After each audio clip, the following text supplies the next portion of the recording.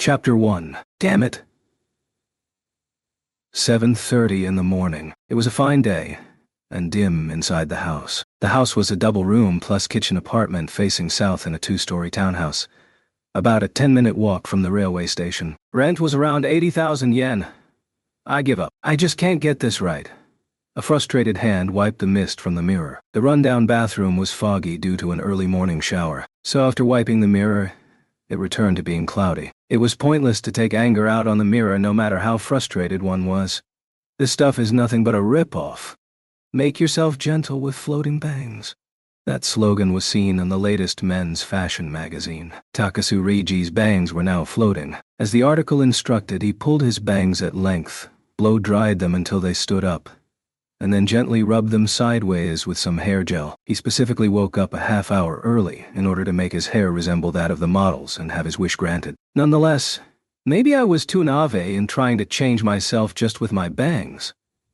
Raiji dejectedly threw the trendy magazine, which had taken him a lot of courage to buy, into the garbage bin. Unfortunately, his poor aim meant it completely missed, opened itself up as it landed, and scattered all the trash out of the bin. The open page read, "You can still make it in time for the start of school. Gentle or wild. Our journey towards modeling.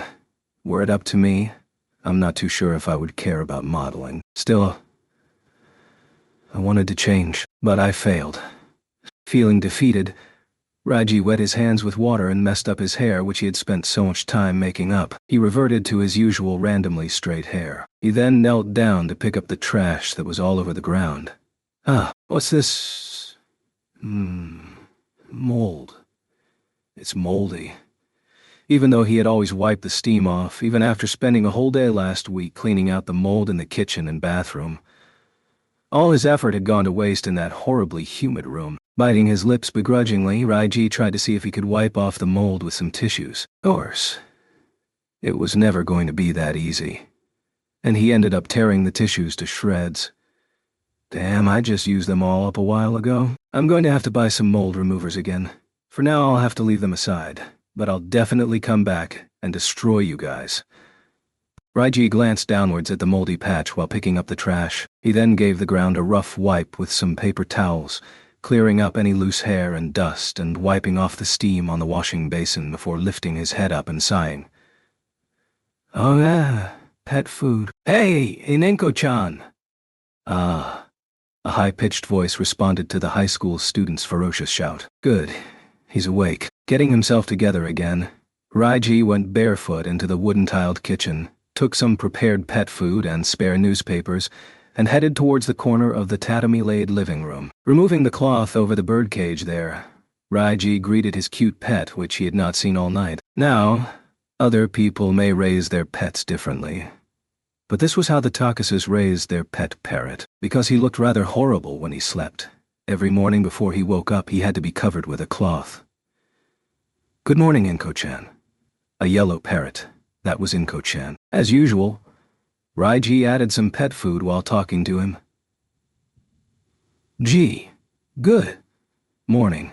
His eyes blinked upwards in a rather unpleasant and enigmatic way, though he still managed to reply in Japanese. Though he had just woken up, it looked like he was in quite a good mood. This was why he was cute. "Inko-chan, try saying let's eat. Let's eat. Let's eat. Let's eat. Let's eat. Okay, enough. Now let's see if you can say that. Try and see if you can say your name. Come on. Say Inko-chan." I-N-I-N-I-N-D. Inko-chan seemed to be using a lot of energy as he shook his head and rapidly puffed up his body, and then flapped his wings quickly. His eyes squinting, one could vaguely see the gray tongue that stuck out of his beak. Maybe he can do it today, thought his master as he gripped his fists. In the end, why are birds so dumb? As expected when you have a brain that only weighs a gram, Raiji sighed, wrapping up the soiled newspaper. He threw the newspaper into a plastic bag. As he was about to put it together with the other trash in the kitchen, "Where are you going?" The idiot lying behind the fusima seemed to have woken up as well.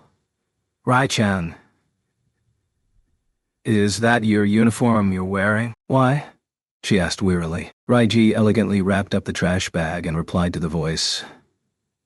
I'm going to school. Didn't I already tell you yesterday that school starts today? Ah.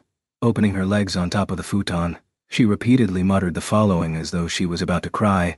Then about Ye-chan's lunch. I haven't smelled any food. Didn't you make some for me? Nope. Then, what's Ye-chan gonna do when she wakes up? There's nothing good to eat. I'll be home by the time you wake up. I'm just going to the term opening ceremony. What? Is that it? She smiled as she closed her open legs together and began to clap her hands. Sorry, clap her feet. Opening ceremony, huh? Gratsu! That means Rai-chan is going to be a second year from today on. Let's set that aside. Didn't I already tell you before that?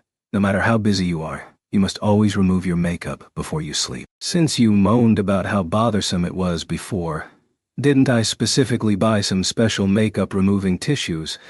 Raiji inspected her surroundings a bit better.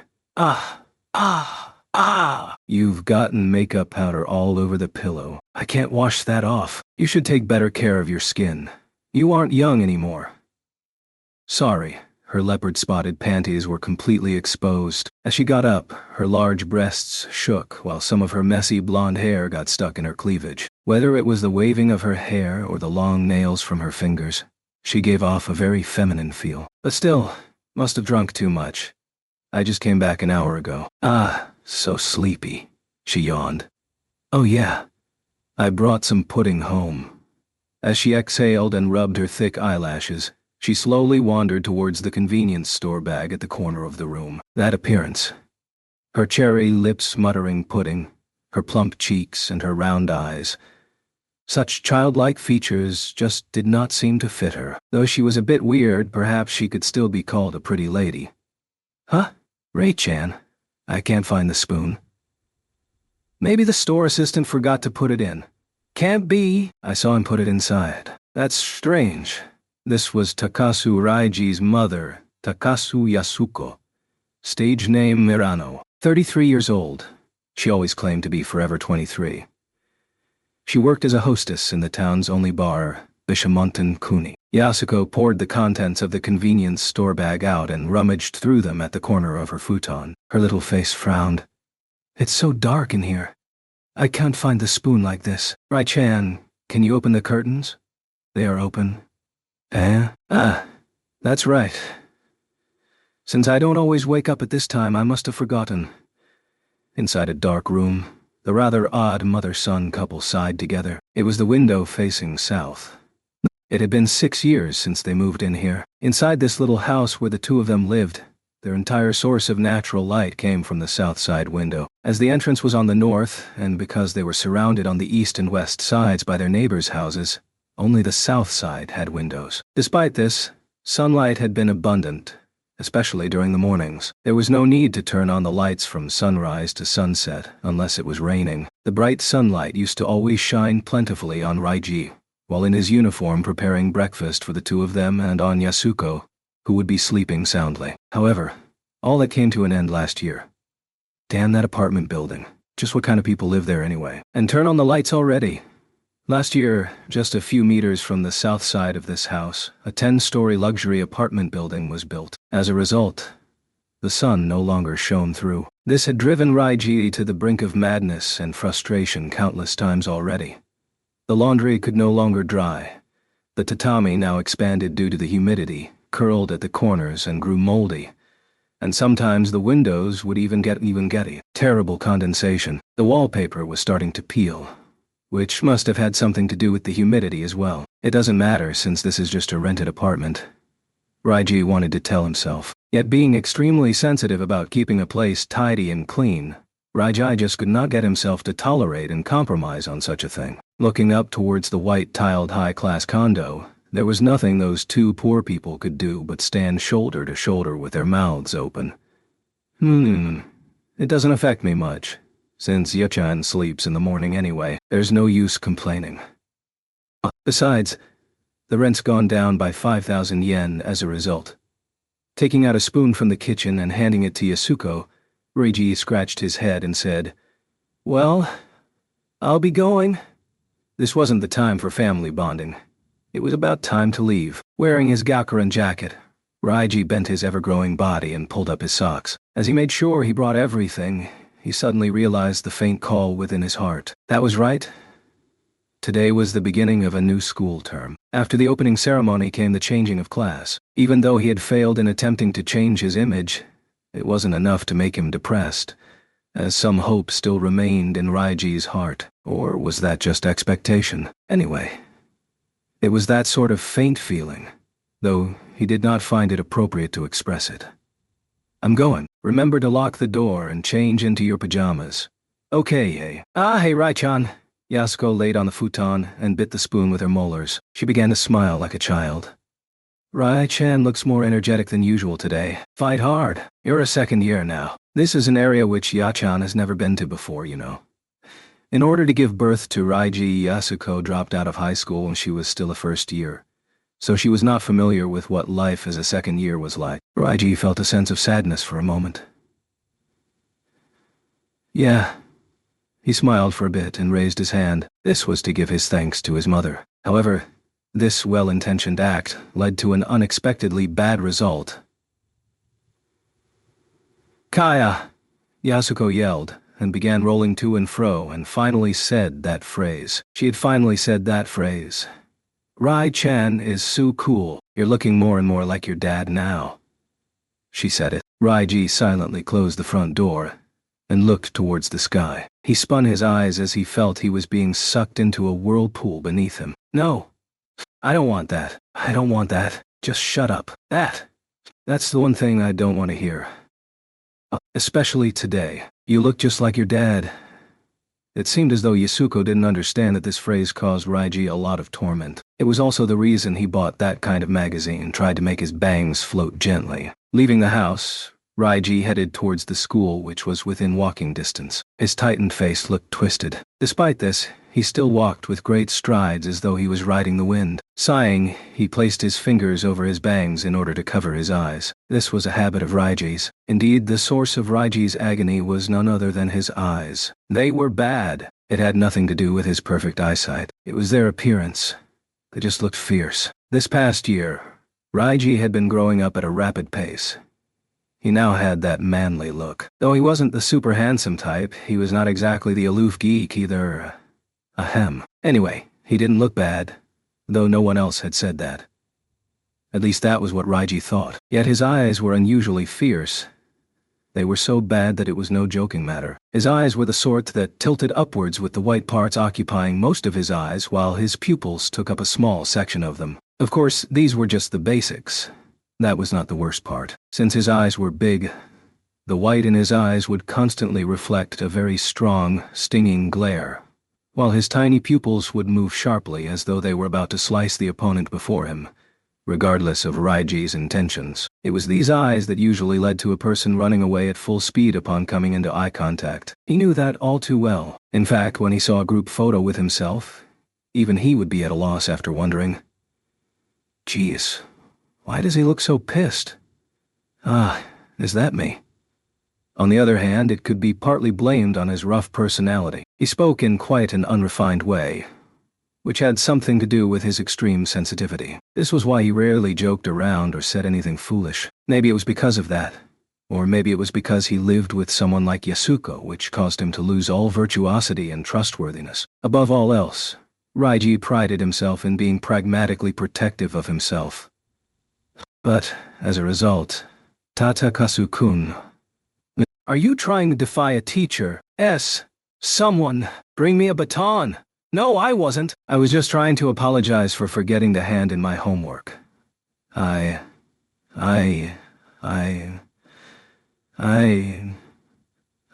so sorry. I didn't mean to bump into you. It was that guy who pushed me over to you, who was going to get mad over getting bumped on the shoulder.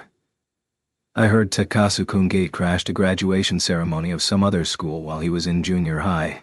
He even took over their broadcast room. Stop making me sound like I'm some sort of bad delinquent.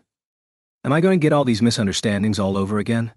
Thinking back on all these painful memories, Raiji couldn't help but sigh. His grades were not bad, and he had never been late or absent. He hadn't even gotten into an argument with people, let alone into a fistfight. To put it simply, Takasu Raiji was just a normal young person. Despite that, due to his fierce eyes, and it was only because of this, everyone had come to the conclusion that he was some kind of vicious delinquent.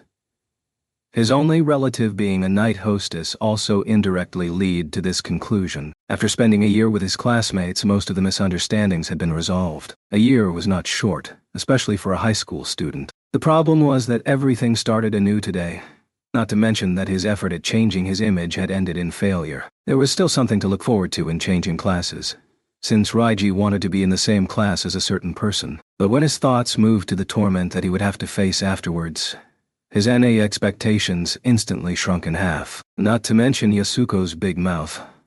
No, that was wrong. All the blame had to go to his father's troublesome genes. Your dad, huh? He's in heaven now. He was quite cool, used to calmly sweep his hair backwards. His sharp shoes were always shiny, and he always hung such a lone gold chain around his neck while wearing a casual suit with his Rolex. Inside, he always stuffed a thick magazine. What for? When Yu-chan asked him that, he said, "So that I don't have to worry about getting stabbed." I was so moved. All Raiji could think of was how Yasuko swooned when talking about him.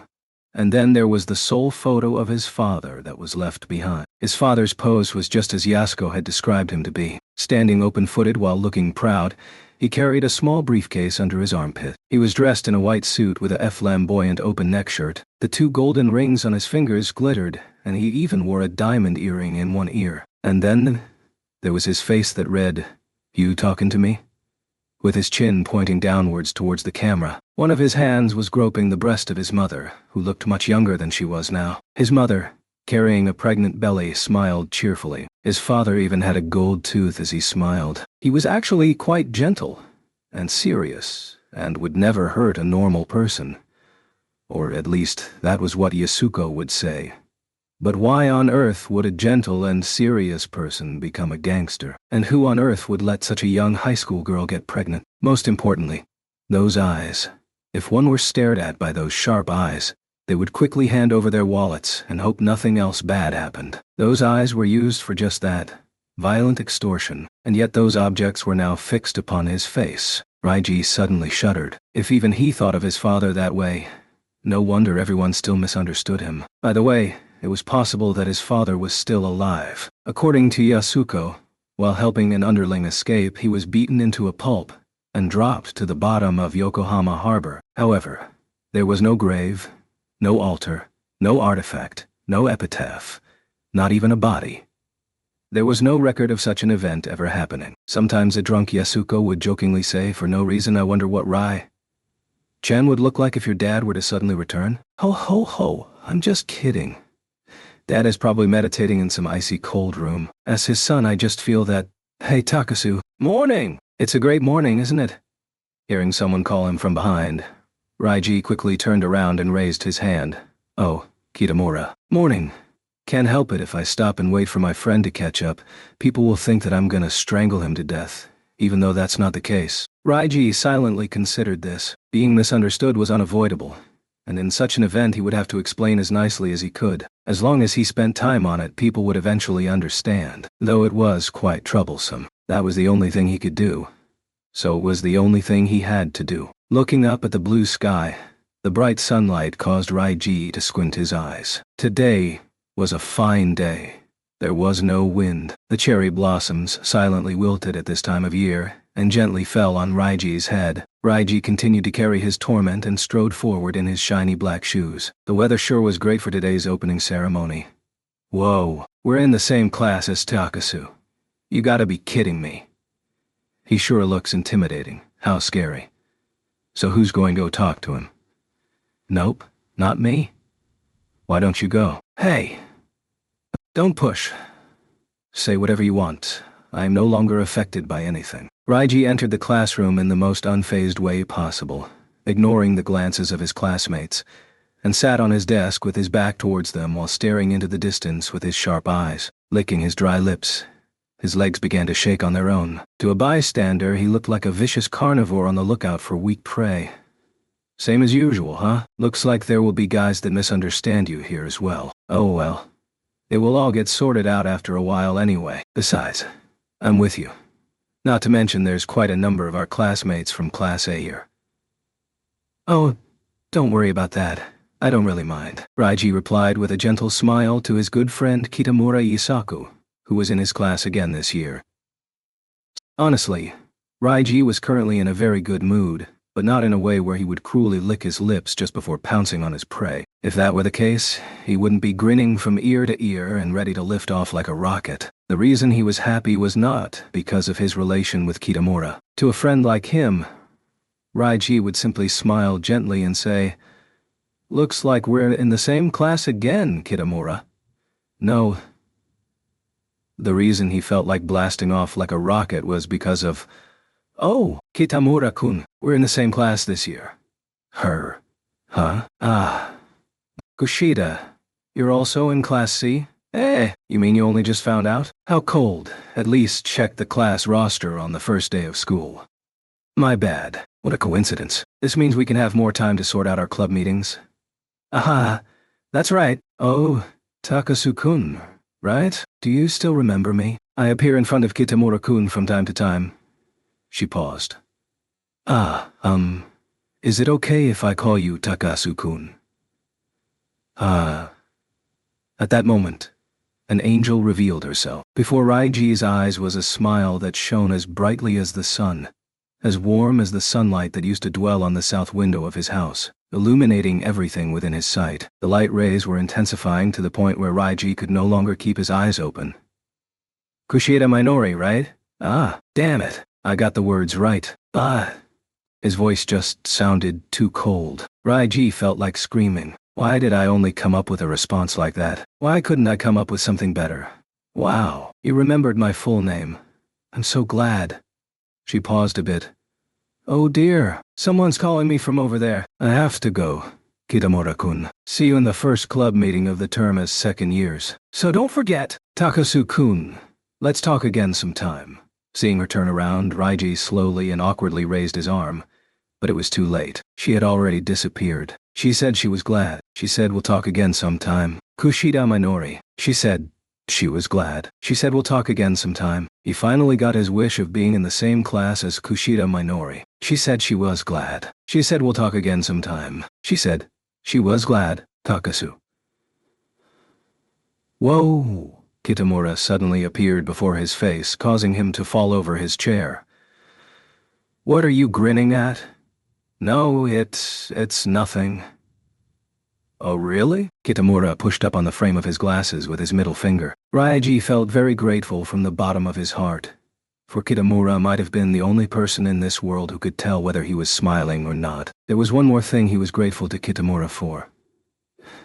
Kitamura, Raiji fumbled his words. How should I say this? You always seem pretty relaxed when you talk to girls. Raiji went down to a whisper. Like Kushida-san, huh? What do you mean?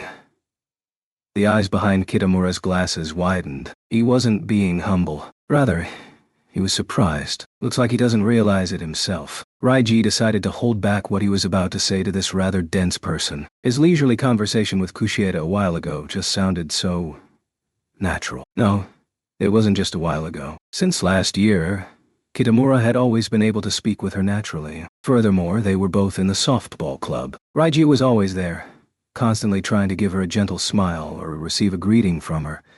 It was an effort that could move one to tears. To use soccer as a metaphor, Raiji would be a center defender who hardly ever had any chance of participating in offense. It was also thanks to constantly being beside Kitamura and observing his cheerful conversations with Kushida that Raiji started to realize that she was really cute, and that he liked her and wanted to become friends with her. Her various cheerful expressions, her delicate body and exaggerated movements, her innocent smiles and clear voice. Despite his intimidating appearance, she still managed to keep her usual cheerfulness in his presence, even to this day. That's Kushida Minori for you. For Ryuji, all the elements that form her looked as sparkling as the rays of the sun. She was healthy and gentle, and for him her pose was what a girl should be. But still, what are you talking about? How's it possible for me to talk naturally to girls? You should know very well what they like to call me. Ryuji couldn't help but sigh. How enviable. Just looking at the way Kitamura talked was enough to make his eyes bleed. Yet Kitamura continued, I'm no good with girls. I think I probably won't ever find a girlfriend for the rest of my life. Even though he wanted to answer with a I don't think so. Looking up at the blindingly radiant noble before him, Ryuji swallowed what he was about to say. No matter what he said, this fellow would probably never understand. Ryuji suddenly felt a wave of depression. It was true that the girls called Kitamura Maruo, after the typical Mr. Nice guy from Chibi Maruko-chan. Perhaps there is some resemblance, explaining how he got the nickname. On top of this, he has many more traits. Glasses with very high prescription, a straightforward personality, excellent grades, he doesn't follow the trend of being flirtatious, and holds quite traditional values. In the right situation, he would say, that's correct. He's the sort of guy capable of creating a cheerful atmosphere in the classroom. Speaking of which, he's the former class representative, the current vice president of the student council, and the front runner to be the new president of the softball team. It is natural for everyone to make fun of him. His looks aren't the problem. No. To be precise, upon closer inspection one would discover that he is surprisingly handsome. Combined with his consistent personality inside and outside, as well as the ability to make fun of himself, there is absolutely nothing unlikable about him. So although he claimed to be constantly teased by girls, it wasn't because they hated him. So that's why. Ryuji finally understood. Come to think of it, Kitamura was quite popular with the girls, not just with Kushida. He was able to talk to all of them naturally. Whenever the girls saw him, they would go, I'm in the same class as Maruo again. To which Kitamura would nonchalantly reply, Oh, is there a problem with that? And yet he claims that he's no good with girls. It's not as though they fear him like me. Just as Ryuji went into deep thought, he heard someone say, Whoa. Scary. See? Here we go again. Ryuji laid on top of his desk and ignored those voices that he would occasionally hear. Just a while ago, he was floating over the moon from being in the same class as Kushida Minori, so he did not mind others and what they thought of him.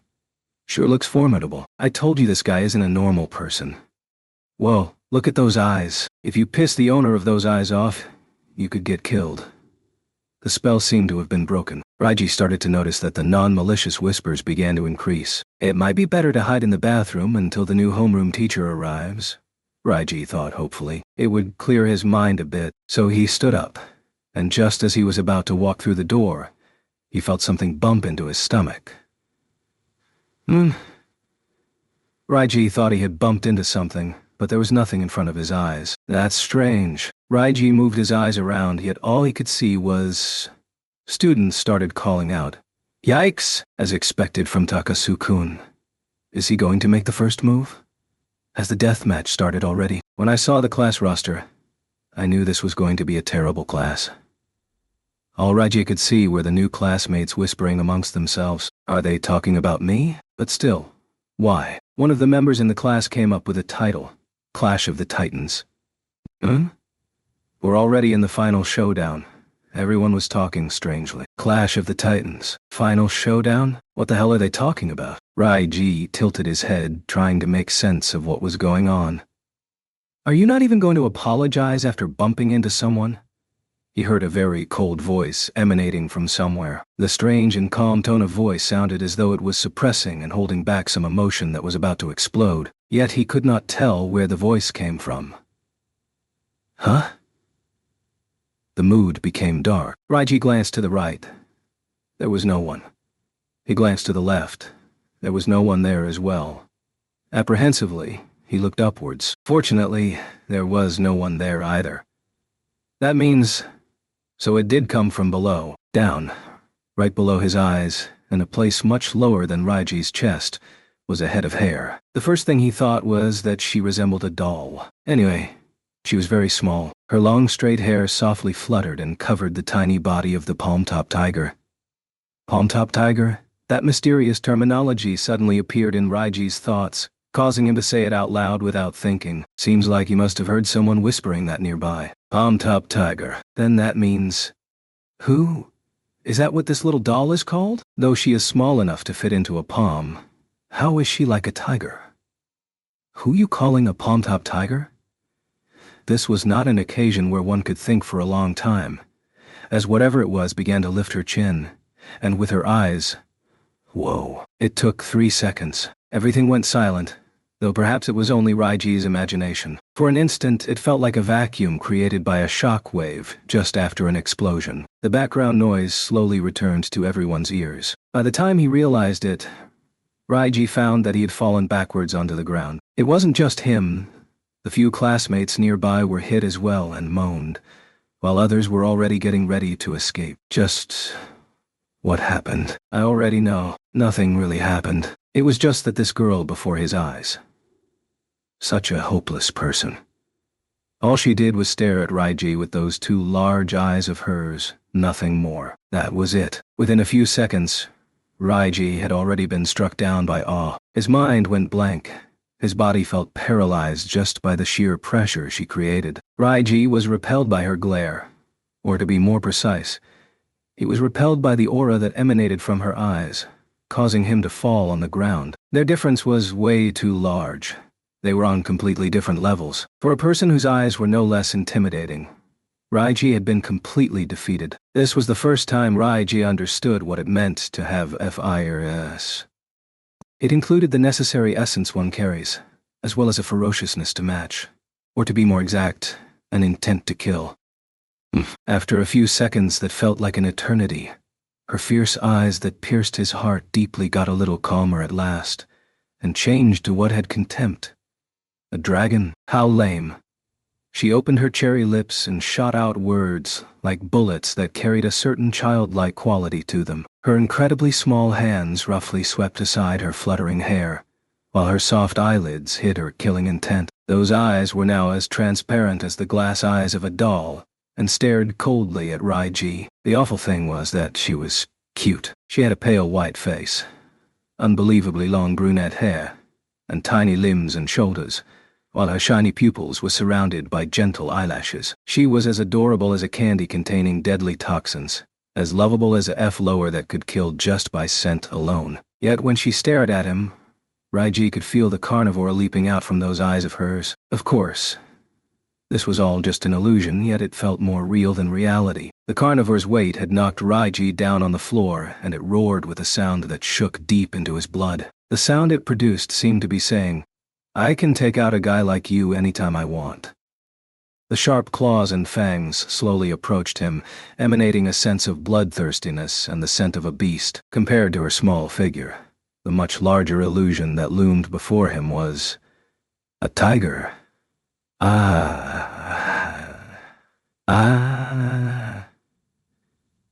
That's right. Without realizing it, Raiji began to nod and clapped his hands. So that's why she's called the Palm-top Tiger. I wonder who gave her that name, but isn't that a wonderful name?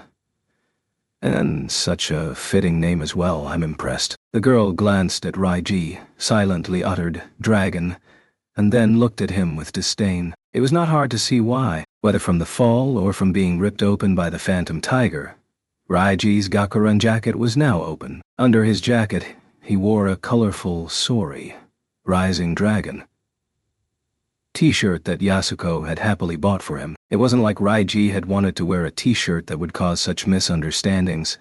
It was just that all his other clothes were taken to the laundry for that day, and he wasn't expecting anyone to be able to see what he was wearing inside with his jacket on. Feeling embarrassed for some reason, Raiji quickly covered his chest, like a girl that just got assaulted by a ruffian. At that moment, he saw someone tip-tapping her way closer. "You're late, Taiga. You skipped the opening ceremony, didn't you?" "I overslept. Anyway, I'm glad I'm in the same class as Minoran this year."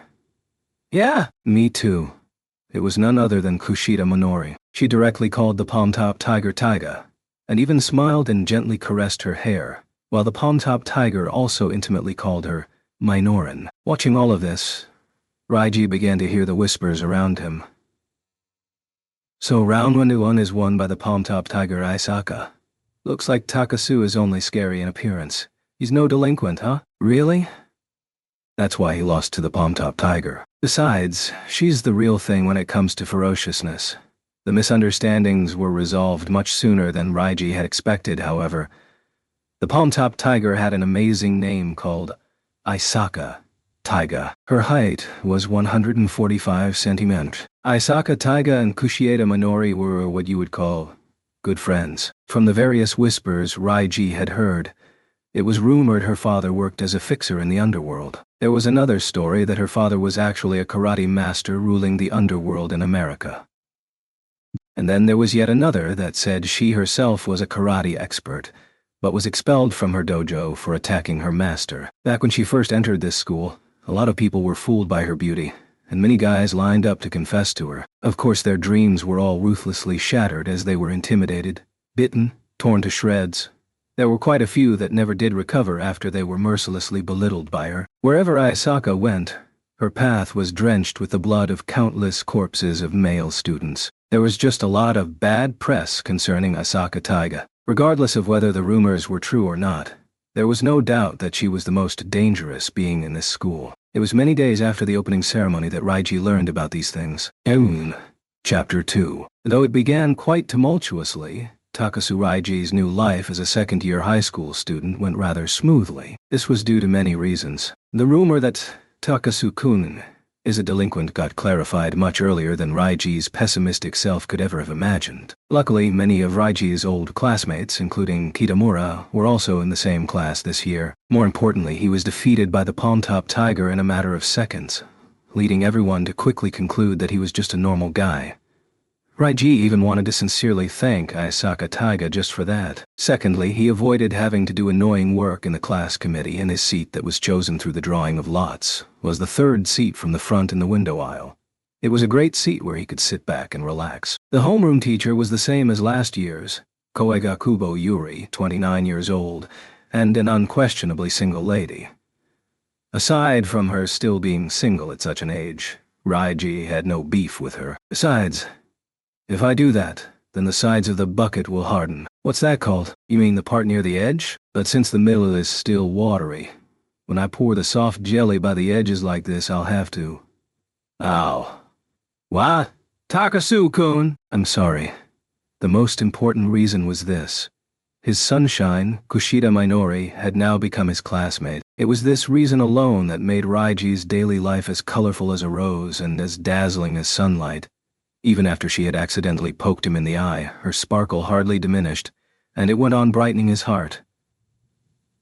Are you all right? I'm so sorry I didn't notice you behind me. Did my middle finger just poke into the white bit of your eye? Don't worry about it, it's nothing. I'm so very sorry. Where were we? Oh yeah, I was saying, I have to pour the jelly in the bucket like this. Oh! Wow! It looks like I poked it even deeper. I'm so sorry. It's okay. I'm fine. Raiji gestured with a wave of his hand. Even this was a blessing for him. I'm sorry.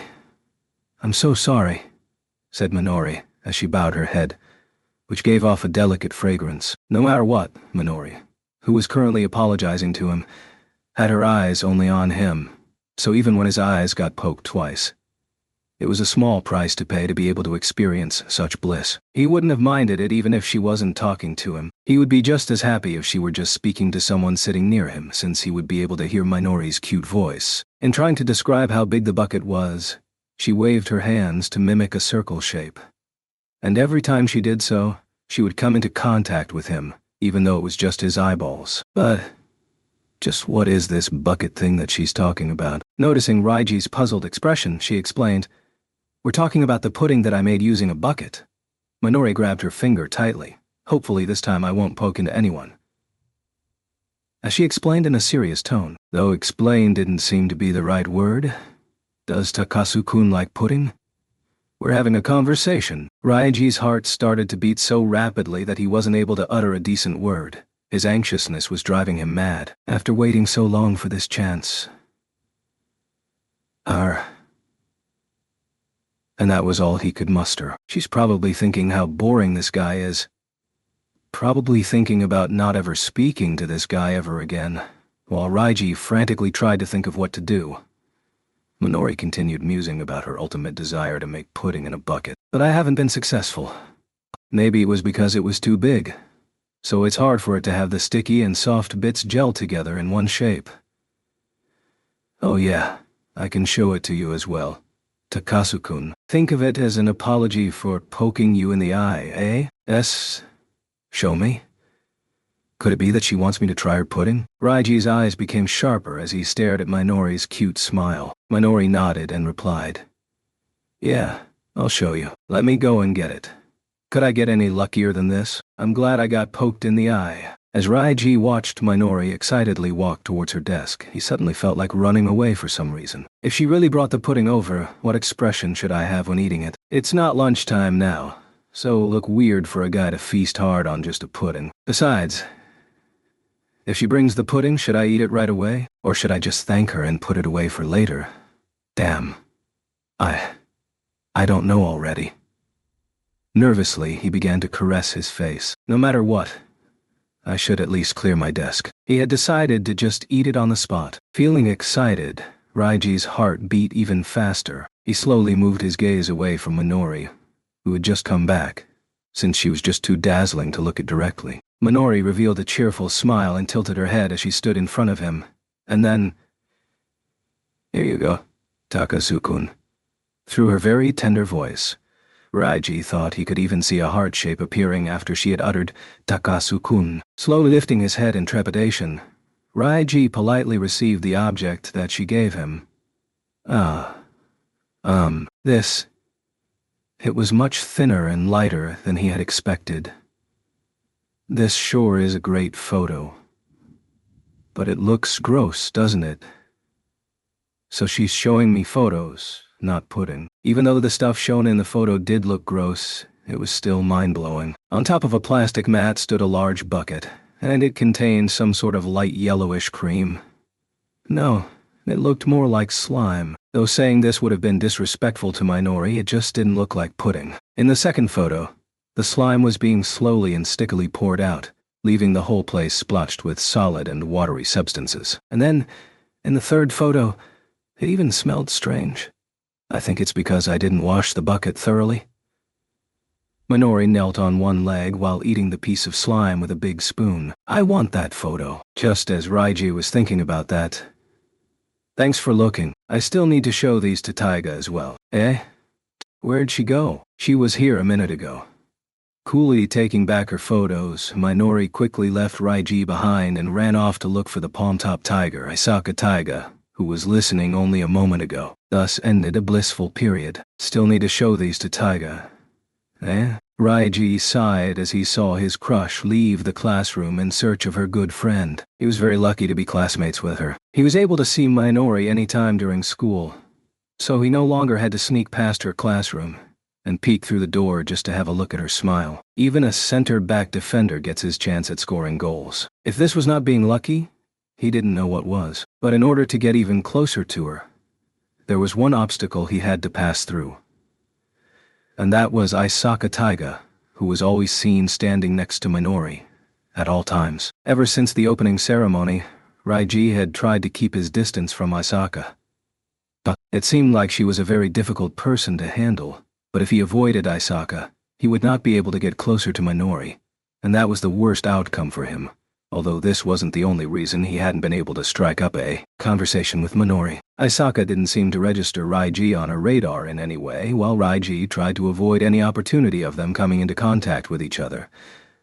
So far, she had not made herself a hindrance. Raiji's main goal was to try and get rid of the palm-top tiger and approach Minori alone. If he could accumulate those lucky moments like before, it might still be possible. And so Raiji's bittersweet life had been going quite smoothly. Until today, that is, just after school. Whoa.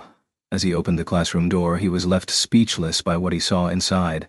There were three chairs being thrown in the air. This was followed by a loud crashing noise as they landed on the floor. Amidst the loud noise and flying chairs, A figure could be seen flashing before his eyes. What on earth just happened? Raiji wondered, blinking his ferocious eyes. In truth, he was so terrified he couldn't catch his breath. As the duty student in charge, he had to leave the classroom to take care of some stuff, so it wasn't until sometime after school that he was able to return. Normally, there wouldn't be anyone left in the classroom by then, but what he saw...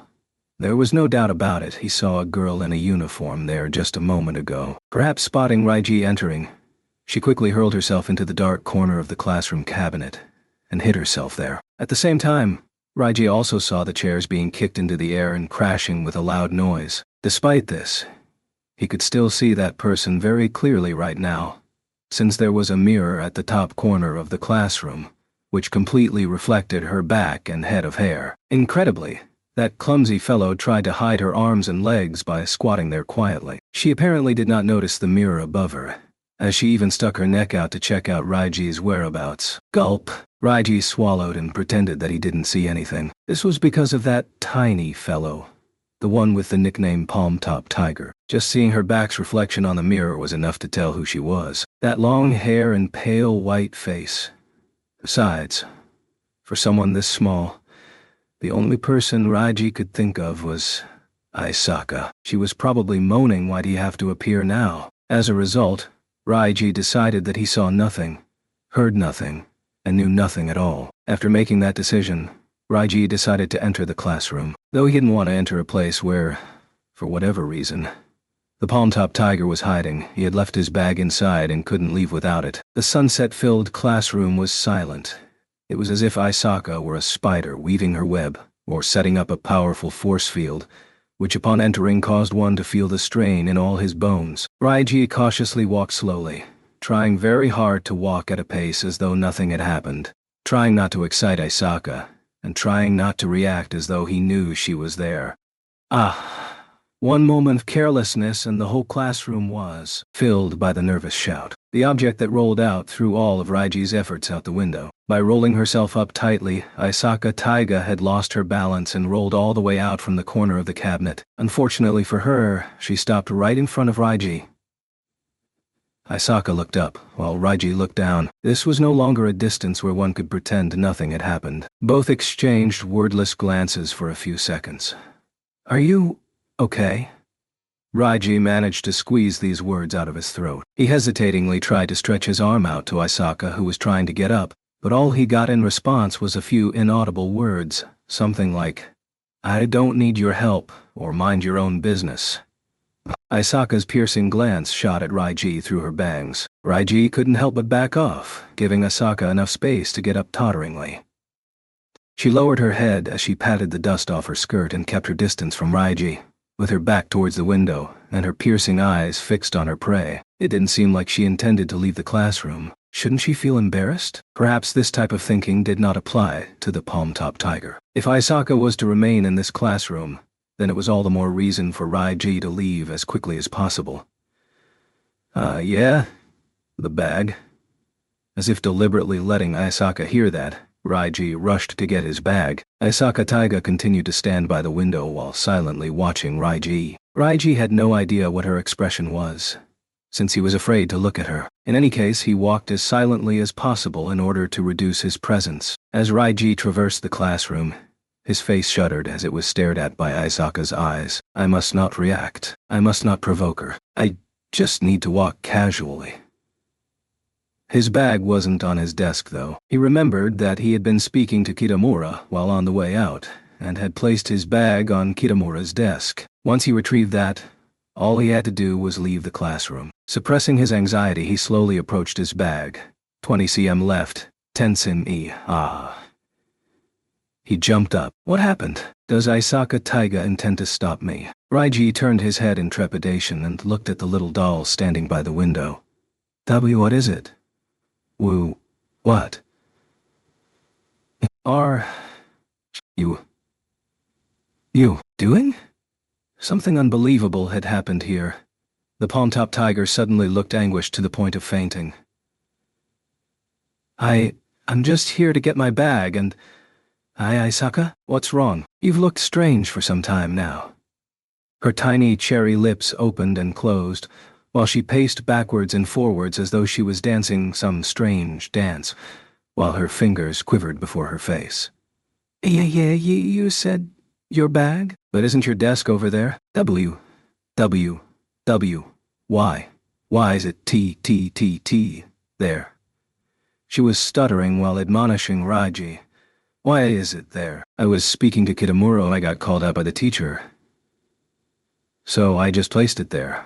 Whoa!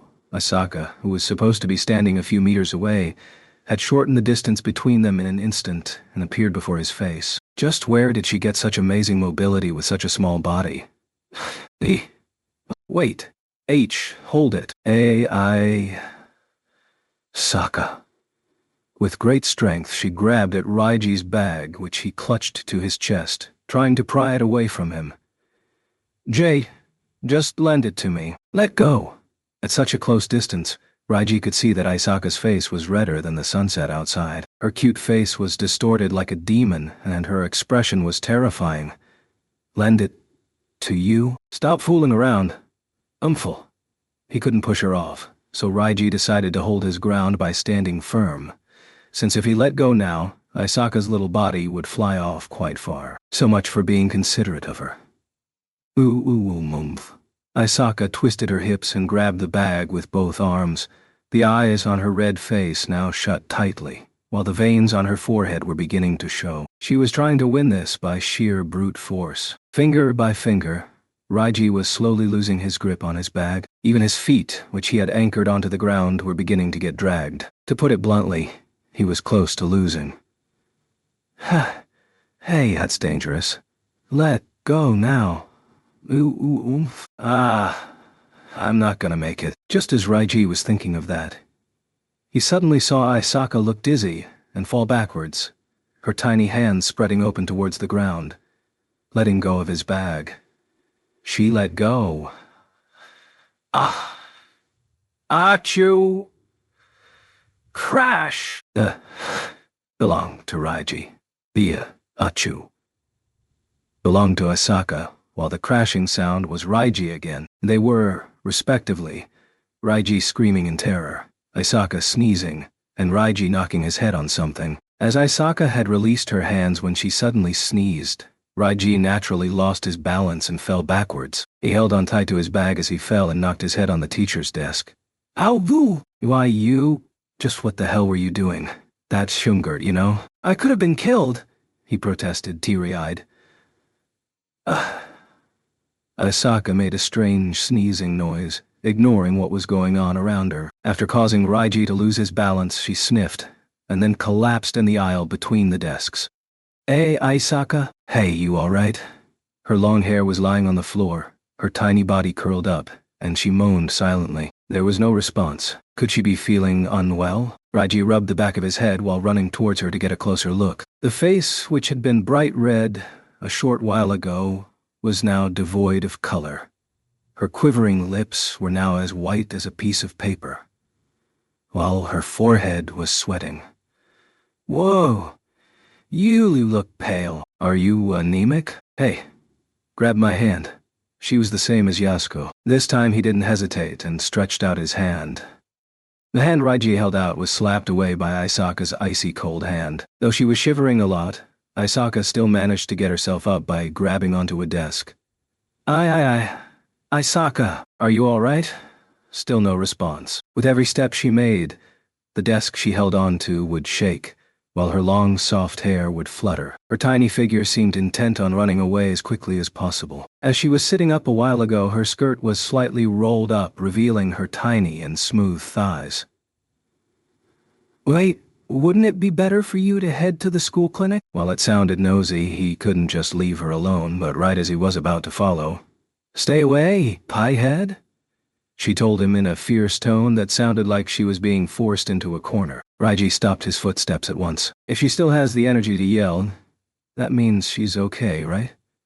What a mess, Raiji, now alone, sighed exhaustedly. Isaka's footsteps in the corridor became softer and softer, while only the person who was called a piehead remained in the classroom. His head still hurting from that fall, he took a look at his bag, which like that baby in the famous Okatada suitcase, was nearly torn in half and was now covered in Isaka's scratch marks. The originally tidy desks and chairs were now totally messed up.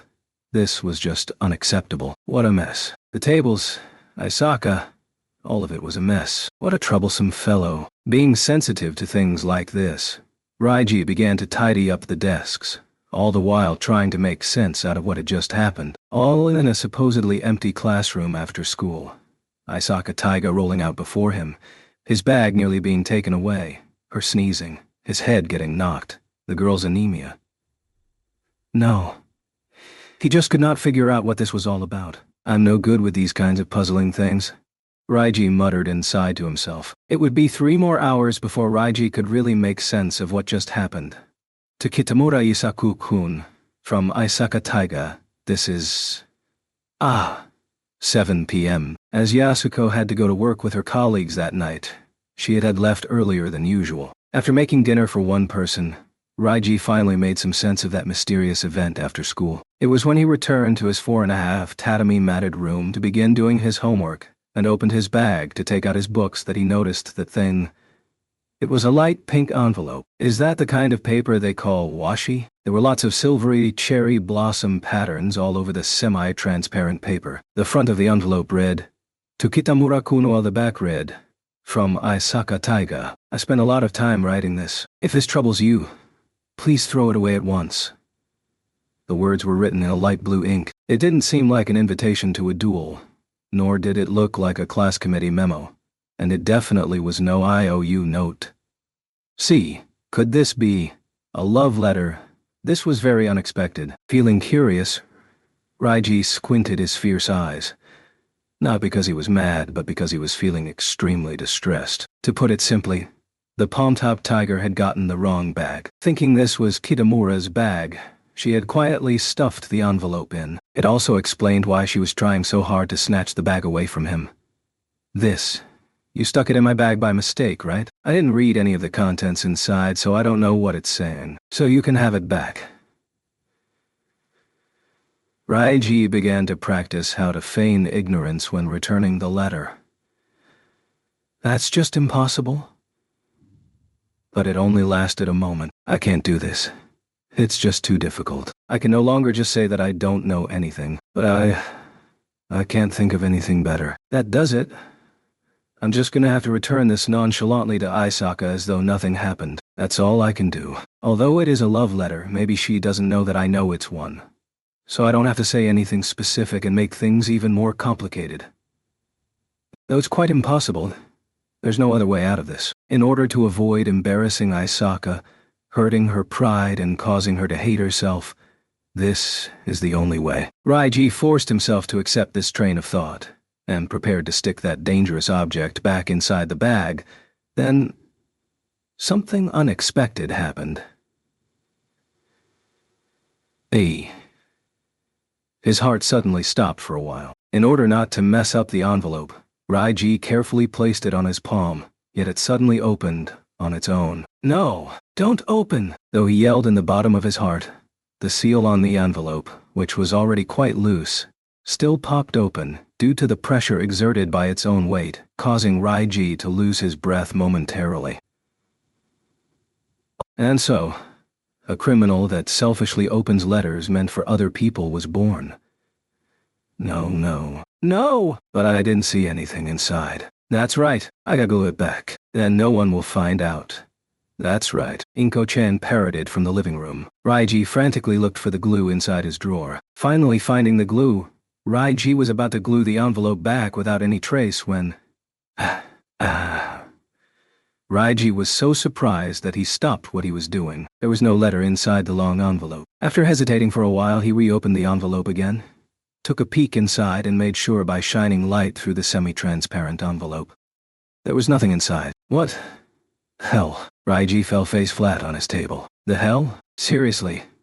Quit fooling around already. She sure is hopeless. Isaka Taiga, you really are an idiot. Hiding in a place where I can see you. Rolling out right in front of me. Getting the wrong bag. Wasting energy trying to grab that bag. Sneezing. Fainting. All this just to retrieve an envelope that is empty. There's a limit to being stupid.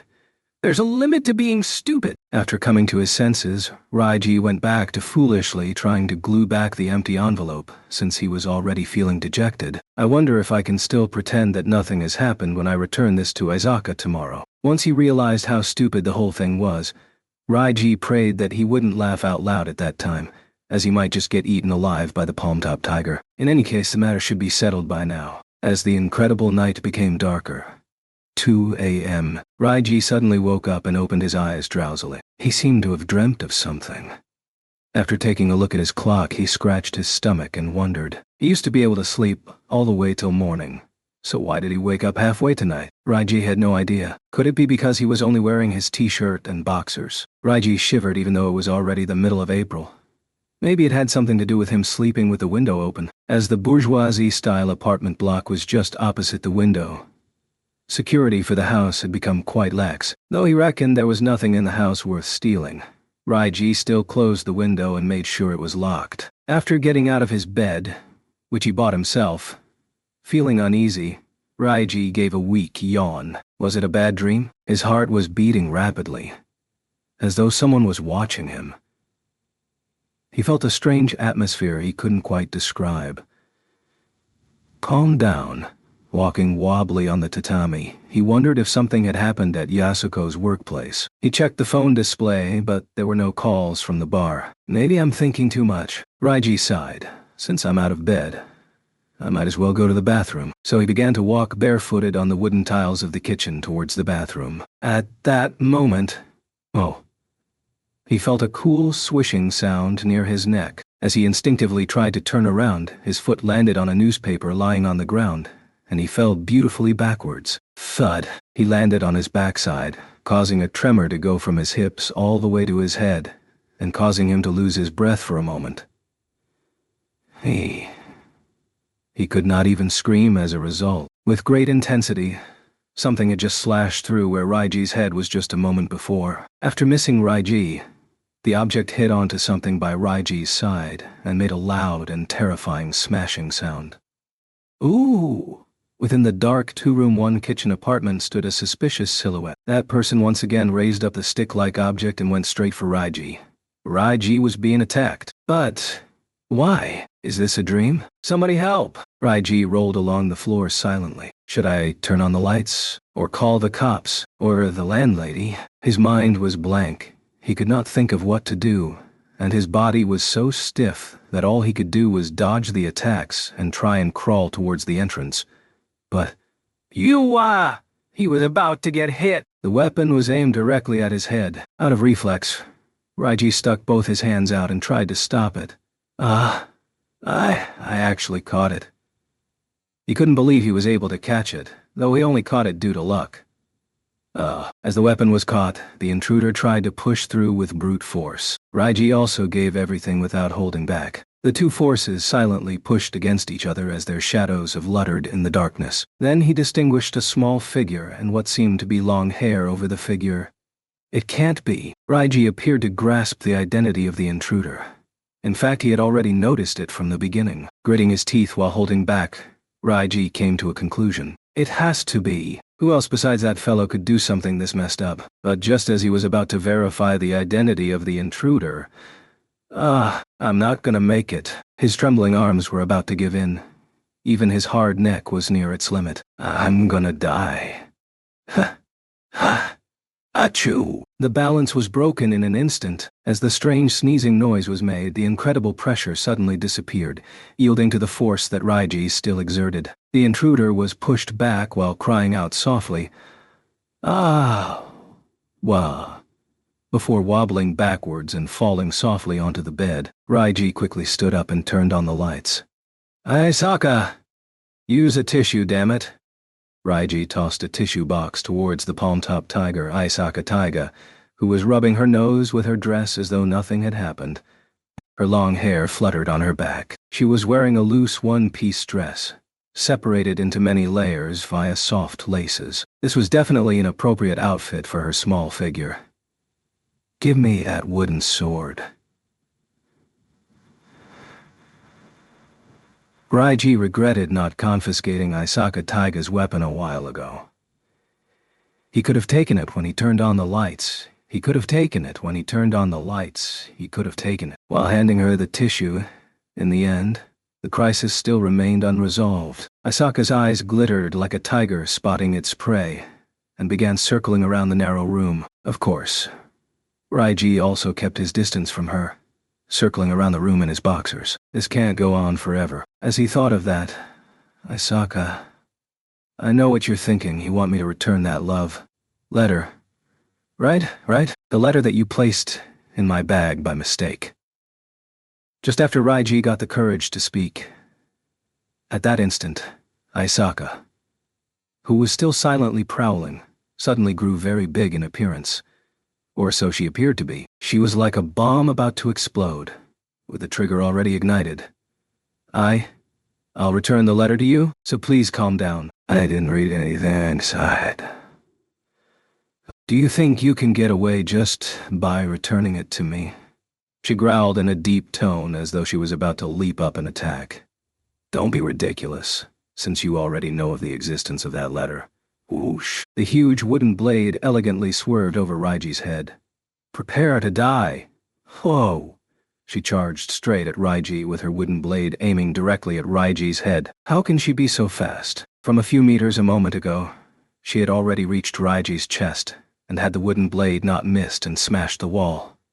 My deposit. Raiji would have been killed. Damn. Shit. With tears in his eyes, Raiji tried to escape from this place and yelled at the top of his lungs. What kind of person would want a classmate? Shut up. Since you already know about that letter, how do you expect me to continue showing my face around? Only death can save me from something this embarrassing. She pointed the edge of her blade towards Raiji's throat. Hey, if death is the only way out, why am I the one that has to die?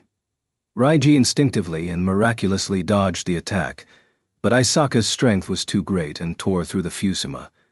I just refitted that. Without any sign of hesitation, her eyes read, I'll kill you with all my might. I don't want to die yet, so I'll have to kill you instead. Sorry about that, so hurry up and die. If not, then erase all your memories of it. That's impossible. Of course it's possible, as long as I use this. She looked at her shiny wooden blade. All I need to do is just hit you on the head with this. It won't be enough to kill you, but it'll be enough to kill you. Probably wipe out all of your memories. Don't go around erasing my memories on your own. How can she be so inconsiderate? It's pointless trying to argue with her. We just cannot communicate. Common sense, ethics, consideration for other people. All these do not apply to Asaka. That was why I didn't want to have anything to do with her. In contrast to Raiji, who was nearly coughing up blood, Asaka was busy wreaking havoc in the whole place. In order to attack Raiji, who kept running away, she smashed the basket on top of the cupboard, poked a hole in the fusuma, and kicked the small table over while yelling, Remove that love letter from your memories! Aren't you just admitting that you wrote that yourself? You palm-top tiger. Nobody would have known that was a love letter if you hadn't said anything, since it can be ambiguously mentioned away. Great. Now she's openly admitted it, and made things even messier. No. From the moment I got involved with Asaka, everything has been a mess. Not to mention, you saw it, didn't you? You saw it! You must think I'm an idiot. An idiot. Sniff, sniff. Ooh, wah. Hey, wait. Are you crying? No, I'm not. From her fierce howl, one could sense a long suppressed sigh being released. The eyes that were aiming at Raiji were now a little red, and the corners looked a bit watery. Asaka looked like she was crying a bit, but I should be the one that's crying. It'd be great if I could just cry without having to move around. But this is now a matter of life and death. Oh, damn it, just what the hell is this? Why am I the one being attacked? It's as though I've done something bad. Raiji had had enough. He decided to put himself at the mercy of fate. After pretending to dodge around for a while, he determinedly grabbed Asaka's wrist. At that moment, Raiji felt that her hands were so small they could easily be twisted that he began to feel afraid again. Let me go. He had to take out his trump card now. At this point, he slowly breathed in. I'm sorry, my neighbors. Forgive me, Mrs. Landlady. He then shouted with every ounce of his strength. I won't let go. You listen to me, Isaka. You've just made a terrible mistake. That envelope you stuffed in. Let me go. After forcefully shaking off Raiji's grip, she could now attack him at a very close distance, as Isaka's eyes glittered with an intent to kill. It's empty. Raiji's yell came just in time. The wooden blade stopped just above Raiji's head, very nearly raising through some of his hair. An awkward silence followed. After a few seconds, she finally squeezed out a few words. It's empty, her childlike voice asked Raiji. That, to which Raiji nodded his head vigorously. That's right. It's empty. That's why I said I didn't see anything inside, and, oh yeah, it's fortunate you didn't hand this to Kitamura. Do you have any idea you were this close to becoming a major laughingstock? The watery eyes widened as Isaka stood motionless. Taking this chance, Raiji quickly crawled away from her and into his room on the other side of the Fusuma, his hands trembling as he frantically tried to search for that envelope inside his bag. Here, you see? With veins showing in his eyes, Raiji stuffed the envelope into her tiny hands. Her wooden blade made a sound as it was dropped to the ground. She began to wobble, though she still supported herself by standing with her legs opened, and examined the envelope through the light. Ah. Her little cherry lips opened slightly. Ooh-wah. With her hair in a mess, Isaka fervently tore open the envelope and shook it upside down. After she confirmed that there was indeed nothing inside, she turned around and looked at Raiji with a blank expression. I'm so hopeless. After saying that, she slowly sat down on the floor. Her eyes, which were still wide open to the point of cracking, slowly closed. Her thin lips quivered softly, while her chin made a clicking noise. Aye, Isaka. A compulsory shutdown. Sitting before Raiji, her face became pale instantaneously, and the tiny body that was wrapped up in the one-piece dress fell down sideways, just like that in the living room of his two-room, one-kitchen apartment. Hey, Isaka, are you all right? It all happened too suddenly. Raiji quickly ran up and carried the unconscious doll in his arms. At that moment, grumble was that, her stomach grumbling. At the Takasu residence, there was always food ready at any time. The garlic and ginger were all cut beforehand, while onions were available all the time. A few turnips were added, and finally some bacon and eggs. Of course, in order to make sure there was never a lack of seasonings, the kitchen always had plenty of chicken soup powder, spices, as well as chicken bone soup base. A bit of castor oil was added to the 1.5 cups worth of rice, adding in some chopped turnips to give it a clearer taste. The rice was coated yellow as egg was mixed in, so all that was left was to add in the onion to sweeten it and the bacon to complete it. After including some additives, a bit of pepper, salt, and some oyster sauce, the last thing to do was to decorate it with the saved-up cilantro. Together with the soup, which only required pouring hot water on top of some chopped onions and chicken soup base, the whole meal was complete in 15 minutes. There was even time to clean the dishes while the food cooked. Though it was 3 a.m., Raiji's cooking was still flawless. Garlic. Grumble. Raiji could hear her sleep talk within that ludicrous grumble. He wondered if he should give her a push. Isaka Taiga. Wake up. If you want garlic, it's here, with castor oil on top as well. Raiji softly shook the little figure that was sleeping on the bed. Freed. Yes, it's fried rice. Drool began to drip down the edge of her pale lips. Since I saw it, I can't just leave it like that. Raiji thought as he couldn't help but softly wipe her mouth with a tissue. Get up, or your rice is gonna get cold. Isaka's eyelashes shuddered for a bit. To avoid touching her, Raiji tugged her down from the mattress by pulling on her dress. Isaka even twitched a bit halfway as she reluctantly sat up. Looks like she's up. She gave a scowl and shoved Raiji's hand away, while suspiciously removing the wet towel from her forehead. Slightly moving her nose, she said, What's that? That smell. It smells like garlic. Her eyes rolled all over, looking around. Didn't I just say it's fried rice? Hurry up and eat. This'll get your blood glucose level up. Otherwise you're gonna faint again. Raiji pointed at the plate of fried rice placed on the short table. Her eyes glittered for a moment, but just what are you plotting? She quickly squinted her eyes and scowled, staring straight through to Raiji, who was now in his tracksuit. Why would I want to plot anything? I guess the only thing around that can wake you up is that fried rice, isn't it? Your stomach was grumbling quite loudly, you know. You had the same anemic symptoms at school as well. Hey, don't tell me you never eat at all. That's none of your business. Leave me alone. This apartment, do you live here alone? Well, there's my mom, though she's out working. And when trying to assault someone, at least get an idea of who's inside. If it were someone else, they would have called the cops already. Shut up.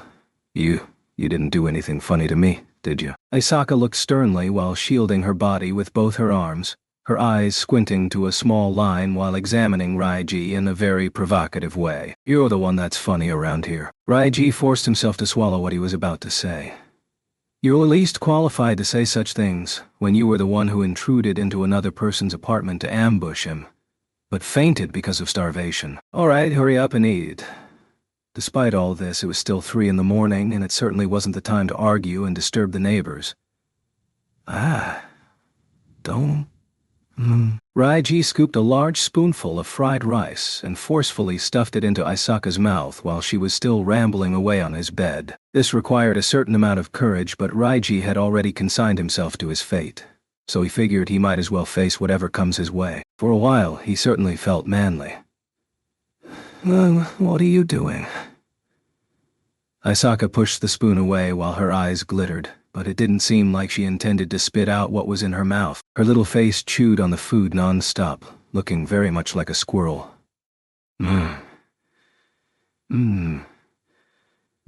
Don't think you can get away with this. Gulp. She swallowed the food. I'm not yet done with you. She snatched the spoon which she had pushed away a minute ago from Raiji's hand and continued. Most importantly, how did you know the envelope was empty? She picked up her long dress as she slowly got out of bed. You must have taken a peek inside and opened it, right? You are the worst. You voyeuristic pervert. She turned her back towards Raiji and sat before the short table. No, it isn't like that. I saw it through the lighting.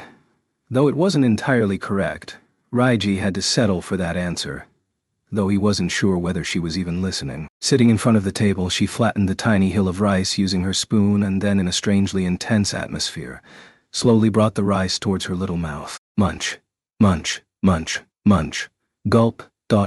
She then sipped a spoonful of soup. And then released a sigh of relief before sipping another spoon. Facing Aisaka, Raiji brought up the issue he was thinking about while cooking. Hey Aisaka, listen to me. It's like this. Munch, munch, munch, munch your letter. I mean, that envelope. There's nothing to be ashamed of, even if I saw what was inside. Munch, munch, munch, munch. Munch, munch, munch, munch, munch. Chew! Crunch. I think. Chomp, chomp, chomp, chomp, chomp, chomp, chomp, chomp. Chomp, chomp. Hey, listen to me. Seconds, okay. Good thing I made extra. Raiji muttered to himself, scooping all of the rice from the frying pan into the bowl and returning it Aisaka. Like I said, listen to me already. She doesn't seem to be listening. Is this what you call undivided attention? Just where does all the food go in that tiny body of hers? Aisaka focused on nothing else but fried rice, and still fried rice. This was her personal fried rice festival. This is going nowhere, and the fried rice is gonna run out soon. Raiji decided to stand up and bring the birdcage from the corner of the living room over. Hey Aisaka, come and have a look at this. It's tasty. Something tasty. Now that he had her attention. Whoosh! Raiji removed the cloth on the birdcage and showed her its contents.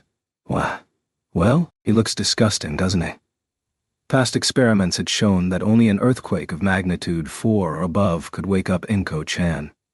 A spasmodic face, rolling white eyes, a wide-open beak, and his weird tongue sticking out. The ugly sleeping face quickly worked its wonders, and Aisaka bounced backwards.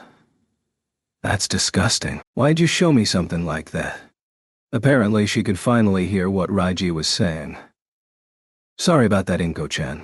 So go back to sleep anyway. Isaka. After covering Inko-chan with the cloth, Raiji sat directly opposite from Isaka, who had finally returned to her senses. What do you want? Her eyes red as she glared at Raiji, though she still had the bowl in her arms as she continued with her fried rice festival.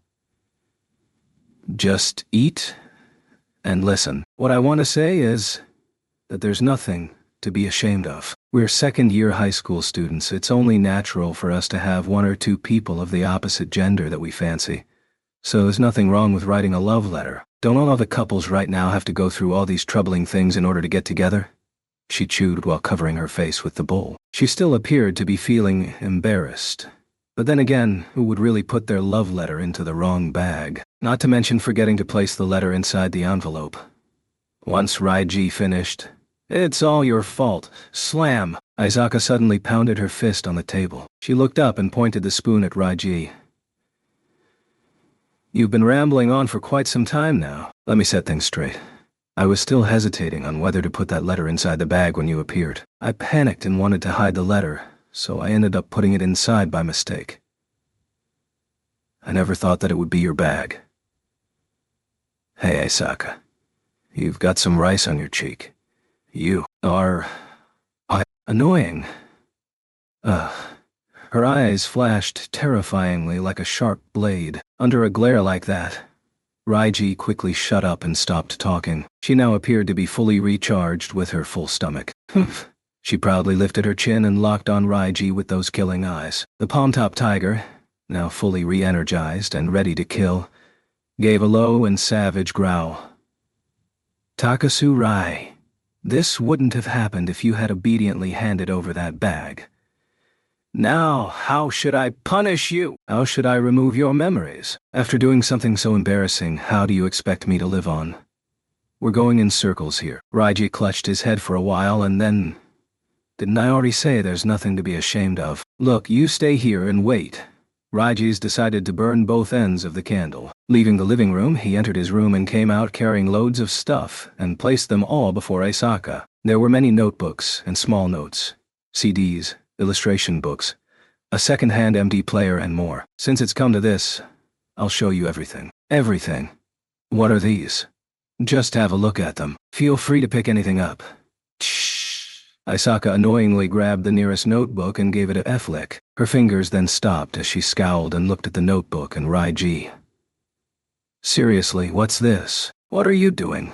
That's a catalog. You probably don't know what that is. It's a playlist of concert songs I compiled for the girl that I like. I might as well tell you, the songs are arranged according to different seasons. So there's 4 themes in total. I even made MD recordings of those songs. And this is it. Raiji then turned on his MD player and stuffed the earphones into a reluctant Isaka's ears. From the faint music coming out from the earphones, Raiji could tell that it was the first song for his summer concert. And this is a poem I wrote. At the time I was thinking, what Christmas present should I give to her after we become a couple? When writing it, would perfume be fine? Sure. But it had to be eau de toilette. I've even got all the names of the perfume brands listed. I also took the trouble to find out the prices for each bottle of perfume and wrote them all down. How about that? That's the sort of stuff I used to do. That's disgusting. Isaka pulled out the earphones and threw them back at Raiji as though they were something dirty. Although he got hit by earphones, Raiji did not back down. If it's disgusting, then so be it. But the reason I'm telling you is because I don't feel ashamed of it. What's wrong with liking a girl? I'll admit I'm hopeless in not having the courage to confess my feelings and only indulging in my fantasies. But I find nothing to be ashamed of. Well, maybe I am a bit ashamed, but since I've already said it, just at that moment, Raiji lost his balance as he turned around, and the thing which he didn't want to show Isaka now slid to her feet. Ah, not that. What's this, an envelope? He tried desperately to grab the envelope back, but he was one step behind the pair of tiny hands and ended up grasping at air instead. From Takasu Raiji to Kushieda Minori-san. Kushieda Minori-san. That's... no, wait, don't. A love letter. And for Minoran. You! This as well. And this. There was no room for denial. Those 3 love letters were only written to make himself feel better. and were not meant to be delivered. They were now onto the spotlight. You, like Minoran? You're joking. Aren't you a bit full of yourself now? You're not any better, are you? What's with that? Don't you have a crush on my pal Kitamura as well? Shut up. Didn't I tell you to forget about that? And instead of squirming about, hurry up and confess already. I can say the same to you. You want to bring your wooden blade, or do you want to throw that away? You want a piece of me, or you want something even better? After bickering with each other for a while.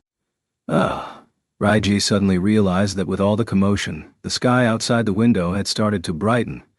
The sun was about to rise. Damn, it's 4 already. It's almost time for Yasuko to come home from work. Things will get bothersome if Aisaka continues to stay here, as Yasuko will ask a lot of questions. And besides, I don't want anyone else to see Yasuko's face when she comes home. With her moaning Rai-shan, it's Yashan. I'm Third-Estibe. All. Not to mention the landlady's gonna be up once the morning post arrives. She'll probably come up to complain about the noise we made at first thing in the morning. No. She may already be up and just be waiting for the right time to come up. Raiji instantly went pale at such a possibility. Oh shit. If the landlady throws us out now, we won't have any money to find another place to live. Our savings were used up last month. Selfishly by Yasuko, to buy a flat-screen TV that doesn't fit with the apartment. Anyway, I won't tell this to anyone, and I don't see Aisaka as an idiot, since I'm hardly any better. So let's put an end to this, okay? No, I can't do that. Why? For now, just get the hell. Please go home for now. My sick mom's about to come home. In a way, she is indeed quite sick, so he wasn't exactly lying, but... No, I don't trust you, besides, like a small kid. Aisaka kneeled down right in the middle of the living room. Staring at her knees, she twirled her fingers around the tatami and said, that love letter, what should I do? I just don't feel it's time to deliver it yet. Great! Aisaka chooses now to ask me for tips on romance. Raiji clutched his head and said, I'll tell you about it some other day. Come on, just go home for now. I beg you. Are you sure you're going to tell me about it then? Yes, definitely. I'll listen to anything you say, and I'll help out in anything you ask. I swear. You're going to help me, no matter what. Yes, anything. You'll help in anything? You said so. You'll help me like a dog, and do everything for me, as my dog. Yes, I'll work hard like one. I swear, whether as a dog or anything, I'll help. So, let's end this today, okay? Okay. Then I'll go home. She finally seemed to accept. Aisaka picked up her wooden blade and got up. She took a glance towards the window. There was a pair of small shoes thrown beside its base, so she did crawl in through there. Aisaka turned to glance at Raiji, who was muttering, then picked up her shoes and headed for the entrance. Suddenly, she turned around. Hey, what is it now? Raiji made a defensive stance, but is there any more? Fried rice, huh? Oh, 'cause you ate it all. That's so? Well, you're still not full. That was 4 bowls worth of rice. Are you really that hungry? There was no reply. Aisaka turned her back towards Raiji and put on one shoe. The Fusuma, she said quietly and turned around without warning again. Man, you sure talk a lot. There's a hole in the Fusuma. Is fixing that going to cost a lot? She asked while looking up at Raiji, her large eyes blinking 2 to 3 times. Feeling his heartbeat going wild, Raiji avoided Aisaka's eyes, not because he was afraid, but because he was puzzled. This was the first time he'd ever seen Aisaka not looking angry.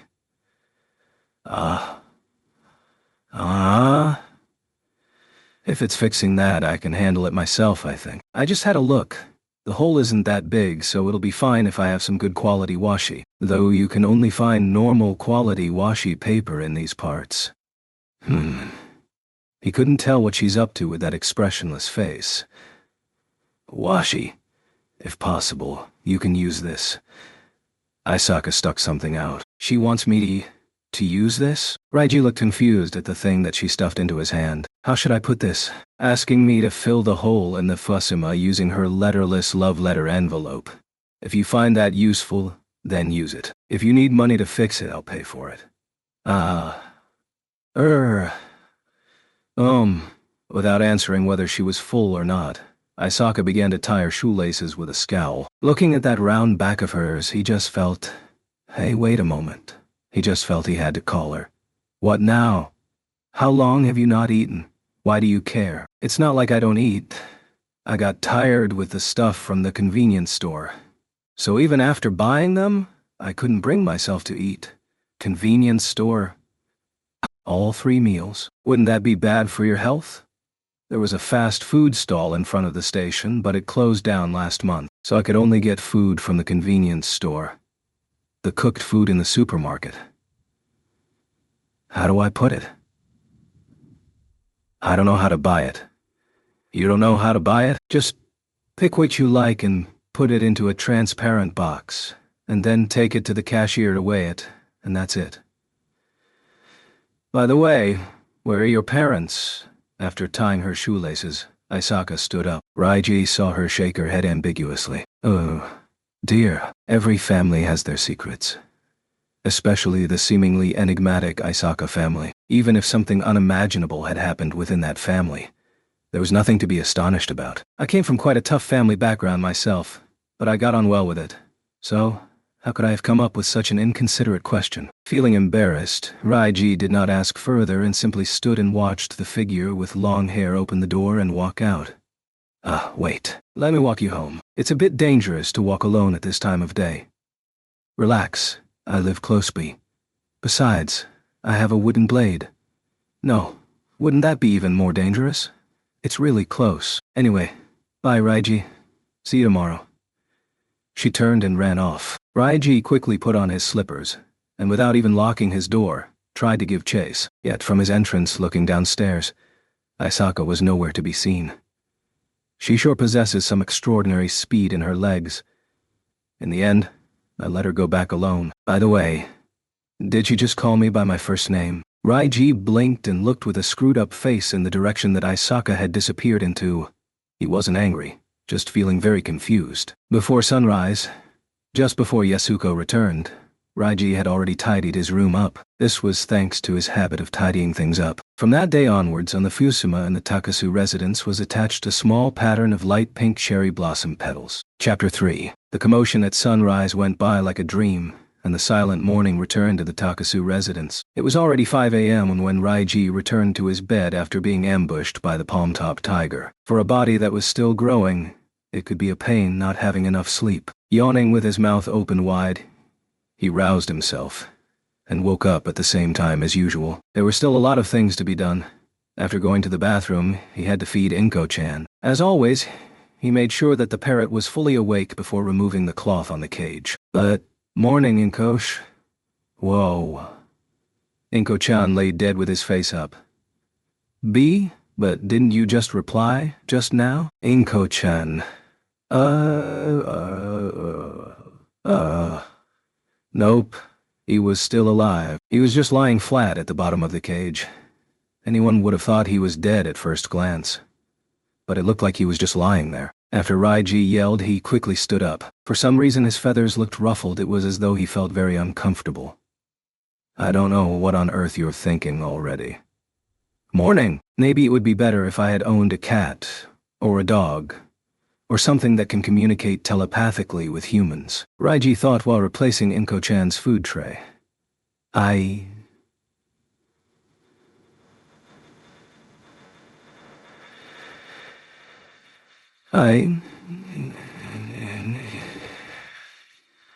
Inko-chan looked straight into Raiji's eyes, trying hard to think what it was that he wanted to say. Could it be the thing that Raiji had been teaching him for years, but which still struggled to say? Could it be? You're finally going to say Inko-chan? Have you finally got it? Raiji looked excitedly into the birdcage. Before him, Inko-chan cheekily opened the feathers on his tail, and then, idiot. Damn it. Flap. Without thinking, Raiji covered the cage with the cloth again. Though he may look intimidating, he was actually quite even-tempered. All hell would break loose if he were to get annoyed at every little thing. With the calm temperament of a gentleman, he went to have a look at Yasuko, who should have already gone to sleep. He opened the fusuma. She should be sleeping, right? As he had heard the door open, Raiji knew she had returned. She came back. But this is ridiculous. He muttered and shut his eyes. Yasuko was so drunk that the whole house reeked of booze when she fell asleep. But why did she have to sleep as though she had rolled forward and landed upside down? She now slept with her bottom facing upwards. Good thing she changed into her tracksuit, even if she was his mother. No, it was because she was his mother that he had to be strict to her. According to her son's standards, recklessly showing off her underwear was a strict no-no. It looked like she fell asleep halfway through removing her makeup. Though half of her face was now clean, the other half was still full of makeup, making her look exactly like Baron Ashura. Not to mention she looked quite uncomfortable. According to Raiji's deductions, Yasuko was originally sitting by the small table next to her futon and removing her makeup. But she grew tired and fell asleep with her face flat on the futon. I'm amazed you didn't break your neck. Hey, sleep properly. You'll die if you keep sleeping like that. Yeah. Yeah. She spoke in exactly the same manner as Inko-chan, wondering about the hidden connection between Yasuko and Inko-chan, mainly their intelligence. Raiji carefully placed Yasuko in a proper sleeping position on her futon. Yasuko had been wanting to get her own bed, but with such a horrid sleeping face. Like hell I'll ever buy you one. From the convenience store bag at the corner of the room, he removed 2 melting ice cream sticks and quietly left the room, shutting the fusuma behind him. First, he would have to quickly place these melting ice cream into the fridge. Next, he would have to prepare breakfast and lunch bentos. Looking inside the fridge, ah, yeah, I remember. Raiji squinted his fierce eyes, not out of anger but out of disappointment. The fried rice festival had used up all the eggs and bacon, so there went the bacon and egg breakfast. The refrigerated rice was also used up. Looks like milk will have to do for breakfast. As for the bentos, it'll have to be simple today. For side dishes, we've only got potatoes left. Rice was essential no matter what, so Raiji decided to make some simple Creole rice and salted potatoes. After washing the rice, he made sure he added enough rice wine, some syrup and mirin, some cut-up kombu, boiled bamboo shoots, and inokitekes into the rice pot. After adding a suitable amount of water, he turned on the rice cooker, and that was it.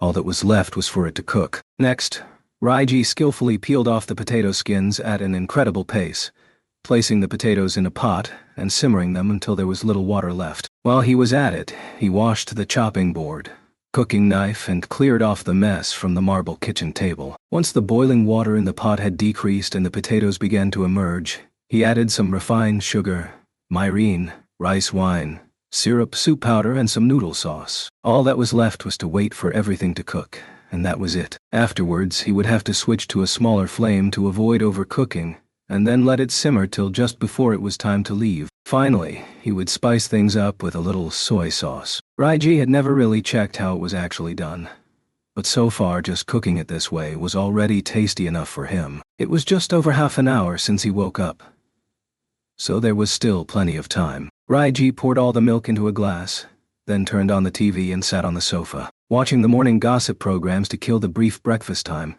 He listened intently to yesterday's soccer news while wiping the table. Without knowing it, Raiji had the short table wiped sparkling clean. After hearing that his team had won, leaving aside the fact that he only had milk for breakfast, Raiji felt it was quite a good start to the morning. Though, it would be even better if the sun were to shine in brightly through the window like last year. Looking out the window, Raiji sighed inside his dim room. At that moment, oh! The phone suddenly rang. To call at a time like this, could it be some relative? Deciding not to let Yasuko be disturbed in her sleep, since she was still the master of the house after all, Raiji rushed to pick up the phone. Hello, this is Takasu speaking. You're late? Just what were you doing? He hung up without even thinking. What was I doing? Living a normal life, of course. The sudden berating caused Raiji's mind to go blank for a moment. The phone rang again. Raiji politely answered. "Hello, this is Takasu speaking. You just hung up on me, didn't you? Would you like me to come over right now to your place and raise hell? That would be bothersome." Raiji quickly thought out the answer. Although the landlady didn't come to complain, Raiji could hear her sweeping the floor loudly outside for a while now. She was no doubt waiting for Raiji to come out and tell him off there and then. It seems the Takasus had been blacklisted. To be able to talk in such a gangster-like way, there was only one person he could think of. Isaka. Taiga. She possessed a gangster-like alias, the Palm-Top Tiger. "If you find it bothersome, then hurry up and come over." "What were you doing? Don't tell me you're breaking your promise already. Do you even know what's going on?" "Promise? You can't be serious? Didn't you say you would do anything like a dog? You swore, didn't you? So hurry up and come over. Now. Every day before school from now on." Wait, the thing we talked last night, you mean that, right? When I said I'll help you, I mean helping you get close to Kitamura, so you could talk to him more. That's what I swore. Chutch.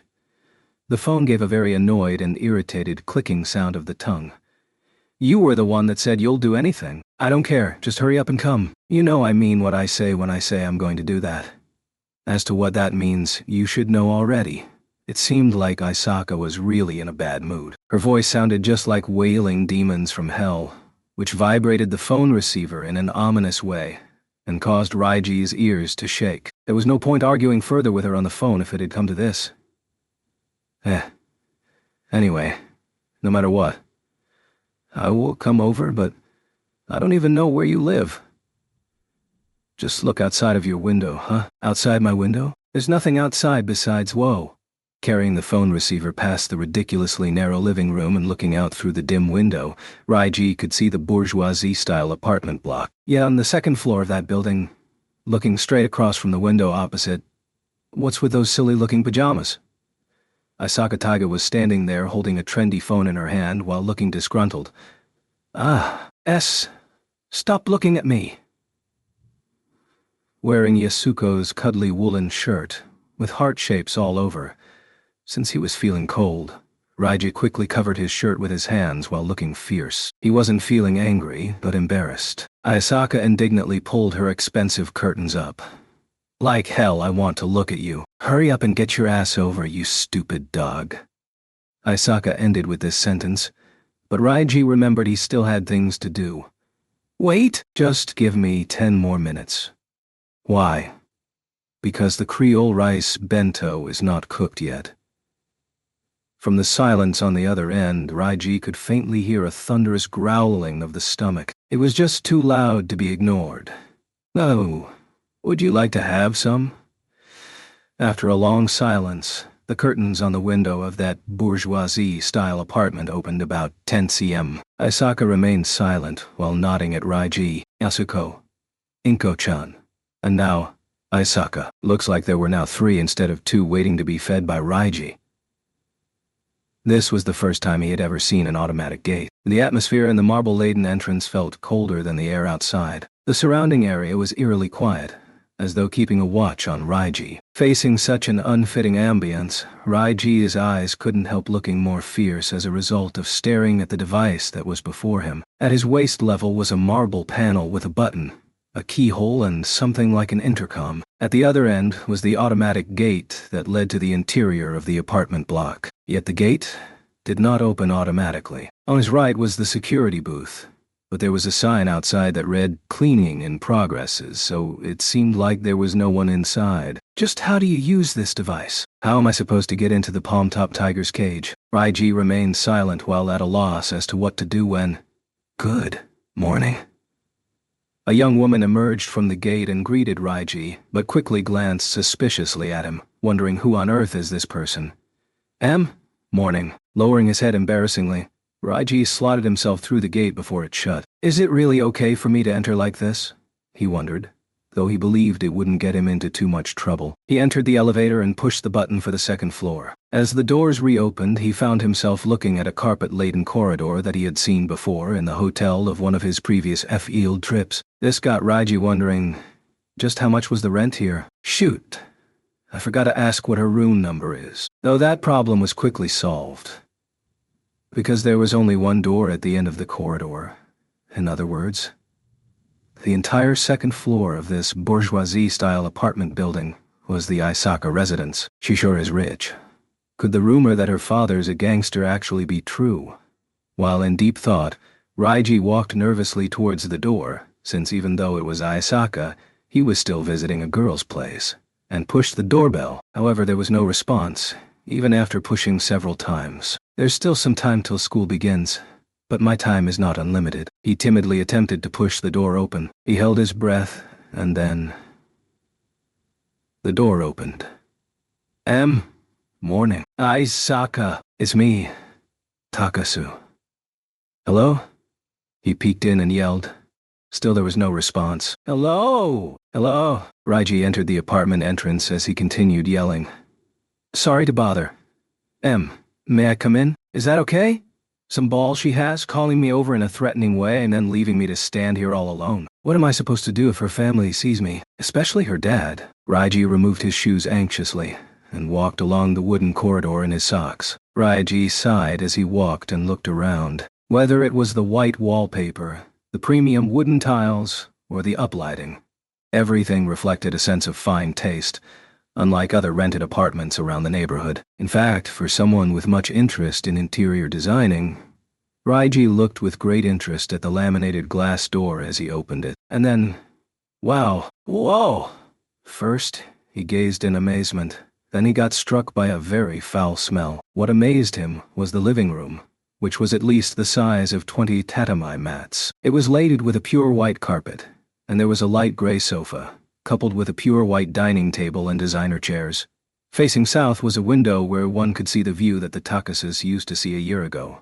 The trees in the park. Nearby, the deep-colored kitchenware did not affect the living room's sense of width in any way, and the customized design had a posh feeling to it. This was coupled with the trendy and beautiful crystal chandelier above. What seemed strange was that there were only enough sofas and chairs for one person. Normally, it wouldn't be strange to see 5 or 6 chairs for such a spacious living room. And then there was the foul smell. Is it coming from over here? It came from the beautiful European-style kitchen. The kitchen had a large stainless steel sink, but it had been stuffed with a whole pile of dirty plates for an undetermined amount of time. Then what would the drain look like? Just thinking about it was enough to give one goosebumps. Not to mention part of the stainless steel looked misty, as it was full of black mold, enough to torment a person till he fainted. As if pulled by it, Raiji staggered towards the surface and rubbed his trembling finger over it. Needless to say, it felt slippery and thick. Unacceptable. I cannot allow this to happen. This is a desecration of the kitchen, a desecration to life. Even though the kitchen in my small apartment is narrow and dark, at least it's clean enough for one to lick it without getting ill. Some people work their asses off trying to keep their kitchen clean. And then there are people who have such a beautiful and well-equipped kitchen, and turn in this? Isaka. Raiji bolted out of the kitchen. I've seen enough. How dare she let me see such a thing? No matter what. Let me clean your kitchen. Something had gone off within Raiji's heart. His nerves showing, he ran around the living room like a bullet, but still could not find Isaka. His eyes, glittering in excitement, noticed a sliding door. Is it this one? He then pulled it open with great force. Ah, bingo. But somehow it felt as though he guessed wrongly. Isaka Taiga was there. Facing a sight like that, Raiji couldn't help but cover his mouth. He even stopped breathing. The curtains hung from the north-facing window. In the silent room with a high ceiling, lying everywhere on the pure white carpet were fluffy one-piece dresses that were thrown randomly after being taken off. In the corner was a matching pure white studying table and chair, while in the middle of the room was a princess-sized bed with white lacy curtains hanging from above. This was Isaka's room. At the center of the bed, surrounded by the lacy curtains, lay Isaka Taiga. Her long hair was spread all over the bedspread, while she cuddled her arms and legs as she slept silently. The portable phone receiver was placed next to the pillow, and beyond the curtains one could just see the Takasu residence. So, She went back to sleep. Only the silent and rhythmic breathing could be heard. Unable to approach her, Raiji maintained this distance while looking at the sleeping Aisaka. It's not like he really wanted to look. It was just that he could not get her out of his field of vision. Wrapped in her loose pajamas, her tiny arms and legs now looked even tinier. It was only at this moment that her calm face looked as clear as an ice sculpture, as though it was about to melt. Her small nose, slightly open little mouth, and her eyelashes extending downwards. If it weren't for her breathing, one couldn't tell whether she was alive or not. And there Aisaka slept quietly on her bed. It wasn't because he was watching his classmates sleeping. It was just that this scenery felt like it came straight out of a fairy tale. Raiji felt that she looked just like Sleeping Beauty, just like any other girl. But he quickly rejected that sort of thinking. She's no princess. Nope. She was just a doll that had been forgotten by a princess. Her eyes would open once you pick her up. But since she was forgotten, she could only lie there and keep on sleeping. The doll slept in this bed, in this room, in this apartment. And yet they belonged to the princess, and not the doll. This explained why everything seemed so big in comparison to the doll's size. Yet, Aisaka is a human, and this is Aisaka's home.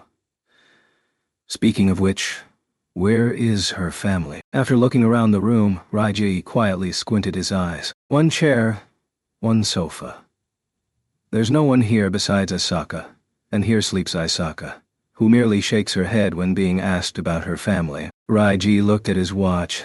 There was still time before school would begin. Feeling that it would be quite hard to wake her, Raiji silently left the room and closed the door without making a sound. I'll call her if she's still not up just before it's time to leave. After returning from the alternate dimension in the silent bedroom, Reiji slowly took off his Gakuran jacket and rolled up his sleeves. Let's do this. Before his glaring eyes was the extremely slippery utility kitchen. The time limit was 15 minutes. The battle between the man and the dirty stainless steel had begun. When Aisaka Taiga wakes up, she probably won't believe her eyes, though his work was not yet complete. I'll finish the rest tomorrow, Raiji swore to himself. The kitchen utensils in the stainless steel cupboard behind him, which was left untidied for nearly half a year, were now sparkling clean. All that was left was the Creole rice and instant miso soup breakfast. The contents were the same, though I brought extra, Raiji remarked on the tightly packed and heavy bento. All of these were made for Aisaka Taiga, who was still sleeping in her sweet dreams. I specifically called you to pick me up, because I didn't want to be late. Why'd you leave it till this late? Just what have you been doing? Didn't I tell you to eat faster many times? Just who was it that kept asking for seconds and refusing to put down the bowl? I never asked you to help me. You were the one who happily made the breakfast on your own. I thought it'd be a waste if I didn't eat it, so I was actually helping you. You ought to be grateful for my generosity.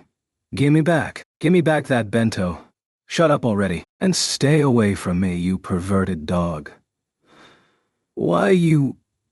Gimme that. I'll have you return that, along with my kindness. Shut up, you scum. I don't have any spare Creole rice for people that call me scum. Running shoulder to shoulder along the road to school, Raiji and Aisaka had begun a dangerous sparring war. Under the green leaves of the trees planted alongside, there was no one else that could have created more trouble for others besides these two fighting on the road. Raiji attacked from the above, trying to snatch away the bento bag that Aisaka was carrying in her tiny hands, though Aisaka skillfully dodged him using her small body and slithered around like a snake, keeping her distance from Raiji. Some innocent bystanders, not wanting to have anything to do with an evil-looking high school student with a terrifying glare and a pretty girl with an innocent face, all avoided making eye contact with them. How can such an ungrateful girl like you exist? This is unbelievable. And after I cleaned your kitchen for you, though it's still not completely clean. I already said I never asked you to do it. Let me get this straight. You're completely ridiculous. The stagnant water clogged up in the sink was already reeking. There was nothing but slime and mold in the drain, and the rotting leftovers were an image straight from hell. Just how long have you left it unattended? The apartment stank like hell. For about half a year. You really have no right to call yourself a human being. Raiji pointed at her with his finger, while Asaka merely replied without any expression. "What's that got to do with me?" And quickly walked ahead. He didn't clean the kitchen because he wanted to obey her commands. Raiji just couldn't bear to see a kitchen being left in such a messy state. He wanted to make it clean, make it beautiful, make it usable. Those thoughts slowly grew in his mind and became unstoppable. Am I being pathetic? Raiji muttered to himself while chasing after Asaka. Or, to be precise, because he too had to go to school, he had no choice but to walk behind her. Asaka turned her head slightly to look at Raiji. Never mind the little stuff. Don't forget that you'll have to help me at school, so don't try to run away, Asaka exclaimed, looking at Raiji with her completely awakened eyes while snorting silently with her tiny nose. Is this what they call a forewarning? Raiji hastened his footsteps and replied, I'll say this. I have no intention of helping someone who speaks to me in such a manner. Without warning, Raiji bumped straight into Asaka, who had stopped suddenly, and elbowed him in the stomach. You idiot. Don't stop all of a sudden. Feeling pissed off, Raiji bemoaned at the blatant disregard for his own life. But Asaka's eyes were not looking at Raiji at all. Minoran, were you waiting for me again? You're late, Taiga. Did you take a detour today as well? Just before he was about to trip, Raiji caught himself. In front of Asaka, standing at the corner of a major road junction, was none other than Kushida Minori. Only a small part of her face was tanned by the sun, coupled with her smooth and large eyes. She smiled innocently while waving in their direction. Her hair was illuminated by the shine of the morning sun, while her skirt fluttered in the wind. Yet her arms suddenly stopped waving, and her smile disappeared. Instead, she widened her large eyes. Why? No way. Could it be? What is it, Minoran? My ears, Minori yelled in a very sharp voice, while turning her glance quickly at both Raiji and Taiga, who were both going to school together. And you ask me what it is? Hey, I see. I didn't even know that Taiga and Takasu-kun would get along so well as to come to school as a couple. You've got it wrong, Minoran. Besides, what do you mean by as a couple? What was it called again? In this kind of situation, I can't find the right word to describe it. Oh yeah, you two have sworn to never part. No, we didn't swear to walk together to school. It's just that we only met over there. Raiji instinctively came up with an excuse like that. He then turned and said gently, Am I right, Asaka? As she turned her head, she revealed a very ghastly, gentle smile. What? So you two only met by chance, huh? Yeah, we live very near to each other. Asaka began to walk shoulder to shoulder with her good friend Minori. How can I let such a good chance slip by? Raiji quickly caught up from behind while quickly beginning to think with his head. Could it be that since Asaka knows that I like Minori, she called me out in order to create a chance for me to go to school with her? Well then, see you later, Takasu-kun. I'd wanted to say let's head to the classroom together, but it seems like you don't want to walk with us, right? Since we only just met by chance, right? In less than 3 seconds, Raiji's imagination was swiftly crushed by Asaka, who turned her head around. No, Asaka, then I'll see you later then, Takasu-kun. Hey, Taiga, did you see last night's TV? What just happened? But I also watched TV last night. Vainly trying to call them back with his arm stretched out, Raiji received his final warning. Don't you ever think of trying to get ahead of me. Stop being cocky, you stupid dog. Asaka seemed to be saying that as she turned her head once again and glared with that gloomy and heavy stare. Raiji was petrified by the eyes of the beast, small enough to be placed on anyone's palm. She seemed to be declaring, unless you can get me to get along with Kitamura-kun, I'll do everything to stop you from getting near Minoran. Even without her in the way, it was still only a dream for him to go out with Minori. Now why am I thinking about such sad things all of a sudden? No, at this rate I'll end up as Asaka's dog for the rest of my life. That was the worst possible outcome he could ever imagine. Watching the slowly disappearing figures of the two girls, Raiji squinted his eyes earnestly. Bring it on. Don't you underestimate me. For the first time, contempt and degradation had gotten Raiji's fighting spirit fired up. By getting Isaka to get along with Kitamura, won't that mean I'll be able to close my distance with Minori? Chapter 4. The plan was simple.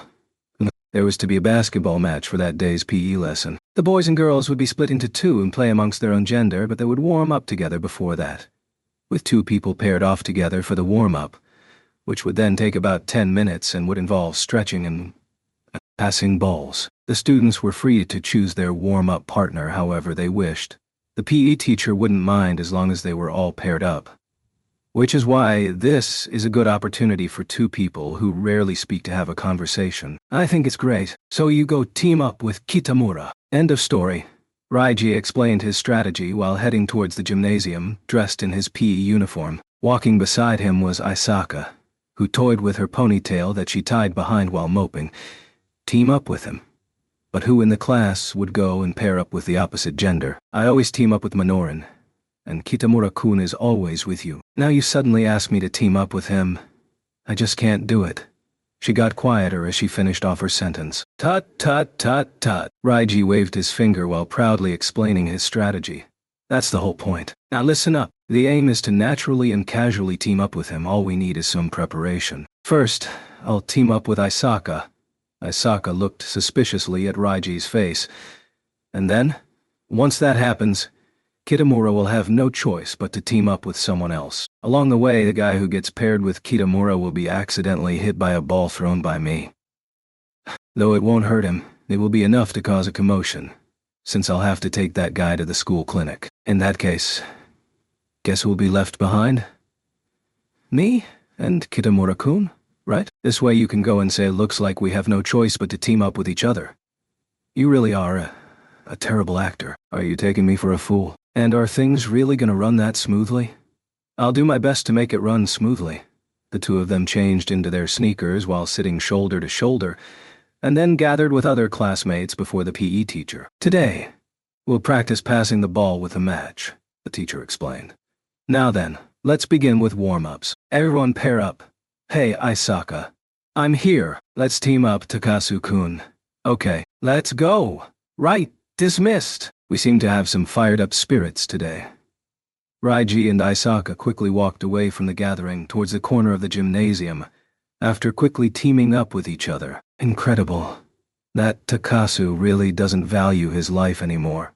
It's as though he's now the palm-top tiger's pet. Though everyone began to mutter amongst themselves fearfully, it did not reach the ears of those two. Facing each other, they consulted discreetly. We've now passed the first stage without any problems. Yeah. Both nodded and exchanged glances. However, Raiji and Isaka's sudden movement led the class towards an intriguing direction. Aside from the really shy ones, the other classmates also began to move. So today's such a day, huh? Alright, I'll team up with a girl today. Who wants to be with me? Starting with this flirtatious voice. Me too. I want to team up with a guy. You're right. I guess it's fine this way as well. Who knows? This could be fun. The mood became excited. Aside from those who stuck with their oaths to team up with their friends, the others with less integrity began to team up with the opposite gender. In the end, Marugo-kun. Oops. I mean Kitamura-kun. Team up with me, huh? Ah, sure. Since I got dumped by Takasu. Raiji could hear a yell as he got smacked on the back by Isaka. Wait, what's going on? Kitamura-kun's now teamed up with that weird girl. The one being called weird was one of the most popular girls in the class. Kiharamaya, quite an elastic body for a 17-year-old. She had extensions applied to her long eyelashes, while her lips were covered in a layer of thin, semi-translucent pink lipstick. Wearing light makeup which only just made it past the school rules, she looked kind of cute. That's what Raiji thought anyway. What do you mean, weird girl? That's Kihara-san. Don't go calling your classmates that. Though things didn't go according to what? This time it was Raiji's turn to yell. Kushida, let's team up. The one speaking in a coy manner was not Hisamitsu, a former class 1 classmate with whom Raiji got along well.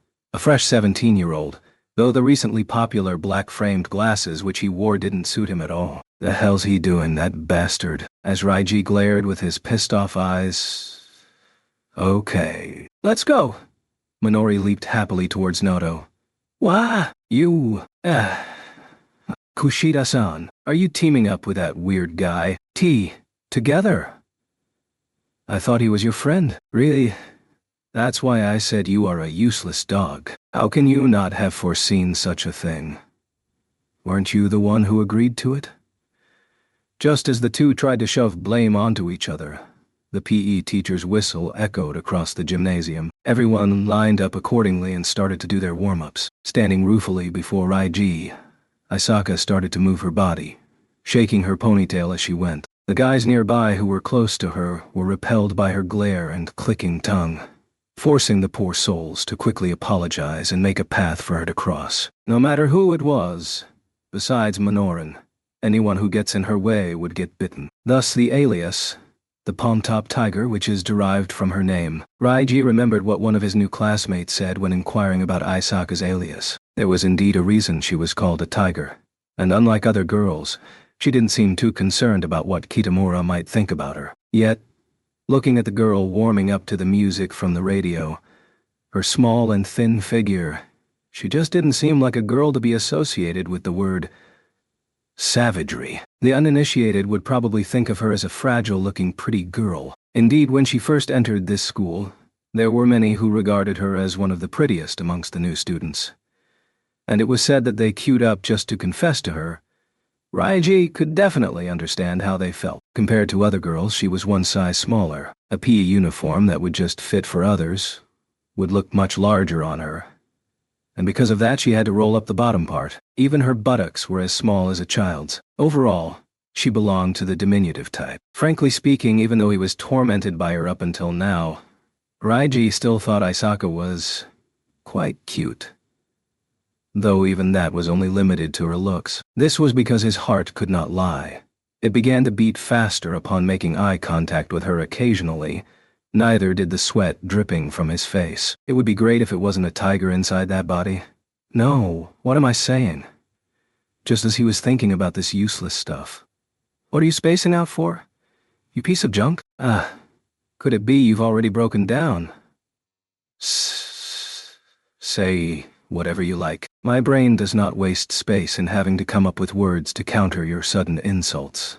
The radio warm-up was now over. Aisaka coldly turned her head and sat down with her back towards Raiji. Next were some stretching exercises. Why do I have to gladly do my stretching exercises with you? Come to think of it, wouldn't warm-up time be over by the time we handle the balls?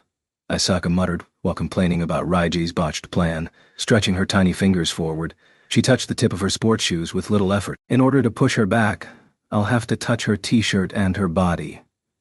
Raiji hesitated for a while, trying to remain calm, and said, Hey, you're quite delicate. It would be great if you could talk to Kitamura like this. Yeah. As the empty conversation went on, Raiji began to feel rather unsettled, probably because he was thinking of Aisaka's looks a while ago. Now he couldn't help but start noticing her body. Below Aisaka's shoulder blades, her back felt a bit warm due to the warm-up, though it was by just a little bit. Raiji could still make out the outline of her underwear from within. Raiji thought to himself, I think I've just given an awesome gift to all the guys in the class. Oomph, hey, you're getting heavy. Stop pressing so hard. On the other hand, Raiji was concerned about Kushida Minori. Was not looking at Minori's underwear outline from under her shirt as well? Raiji, I'm suffocating. Hey, you're heavy. Heavy. As Raiji continued thinking, his vision moved from Aisaka's neck to the parting of her hair. As the sun rarely shined there, the back of her neck was as white as snow. The skin behind her ears all the way to her neck arteries was as smooth as polished marble, as though one would leave finger marks if they were to touch it. Just looking at it was enough to make one's heart race and their breathing faster. Huh? Why do you look like you're in pain? As he let go, Aisaka rose up and inhaled deeply, like a diver coming out from the sea. You'll find out in a moment. Come. Swap. Aisaka smiled at Raiji for the first time. Just what happened? Raiji didn't understand. Did something good happen? About a minute later, it was Raiji's turn to face his back towards Aisaka as he sat down. Remember not to push too hard. Raiji said as he turned around, and then he felt it. It was a distance away when it began to leap and jump high up. Heidi. Whoa! With its weight and momentum, this tiger was attempting to break Raiji's back as it fell harshly on him. His waist felt like it was going to give in. Damn it, that hurts. I was in quite a lot of pain as well a while ago, so now we're even. This did nothing but waste all their energy. Finally, it was time to practice passing the ball. After being hit by Asaka's flying kick, Raiji's legs felt like they were about to crack. It'll be a miracle if I can continue the rest of the PE lesson like this. Let's hurry up with our plan already, all right? Asaka said, standing about 5 meters from him. The other classmates also began passing their balls. The sound of balls bouncing echoed around the gymnasium. Their plan was to have Raiji gently toss the ball towards Kitamura's partner midway through the passing exercise. That was the original plan, of course, however. There was now a problem. Diagonally behind Asaka and diagonally in front of Raiji, the person currently teamed up with Kitamura was Kihara-san. A girl. No matter how lightly he might throw, Raiji was still hesitant to deliberately injure a girl. Anyway, let me pass the ball to Asaka first. What the... How come you're passing the ball instead? Her large eyes reflected the light like a sharp blade, shooting directly at Raiji. I'm waiting for a good chance. Come on, pass me the ball. With a scowl, Asaka flung the ball back at Raiji hard. As Raiji caught the ball, Asaka quickly gestured with her chin. Do it. Okay. After bouncing it for a while, he tossed the ball out again. Having received the ball, Asaka's mouth turned into an inverted V shape. Hey, what the hell? Hurry up already. Asaka handled the ball expertly like a skilled basketball player. After a few bounces, here. Whoa! The basketball shot towards his face like a bullet. WYU! Raiji managed to quickly catch the ball after half of his face got scratched by it. By the way, Raiji wasn't feeling mad. Okay, maybe he was feeling a bit mad, but he was feeling scared a bit more. Hey Raiji, come on, pass it to me. Asaka, on the other hand, paced left and right annoyingly as though nothing had happened, her sneakers squeaking on the floor as she moved. Of course she didn't intend to really catch the ball, as she simply waved her arms about. Might as well try a manly pass. However, just as Raiji was about to accumulate his strength for the throw, Asaka suddenly looked somewhere else, forcing Raiji to quickly come to a halt. What the hell are you looking at? In front of Asaka's vision after she turned around. Sheesh, Kitamura-kun, just where do you think you're tossing the ball? My bad. Kihara Maya began to chase after the ball that rolled off, which landed just in front of Asaka's feet.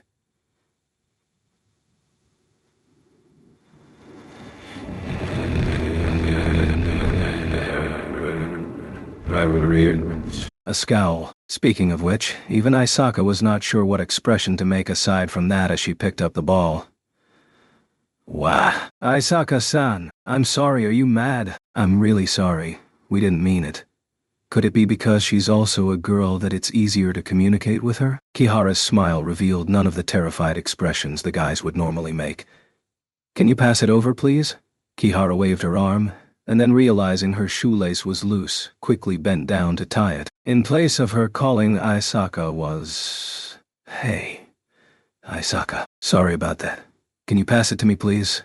It was none other than the Mr. Nice guy with flashy glasses, Kitamura Yasaku. As expected of Kitamura, he treated every girl the same way. Guess that's what people call being innocent. Creak! Asaka suddenly stopped functioning as though her engine had run out of gas. Raiji could not see her expression from his position, though he could tell very clearly that her body was now as rigid as a springboard. Cry! Asaka started to move in a seemingly damaging way with all that creaking noise. She walked a few steps, right arm and right leg together, followed by left arm and left leg together towards the ball. Without even saying look out, or here I go, she silently tossed the ball over. Sorry. She hurled the ball over, and in a pretty pathetically rigid way too. After bouncing a few times, the ball rolled straight and... Thanks, went straight into Kitamura's hand, who made a very cheesy V sign on his forehead. By the way, he had his t-shirt completely tucked into his trousers, while the loose parts of his trousers were tightly wrapped around his legs. Isaka, who seemed to like that sort of guy, had ceased all signs of life. At least, it looks that way. She didn't even respond to Raiji's calls, as she stood still, not caring that she was standing in a spot that was obstructing other people from passing their balls. Raiji decided to give up after calling her a few times. He carefully approached Isaka, and without exciting or provoking her,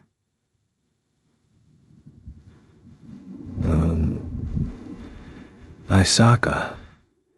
He softly tugged her t-shirt sleeve and slowly pulled her back bit by bit. Unexpectedly, Isaka actually followed obediently, and so he succeeded in pulling her back to their original warm-up spot. He took a peek at her silent face. Whoa!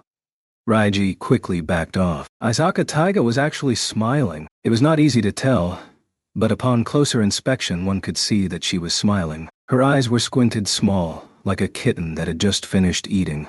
Her puffed-up face was caressed by her hands, and her mouth revealed the shape of an equilateral triangle. She remained like that until her neck became cherry red in color and her ears became bright red. If one listened intently, they would hear the faint whiffs that emitted from the depths of her abdomen.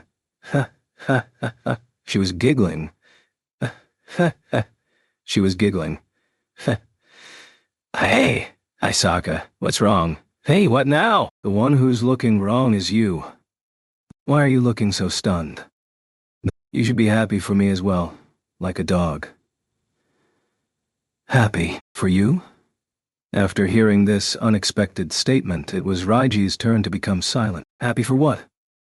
Though Isaka was pouting, she still appeared to be in a very good mood. Her hands were now grabbing her ponytail and had begun spinning slowly. Is she dancing? But why? How'd it come to this? Somehow it felt difficult to ask that in a situation like this. Raiji, whose arm was whipped by her ponytail, frowned and asked, Hey, why should I be happy? Isaka stopped upon hearing the very direct question. She then scowled and exclaimed, What? What are you moaning about? Have you forgotten just what we have been fighting for? That's right. I see. Since you are a complete and utter idiot anyway. Just how tiny is that brain of yours? Huh? Stop fooling around already. I have no time to waste with you. I'll tell you since I'm in a good mood right now. You want to hear it, right? Right? Kitamura-kun just practiced passing the ball with me. She then reverted to her giggling.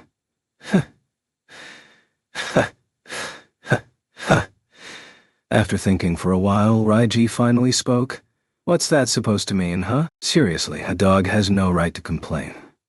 I'm not complaining. It's the way you're happy for. Sorry for being blunt, but aren't you happy for all the wrong reasons? When you said practice passing the ball, didn't you just simply pass the ball to him only once? Besides, was your goal just to practice passing the ball with him? Aren't you supposed to use that opportunity to start a conversation with him and get to know each other better? Isaka's grin was quickly replaced by her usual grim expression. Right? Raiji continued. Furthermore, just what was that about? Did you even speak to him? Didn't you keep quiet the whole time? All you did was stiffly throw the ball out, and he simply said thanks. And you call that a conversation? He picked up the ball while mimicking the cheesy V sign Kitamura made a while ago. As a result. Isaka quickly turned and slammed her hand on the ball he was holding. As a result of the great force applied, the ball bounced very high up, nearly touching the ceiling. Whack! It then landed straight on top of Raiji's head. Isaka caught the ball as it bounced back and said, You're right. So you can say something useful once in a while. Then, let's continue with our plan.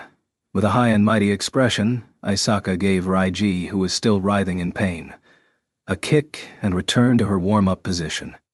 Hey, Raiji, whoa. She immediately made a high-speed pass. Raiji wasn't even prepared when he grabbed the ball. More like, the ball smacked straight against Raiji's chest. Hey, that hurts. Raiji cried, yet Isaka's eyes glittered dangerously.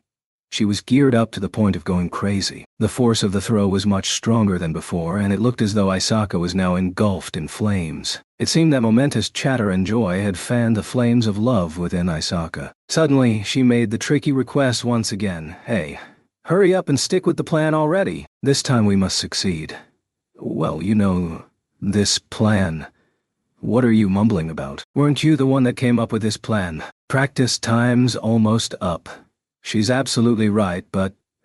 Raiji turned slightly and glanced at Kitamura's partner. I just can't do this. He shook his head while thinking, no matter how softly I throw the ball, that person's still a girl. I really can't do it. Perhaps I should just stay like this until the practice ends. But that's it. Raiji suddenly widened his eyes. All right, I'll do this. I'll just remain in this position until the end. Asaka's gonna go ballistic, but it can't be helped. I'll have to think of something to say to her. What the hell are you waiting for, you lowlife? Ah, damn. Why does my nose have to itch now? Now's my chance. Raiji fired away with the speed of a machine gun at Isaka, who was now busily scratching her nose. How'd you manage? You look terrible. Speaking of which, you sneezed quite a lot last night. Did you get a nose infection? Or did you catch a cold? Or is your nose too sensitive? Could it be that your nose was damaged by the reek from that horrid kitchen of yours? When was the last time you cleaned that place? You've probably never even cleaned your place, have you? Such a waste of a nice carpet. Oh yeah. Where'd you get that carpet? It looks awesome. It's not made in Japan, is it? I'd sure like to get my hands on one of those... What carpet? Shut up already. Just what the hell are you rambling about? How should I know? My nose... You're annoying. That's not important. Hurry up with the plan. Isaka now frantically scratched her nose while feeling very peeved. Looks like she's about to explode. Hey, pass it over. SSS! Isaka exclaimed loudly while waving her arms around like Spider-Woman. Her eyes read, If you actually throw this towards me, you're dead meat. But there's only enough time to pass one more time. Raiji made a rough estimate in his head. Guess I'll just make another regular pass. Is Isaka's nose itchy again? Her face looks really twisted.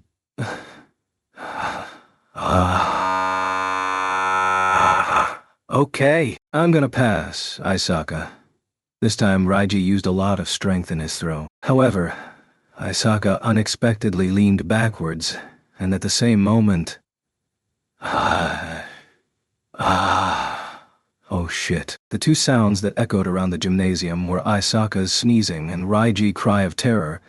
I didn't do this on purpose! I swear, it wasn't deliberate. Yet, the unfortunate happened. The ball shot straight towards Isaka's sneezing face. It was a direct hit. Isaka then stiffly collapsed just like that.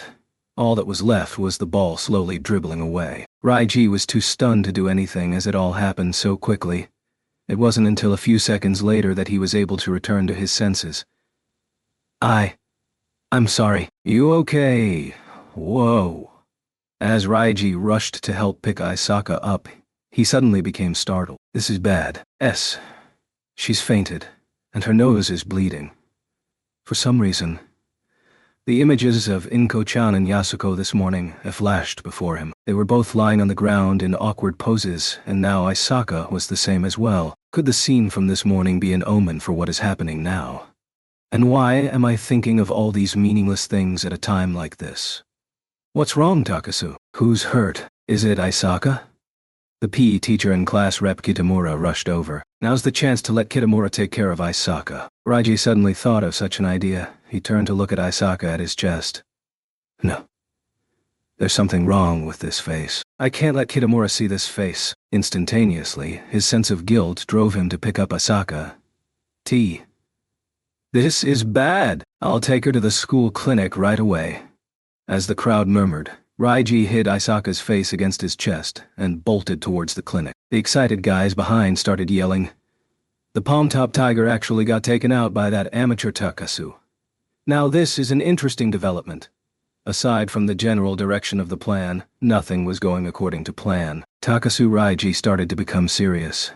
mainly because of what had happened earlier. I didn't do it on purpose, but though she's the palm-top tiger, still, I made her faint and gave her a nosebleed. While he feared Isaka's retribution, he feared his conscience even more. So when Isaka returned to the classroom during lunchtime, "Isaka, I know it's a bit sudden, but do you want to have lunch together? I want to make up for what happened during PE. Is that okay? Kitamura, Kushida, why don't you join us as well?" And so, Raiji began his operation having lunch together. By casually inviting Isaka, who usually ate with Minori, to have lunch with him, who usually ate with Kitamura, she could happily have lunch with Kitamura, and he could happily have lunch with Minori. It was an impeccable plan. Oblivious to his plans, Kitamura raised his hand without hesitation and said, "Sounds good. This is a great combination. Then let's move our tables together, all right? Kushida? Isaka?" "Yeah, sure. Let's eat together." "Hey, Taiga. Come over. Takasu-kun says he wants to eat with us. He says he wants to make up to you for what happened in PE. Hey, stop standing there in the corner."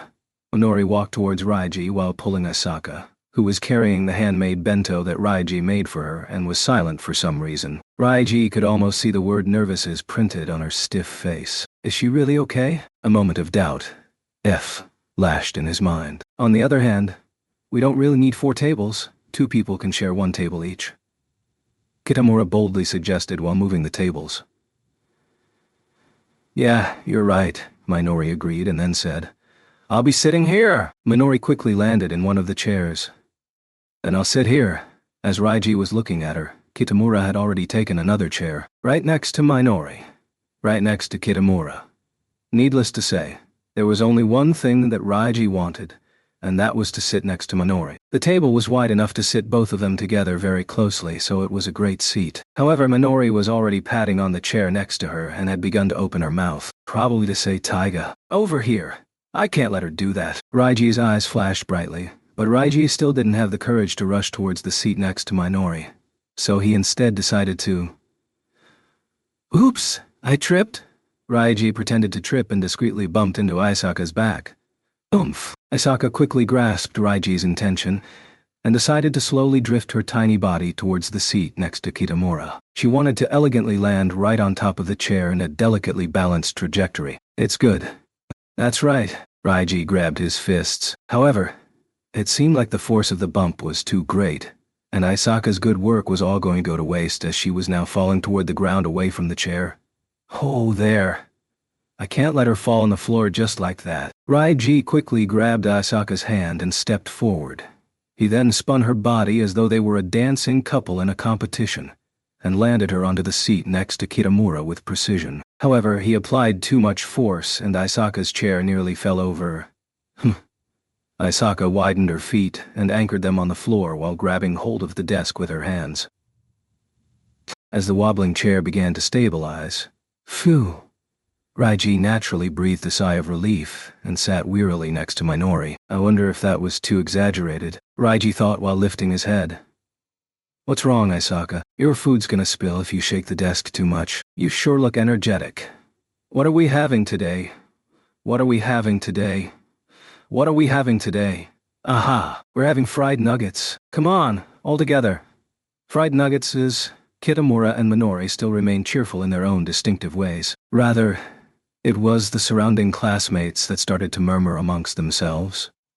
"Now that was some dance by the Palm-Top Tiger and Takasu. Amazing indeed." But the gossip didn't enter Asaka's ears. Instead, she was very... prepared. She had no intention of opening her bento box. Meanwhile, her expressionless face was stiff and ridged. She placed her hands by the box and her eyes flashed with a dangerous glitter. Isaka can't even speak properly to him. Perhaps it was too soon to have her have lunch with Kitamura. But it was Kitamura, who sat closest to her, that spoke first. So Isaka also brought a bento. "Did your mom make this? Or did you make this on your own?" Kitamura innocently asked without thinking too much. Raiji gripped his chopsticks and watched intently. "Come on, Isaka. You've already come this far, so stop running away. Use this chance to chat with him and get familiar with him, and then..." "Huh?" Me? Still feeling indulged, Asaka unhesitatingly pointed towards the answer to the question with her chopsticks, in other words, towards Raiji's face. Oh, yeah. Raiji's eyes began to wander. Come to think of it, the one who made that bento was me. Eh, Takasu? The one who made your bento was Takasu? But it'll be better if I don't say it right. No, that's not the problem. Arr. Raiji couldn't help but yell. What's wrong?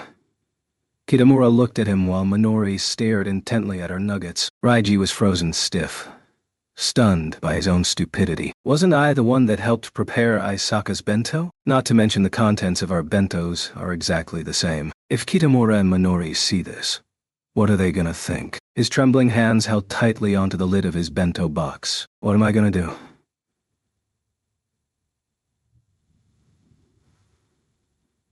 Raiji took a quick glance at Aisaka. No good. She's completely bedazzled by Kitamura, just like a deer in headlights. Do I really have to show them the simple ingredient lunch we are having together? Aisaka's eyes rolled everywhere, not knowing what to do, while still pointing her chopsticks at Raiji. Takasu, what's wrong? You look terrible. Do I? That's it. I'll just pretend that I don't feel well, and then escape with the bento. The voices of the gods flashed through his head as quick as lightning. Just as he was about to stand up, huh? Is someone looking for me? Kitamura looked past Raiji, causing Raiji to turn around as well. Standing where Asaka pointed her chopsticks, that is right behind Raiji's head, was a first-year male student calling out Kitamura-senpai, Kushida-senpai. Isn't that our first-year manager? Minori noticed him as well and stood up, urging Kitamura to get up as well. After they both stood talking to him for a while, they returned to their seats and said, Sorry guys, turns out we got stuff to take care of. I'm really sorry, there seems to be an emergency club meeting, so our underclassmen came to tell us that we have to drag our bentos and rush over to the club room right away. Taiga, Takasu-kun, we'll be going ahead first. Let's eat together again next time. After frantically packing their bentos and apologizing, they quickly left the classroom. This all happened too quickly. Raiji did not even have time to react, and could only watch them disappear before coming to his senses. Ah, they've left. He turned to look at Aisaka. Whoa.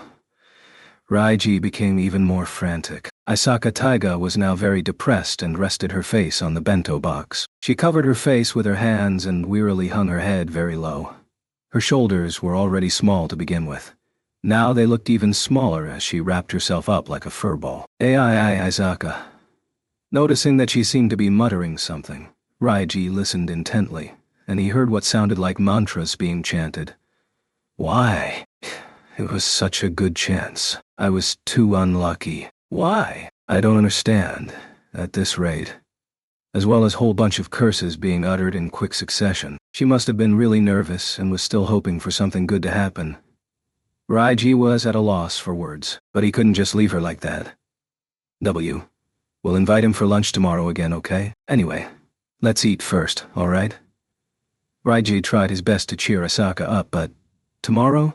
Waving her hair, Asaka raised her murderous glance and asked, Does this mean you're going to smack my face with a ball again?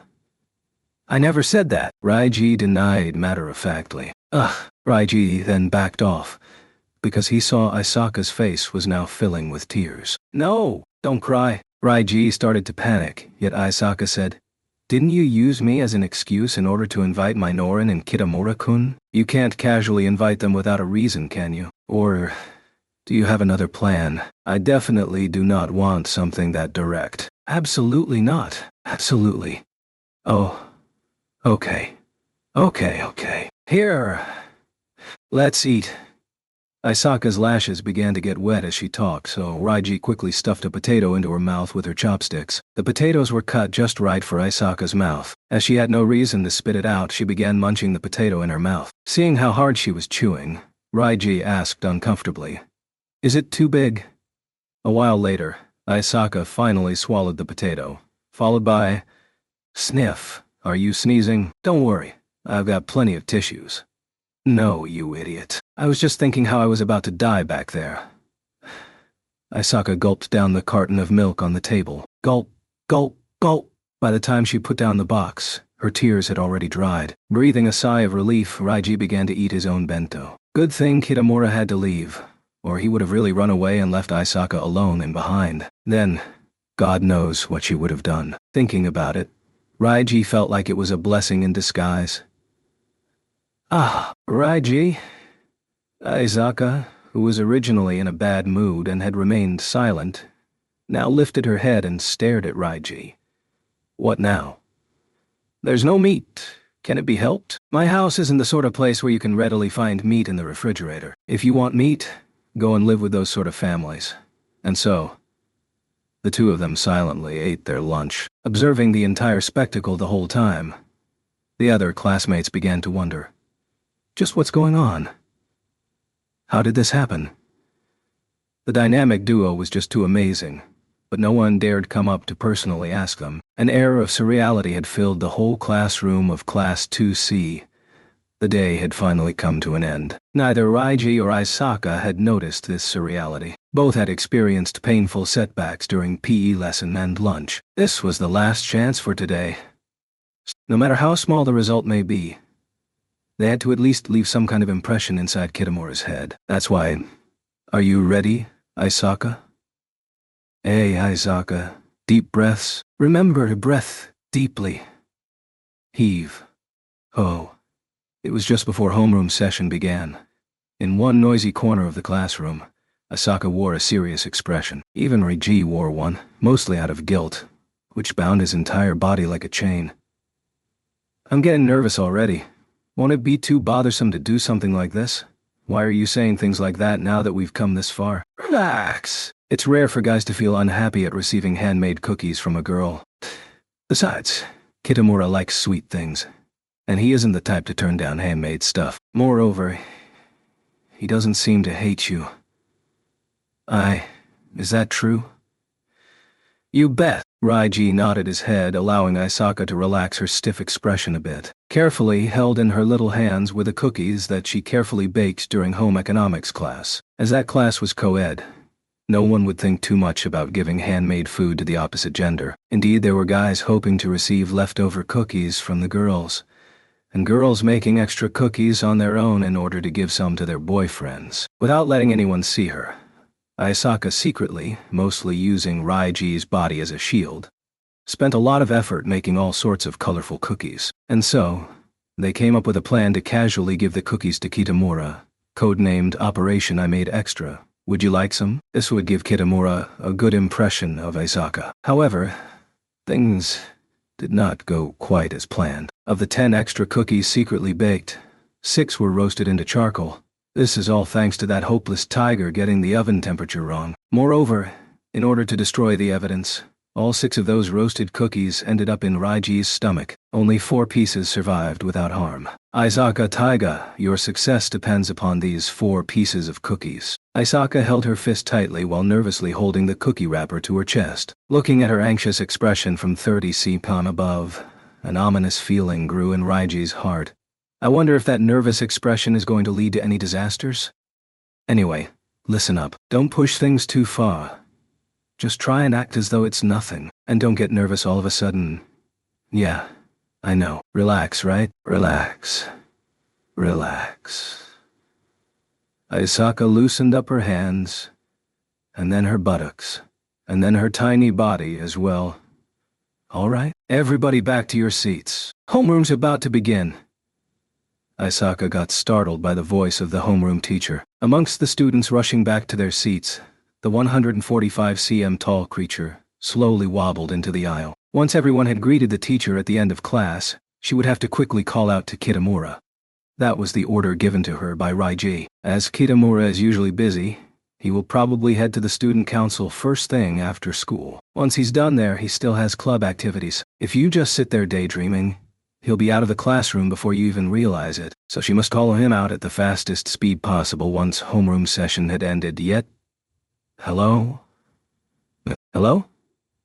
Raiji took a quick glance at Isaka back and sighed. Although he knew Isaka would be nervous, he never expected her to be this nervous. Isaka grabbed hold of her desk, her back arching as though she had a stomach ache. her feet shaking violently, and her face turning pale white while looking like a demon. "Oh, Mom, there's quite a sweet smell in the classroom today. Let's see. Flour, sugar, butter. Ah, that's right. You were making cookies for today's home economics, right? I love cookies! Hey, how nostalgic. I can still remember baking cookies with my homestay family while I was studying abroad in England." Gotch. It seems the teacher, Koigakubo Yuri, single, age 29, was feeling rosy while attempting to continue with her pointless chatter. Feeling nervous and agitated at the same time, Aisaka cruelly clicked her tongue. Startled at this, the teacher, Koigakubo Yuri, single, turning 30 in 2 months' time, shuddered while looking at Aisaka with her head lowered. "You mustn't make such noise in front of a teacher." The classmates sitting around Aisaka were already trembling in fear. The teacher decided to fearlessly continue speaking, but "Gosh, it's not nice for a girl to make such noise. Shh. My words cannot reach the heart of my students." In the end, she covered her face in her hands and began sobbing. Knowing it'll come to this, wouldn't it have been better if she had just shut up? She just had to take on something that was beyond her power. It's no wonder she's still single. "Sensei." Clatter. The sound of someone standing up. It was Kitamura.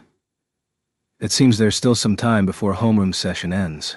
How about letting me handle the rest as class representative? Besides, a lot of us have club activities afterward, so I believe it would be better to discuss this tomorrow morning."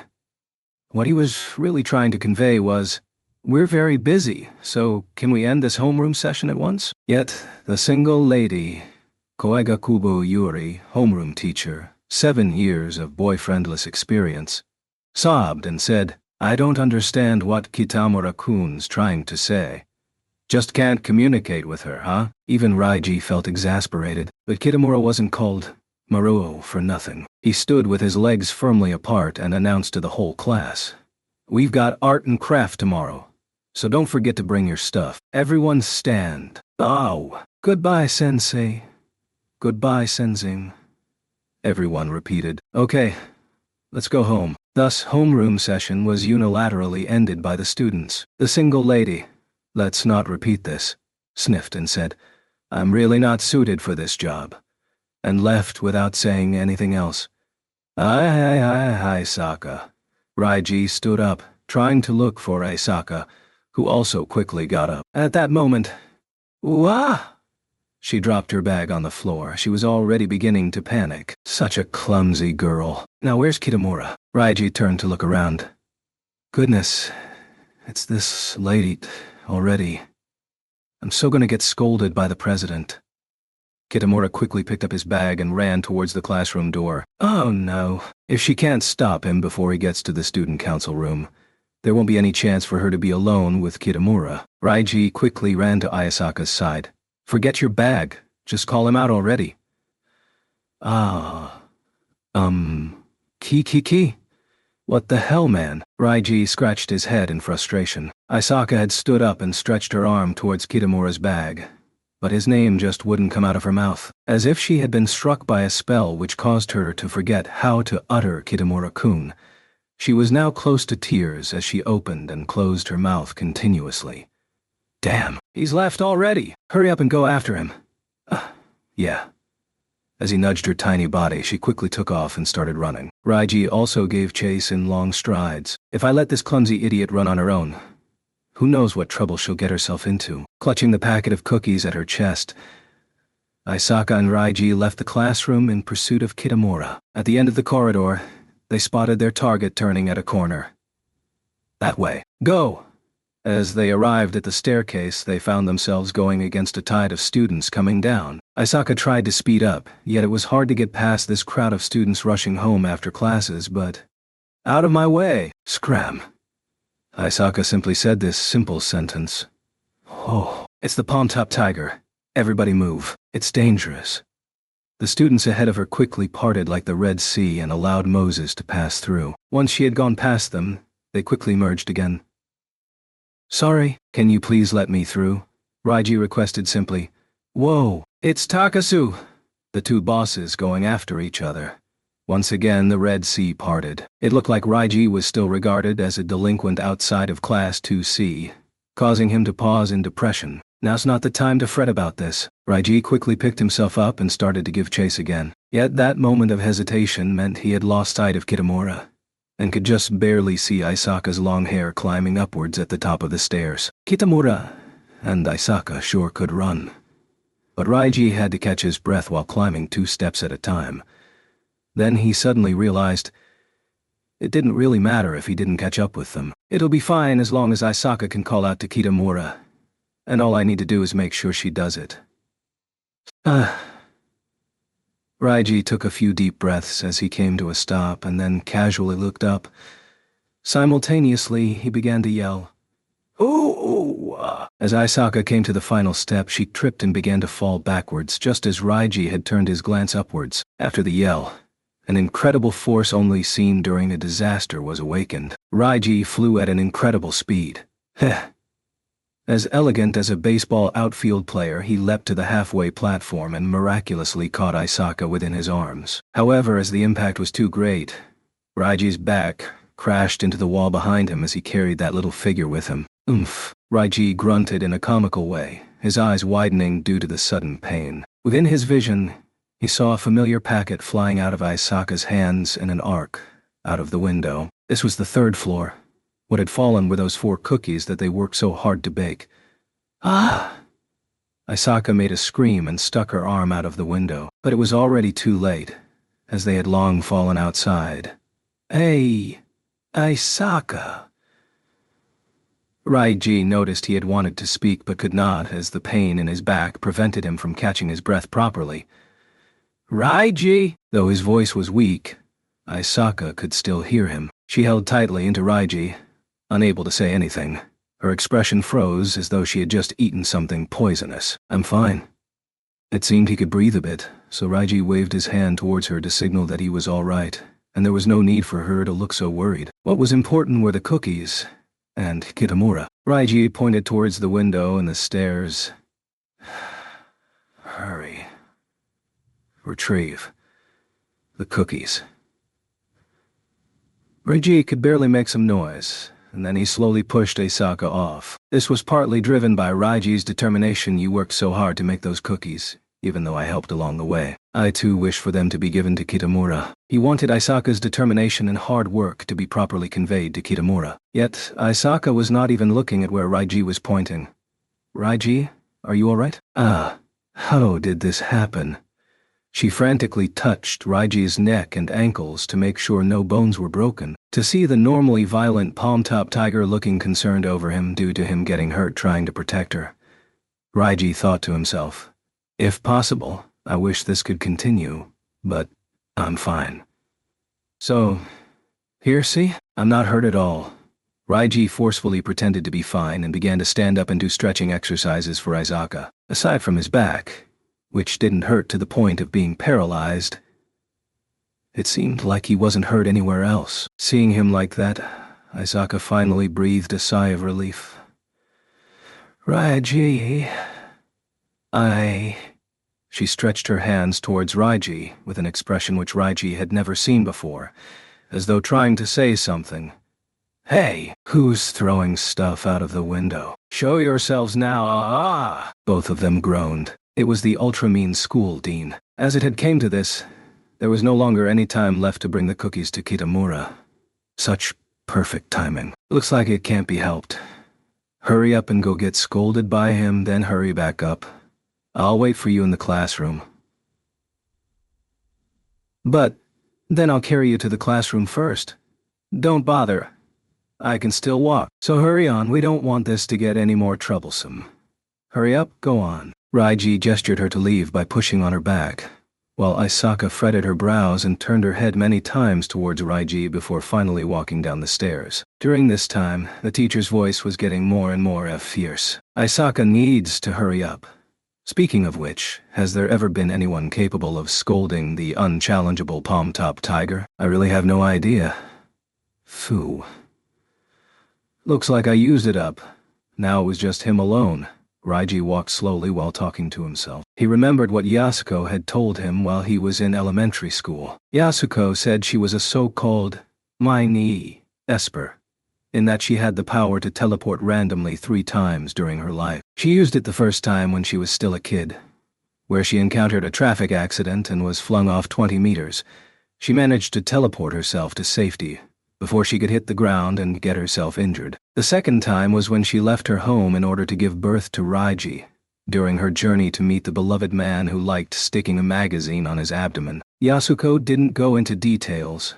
All he knew was that it was thanks to her teleportation ability that she managed to safely reach that man's side. And, as for the third and final time, she said, "I'll leave it for Rai-chan to use. Ya-chan no longer has any need to use that power." She then slapped her hand on the still little Raiji and transferred her power to him. Yasuko added, "If you encountered something dangerous, then use this power, and return safely to Ya-chan." In the end, Raiji used this power only to help Ayasaka. He was tempted to use it whenever he was running late for school, or during many other occasions. Good thing I never used it till now. Though he felt bad for Yasuko for using it like this. That was what Raiji genuinely thought. "Are you sure you're really all right?" "I've told you 1,000,000 times already, I'm fine." "Good. Though you're my dog, I'd lose sleep if you got hurt," Ayasaka said softly, leaning her forehead against the window glass. "Can't believe you actually have the guts to say that after trying to break into my house and kill me with a wooden blade." Raiji had wanted to say, yet for some reason, he remained silent. After retrieving the cookies and returning to the classroom, Ayasaka's voice had become very weak. It seemed like she had gone into depression. The silent classroom after school was empty, with only Ayasaka and Raiji inside. Aside from Raiji, no one else had seen this side of the palm-top tiger before. I'm always a failure. Nothing ever comes out right. Her self-utterances no longer had the enthusiasm she had earlier in the day. This is only the first day of our effort, so it's actually not surprising that we haven't succeeded yet. Is that so? But if I wasn't so clumsy, if only I was a bit smarter. Even you got affected. Nothing has been going smoothly, has it? I've had enough already. Ayasaka leaned back on the window and slid down. Sitting beside Raiji's legs, she wrapped up her tiny legs. Twirling her long hair, she attempted to bury her expression in her hair and said, "For the past 17 years I never realized, but now I know how clumsy I am. I guess, if you want to say it, then say it clearly." Her tiny hands tugged at Raiji's trousers. "You too. Even G thinks that way, huh? You must think I'm hopelessly clumsy beyond help, right?" As he lowered his head, he found himself exchanging glances with Ayasaka, who was looking up. She rested her cheek on her knees while her eyes quavered with sadness. Her usual attack mode had vanished, replaced with unsettlement in her eyes, mostly caused by her self-lamenting. "Well, it was actually my fault during PE lesson. Not to mention the plan itself was too incomplete." "It's not just that. There's also my clumsiness." Ayasaka wearily closed her eyes as though recalling all the chaotic events of the day. The PE lesson in third period, the unlucky lunch break, and the massive letdown a while ago. Once he realized that Ayasaka was the one who threw that packet of cookies out, the dean knew it was impossible to reprimand her. So he quickly let her return to the classroom. It was fortunate nothing bad came out it, but so much for making all that effort to make those cookies, and sigh. As Ayasaka muttered to herself, she noticed a small scratch under her chin. It was caused by her chin rubbing against her buttons while Raiji saved her from getting injured. She softly caressed the scratch while taking out the packet of cookies from her pocket. All that was left were the few pieces of crumbs that didn't fly off. Writing a love letter, but placing it in the wrong bag. Trying to beat someone, but instead fainting from starvation. Getting hit by the ball while practicing. Finding people for lunch, but they had to leave. Accidentally roasting the cookies. Tripping, falling, and dropping them out of the window, and all these. This is just. Oh, and you forgot one more. Forgetting to put your letter in the envelope. Yeah, you're right. Raiji was trying to joke to cheer her up, but the way he expressed it didn't feel right. Sinking into sadness, Ayasaka buried her head into her knees and went quiet. Aisaka. No response. Squatting down in an awkward pose, she wrapped herself tightly and remained still, like a snail burrowing into its shell. Only her tiny fingers could be seen trembling. Her soft hair hanging from her shoulders moved slightly with the rhythm of her breathing. Now was not the time. Yet Raiji still felt that women are just so devious. No matter how arrogant they may be, or how much trouble they may bring to others, as long as they made that expression, they would quickly melt the heart of any man. This expression was impossible to ignore, very impossible to disregard. So Raiji scratched his head and intensified his glare. He first went to his desk, then returned to Aisaka, and sat down next to her. Aisaka, let's swap. Raiji tapped her shoulder in order to get her to look up, while pretending he didn't see the tears in the corner of her eyes. He placed his baked cookies wrapped in a very manly aluminum foil on her lap, and then he took her cookie wrapper in exchange. Raiji gently opened the very battered wrapper. There were only a few pieces of crumbs inside, though there was still quite an amount. Wait, Raiji? Those were just picked up from the ground? And they're... Since I only ate your roasted cookies before, I'm really curious to know what these taste like. After replying stiffly, he ignored Asaka's protest and stuffed the crumbs into his mouth. Afterwards, silence. When he ate her roasted cookies a while ago, the recent heat from the oven, the bitter charcoal taste, as well as being coerced into swallowing them all in one go by Aisaka, meant that Raiji quickly spat them all out. So this was really the first time Raiji had tried Aisaka's cooking. It was just that she probably mixed up the sugar and salt. Are the cookies delicious? They're tasty. Aisaka worryingly widened her eyes. Yeah, they taste great. Too bad you can't give these to Kitamura. Better luck next time, eh? Raiji managed to worm his way out with his genetically inherited poker face, and then urged Aisaka to try his cookies. Aisaka carefully opened the wrapper, then looked at Raiji with amazement. Amazing. They look perfect. Can I really eat them? I wanted to take them back for my mom, but I guess it doesn't matter. They're all yours. The cookies were baked very thinly. This special edition was sprinkled with sugar on top with extra butter. Aisaka stared at the cookies for a while. They're tasty, really. Her eyes widened as she put them in her mouth. This is the first time I've heard you say the word tasty. This is incredible. It's so much better than those sold in the bakery. According to my experience for bakery products, it always tastes better if you make them yourself rather than buying them. Of course, this has to do with my personal preference, but for those who like their cookies suitably soft after coming out of the oven, I'd prefer baking them myself. I see. I like this, I really do. Aisaka looked just like any other normal girl as she concentrated on eating the cookies. Delicious, she said with her cheeks stuffed with cookies. She licked the sugar around her lips and added quietly, It'd be great if it was served with red tea. Who would recognize this? Besides me, who else would recognize this side of Aisaka Taiga? An incredible feeling. Until yesterday, like many other classmates, he too had feared the palm-top tiger. He not only feared being bitten, he also feared having anything to do with her world. So Aisaka Taiga is this kind of person. Back then, he was hardly even interested in such things. This girl, the daughter of some infamous gangster boss or karate master, a cruel girl who treated people like dogs, got so nervous upon seeing her crush that she forgot how to speak. An unbelievably clumsy girl, and then got depressed to the verge of tears due to being ashamed of her clumsiness. She was always hungry, and loved tasty food and snacks. She was an extremely peculiar girl, always causing trouble for people, and giving people a headache. But Raiji suddenly realized he did not dislike her peculiarity. He even thought, I'm glad I met this kind of person. At this moment, he felt blissful for some reason. Yes, even though she's annoying, even though I'm troubled by her, when she gets hurt, I just want to comfort her. If I'm thinking like this, then Aisaka to me is... Hey, Raiji, I'm thinking I know now. He got startled. Returning to his senses, he saw Aisaka Taiga staring at him from a very close distance. Though her face was small, Her complexion was fair. Her large and nearly transparent eyes glittered with stars every time she blinked. Those were really beautiful eyes. Even though she was small, her face was hardly childlike.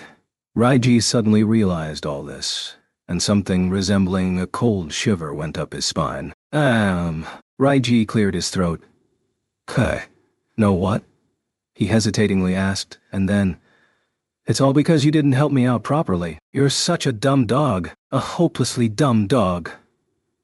What the hell? Isaka shrugged her shoulders and looked contemptuously at Raiji. How should I put this?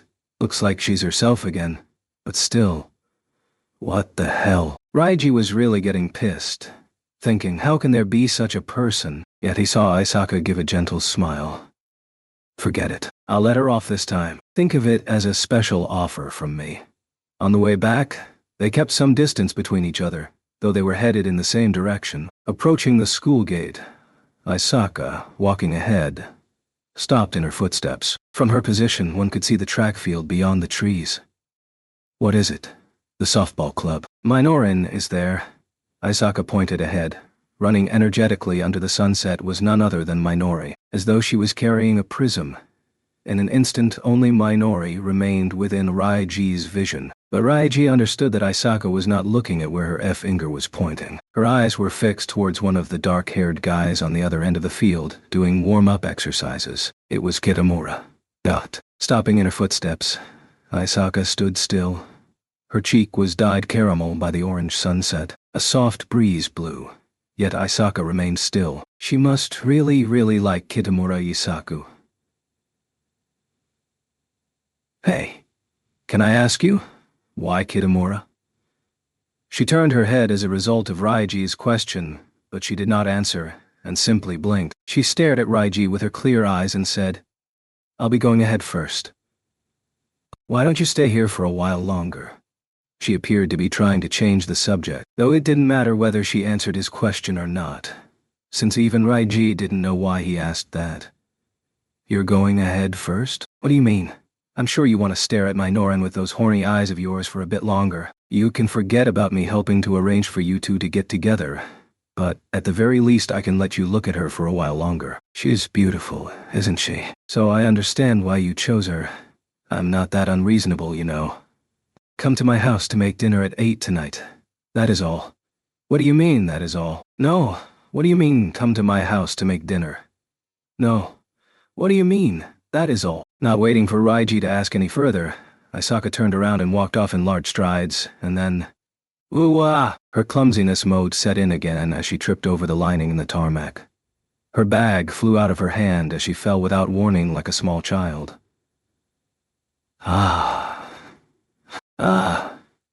Just what are you doing? Raiji sighed deeply and rushed towards Isaka, and picked her up while she muttered, Shut up! Leave me alone! After picking up her bag and patting off the dust on her skirt, Raiji noticed that Isaka's knees were full of bruises.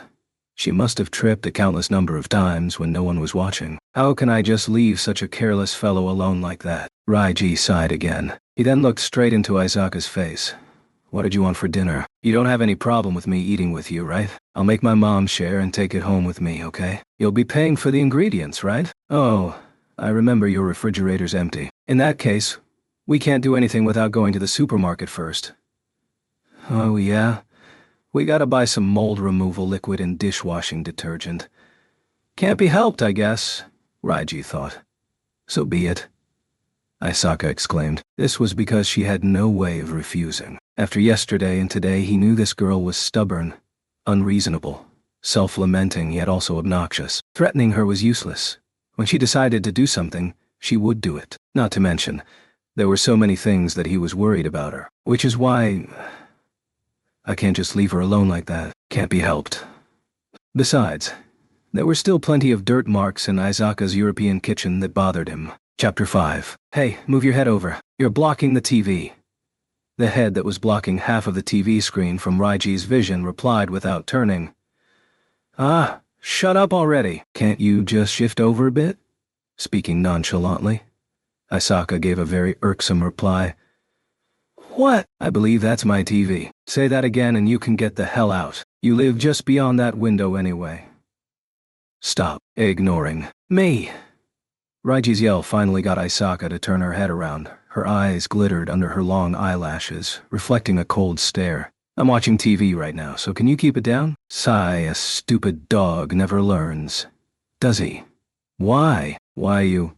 Annoying neighbor was the first thing that came to Raiji's mind. As he stood up in front of the small table, about to poke the person who was occupying the TV screen and claiming to be Raiji's master. Rai-chan. You mustn't fight now. Yasuko appeared before the opened fusuma and told him. Yesterday, Ya-chan got scolded by the landlady. She said we were already noisy to begin with, but that it has been getting worse lately. Well, it's mainly because of that girl. Hey, how come you aren't wearing anything? Raiji's voice got Isaka to turn around in surprise. Even Inko-chan glanced startlingly at Yasuko. As 3 pairs of eyes stared at her snow-white skin, she herself didn't seem to mind. Of course not. Silly. It's supposed to be worn this way, and then I put this on top of wearing a nearly translucent one-piece dress and twisting her waist. Yasuko was indeed carrying an elegant leopard-spotted jacket in her hand.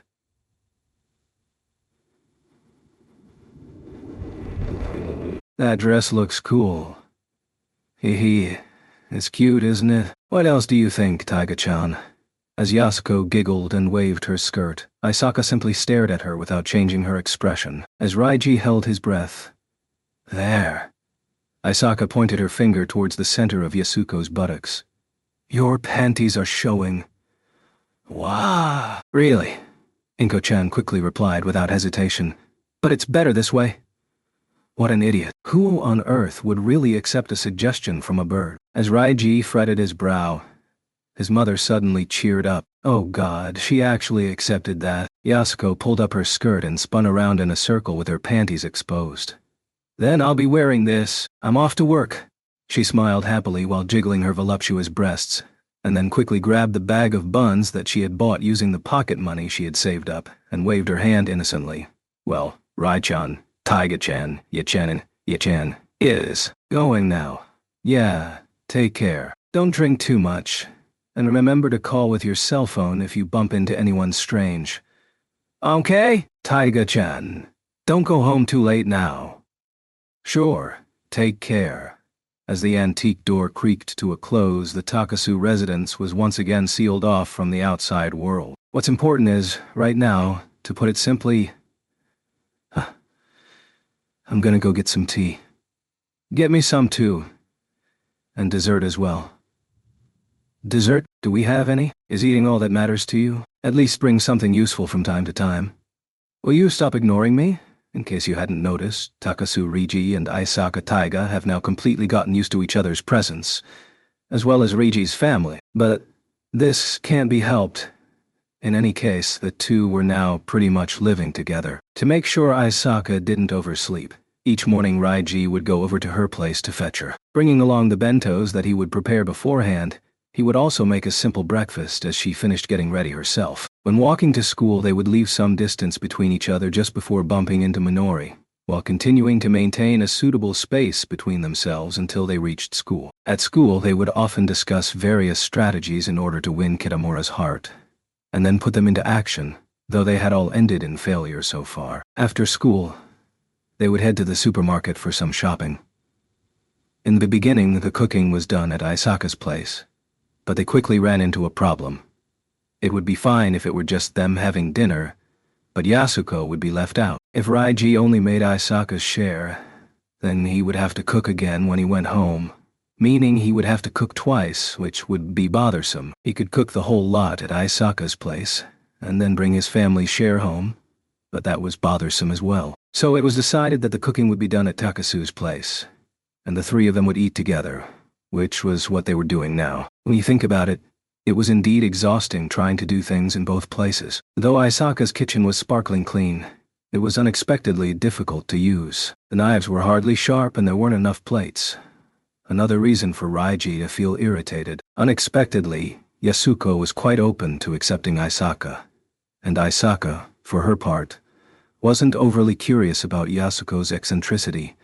She simply came to have dinner. And when it was time for Yasuko to go to work, she and Raiji would wave and see her off. In the beginning, Isaka would go home just after Yasuko had gone to work, but later she began watching TV, reading manga, taking naps, wondering how Kitamura and Kushida were, and the time she spent in the Takasu residence slowly grew longer. By the time Raiji noticed, things had become like this. Wiping the drool off his mouth, he frantically called out to the fellow on the other side of the small table. "Hey, Isaka, get up." While lazily watching TV, they had unknowingly fallen asleep. Raiji was wearing his tracksuit, while Isaka was wearing a fluffy one-piece dress as they slept on the tatami. It was already 3 a.m. No matter what, it's not that good to sleep at my place, is it? So hurry up and go sleep at your place. He wasn't even sure whether she had heard him as she laid her face on the sitting mat, using it as a pillow. Isaka stuck her hand inside her clothes and began scratching her tummy. "Why you?" Raiji quickly yanked the mat from under her head. As Isaka's head knocked onto the tatami, she momentarily opened her eyes. She then moved a bit, as though getting used to the feel of the tatami, shifted into a comfortable position, and began to snore silently once again. Raiji squatted down next to her and leaned over to look at her sleeping face. "Such an intimate relationship we're having. Maybe I've come to the age where I can hang out naturally with girls. No, that's not it. She's no ordinary girl, she's the palm-top tiger." But was this girl before his eyes really that palm-top tiger who roars so fiercely? The pattern of the mat was imprinted on her pink cheek, while some warm milk still remained on the edge of her lips. Her long hair was just lying on the tatami like that. There was hardly any tension on that peaceful sleeping face. "Hey. Isaka. Wake up, silence." Only the refrigerator motor could be heard in the silent 2-room plus kitchen apartment. There was still some time before dawn, when Yasuko would return, and Inko-chan continued to sleep soundly under the cloth with that ugly face of his. "Isaka." "Taiga." As Raiji's body cast his long shadow on her face, he could see her pulse beating on her neck. Raiji planned to approach Isaka's ear and yell at her. So he leaned forward, but at that moment, his body stiffened. He smelled a strange fragrance. It was coming from Isaka. "If you don't wake up, I'm going to assault you." "Of course I'm not serious. It's not possible. I mean, why would I want to do anything to Isaka? Besides, I already have someone I like, Minori. So I never even thought of wanting to do anything to her. Seriously, honest, but she's too thick-skinned. Since she's not going to wake up, I have to give her a scare. Just to say something to startle her, that's all." But she continued to remain motionless. He now noticed a small tatami thread on her snow-white cheek. That might cause a scratch, Raiji thought. Nothing malicious. I'm just concerned. I'll just remove this for her. Raiji gulped, and then slowly reached out his hand. "Humph?" He was then sent flying to the other end of the room. "What are you doing?" "And nothing." If it was a coincidence, then it came too coincidentally. As Isaka rolled her body over, she had moved her arm as well. Her powerful fist then unintentionally gave Raiji's chin an uppercut. Isaka woke up and scratched her head. She then frowned as she looked suspiciously at Raiji, who had landed upside down. "Strange. Just what are you so noisy for? It's the middle of the night. Last thing we want is the landlord to scold us again. Leave me alone." If Isaka was awake just then, Raiji would be dead by now. She's still scary even when she's sleeping. Isaka was indeed the palm-top tiger. The savage genes saturated her blood. She was the sort of aggressive high school girl who would bite at any opponent that came at her. Though he was now quite familiar with her, Takasu Raiji felt he still needed situations like this to confirm that fact. Testimony 1. This is Haruta Koji from Class 2C reporting. I really saw it. It happened when I was grabbing a bite on my way home just after club activities had ended, in the supermarket near the station. Those two were definitely Takasu and Thay. Palm-top tiger. Takasu was carrying a shopping basket and was deciding on which fish to buy when the palm-top tiger stuffed a piece of meat into the basket. Takasu quickly yelled at her. "I thought we're having steamed fish tonight." and placed the meat back on the shelf. Then they bought some onions and radishes. As they came to the counter, Takasu said, "Take 1,000 yen from our common wallet," which was followed by the palm-top tiger obediently taking a wallet out. He said, "Common wallet. How can I put this? It just feels like they're a married couple." Testimony 2. This is Kyra Maya, also from Class 2C, reporting. I saw it happen during the morning on the way to school. I usually ride a bike. You know, that brand new posh apartment block? Every time I went past there, I would always wonder how great it would be to live there. It was then when I saw Takasu-kun coming out. I then thought, no way, he lives here? Then I saw Isaka running after him and muttering, "I'm still sleepy. You should wake me up earlier." I didn't believe my eyes. I couldn't help but keep watching, and saw Takasu-kun turning around yelling, "I've already called you many times. Could they be? Testimony 3. This is not Hisamitsu from Class 2C. I used to be classmates with Takasu during our first year, and we still hang out often. But lately, Takasu always seems to disappear whenever I want to walk home with him. I can't help but wonder just what has been going on. Just yesterday, since my favorite band had just released their new album, I thought about going to the record store with him. So I went to ask him during lunch. In the end, it's really strange, he told me, "Hang on a moment," and then turned around and said, "Isaka, I can't go home with you today. Is that okay? I'll be back at 8. This made me curious. Back? To where? And what would he do there? Then, while we were at the record store, I asked him what that was all about. He simply replied, "Don't worry about it. There's definitely something going on." Testimony 4. This is Kushida Minori of Class 2C. I guess you can call me a good friend of Taiga, but lately, it seems like she's hiding something from me. Every morning, I meet her at the same spot before walking together to school. But how should I put this? Takasu-kun also comes with her. He always appears just a bit behind her, walking as though he doesn't know anything. Does that mean they're an item? Or are they sworn to never part? But Taiga always claims we just happened to meet each other on the way. Or, really, I didn't even notice. Though I'm glad Taiga has gotten rid of her bad habit of oversleeping and being late for school every 3 days, but I'm really bothered by the feeling that she's hiding something from me. The two of them also look kinda sneaky even at school. God knows just what they're scheming.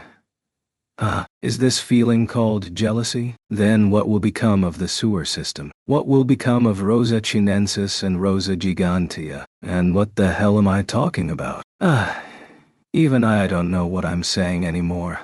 Raiji was still Raiji. His fierce eyes would often lead to misunderstandings and rumors, but he was already used to, or, to be more precise, in order not to get hurt, he learned to ignore what other people said as a defense mechanism. Isaka was still Isaka. She was the sort of girl that didn't even care about rumors. Basically, she was not interested in anyone besides herself. Minoran and Kitamura were exceptions. Because these two were celebrities to begin with, they were completely unaware of the growing whispers around them. In the ever-restless classroom, their classmates whispered into each other's ears, passing glances at the two and nodding. I saw it myself. They both came out of the same building. I really saw them in the supermarket the other day. There they are whispering again. They've both disappeared. Palm-top Tiger called Takasu by his first name. Takasu sure has guts as well, to be able to casually call her an idiot, and emerge unscathed as well. Even their bentos are the same. Could Takasu Raiji and Isaka Taiga be? Oh, damn it. The tiny palm-top tiger gasped, causing everyone else to shudder. What happened? Has she lost her prey? Though Isaka's expression remained unchanged. Hey Raiji, I forgot to tell you something. Isaka walked directly over to Raiji's desk by the window, ignoring the fact that their classmates sitting around him had begun to lean over and eavesdrop. What now? Yesterday. Isaka's voice was getting softer. I can't hear, said the paparazzi as they leaned even closer. Forgot to tell you?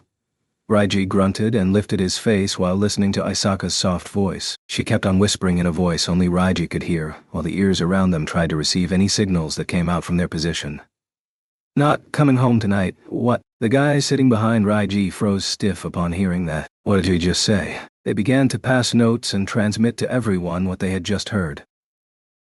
She just said she's not coming home tonight. Everyone fell silent. Ignoring the glances around them, Raiji replied, Staying the night? Yeah. And? Already prepared? Yeah.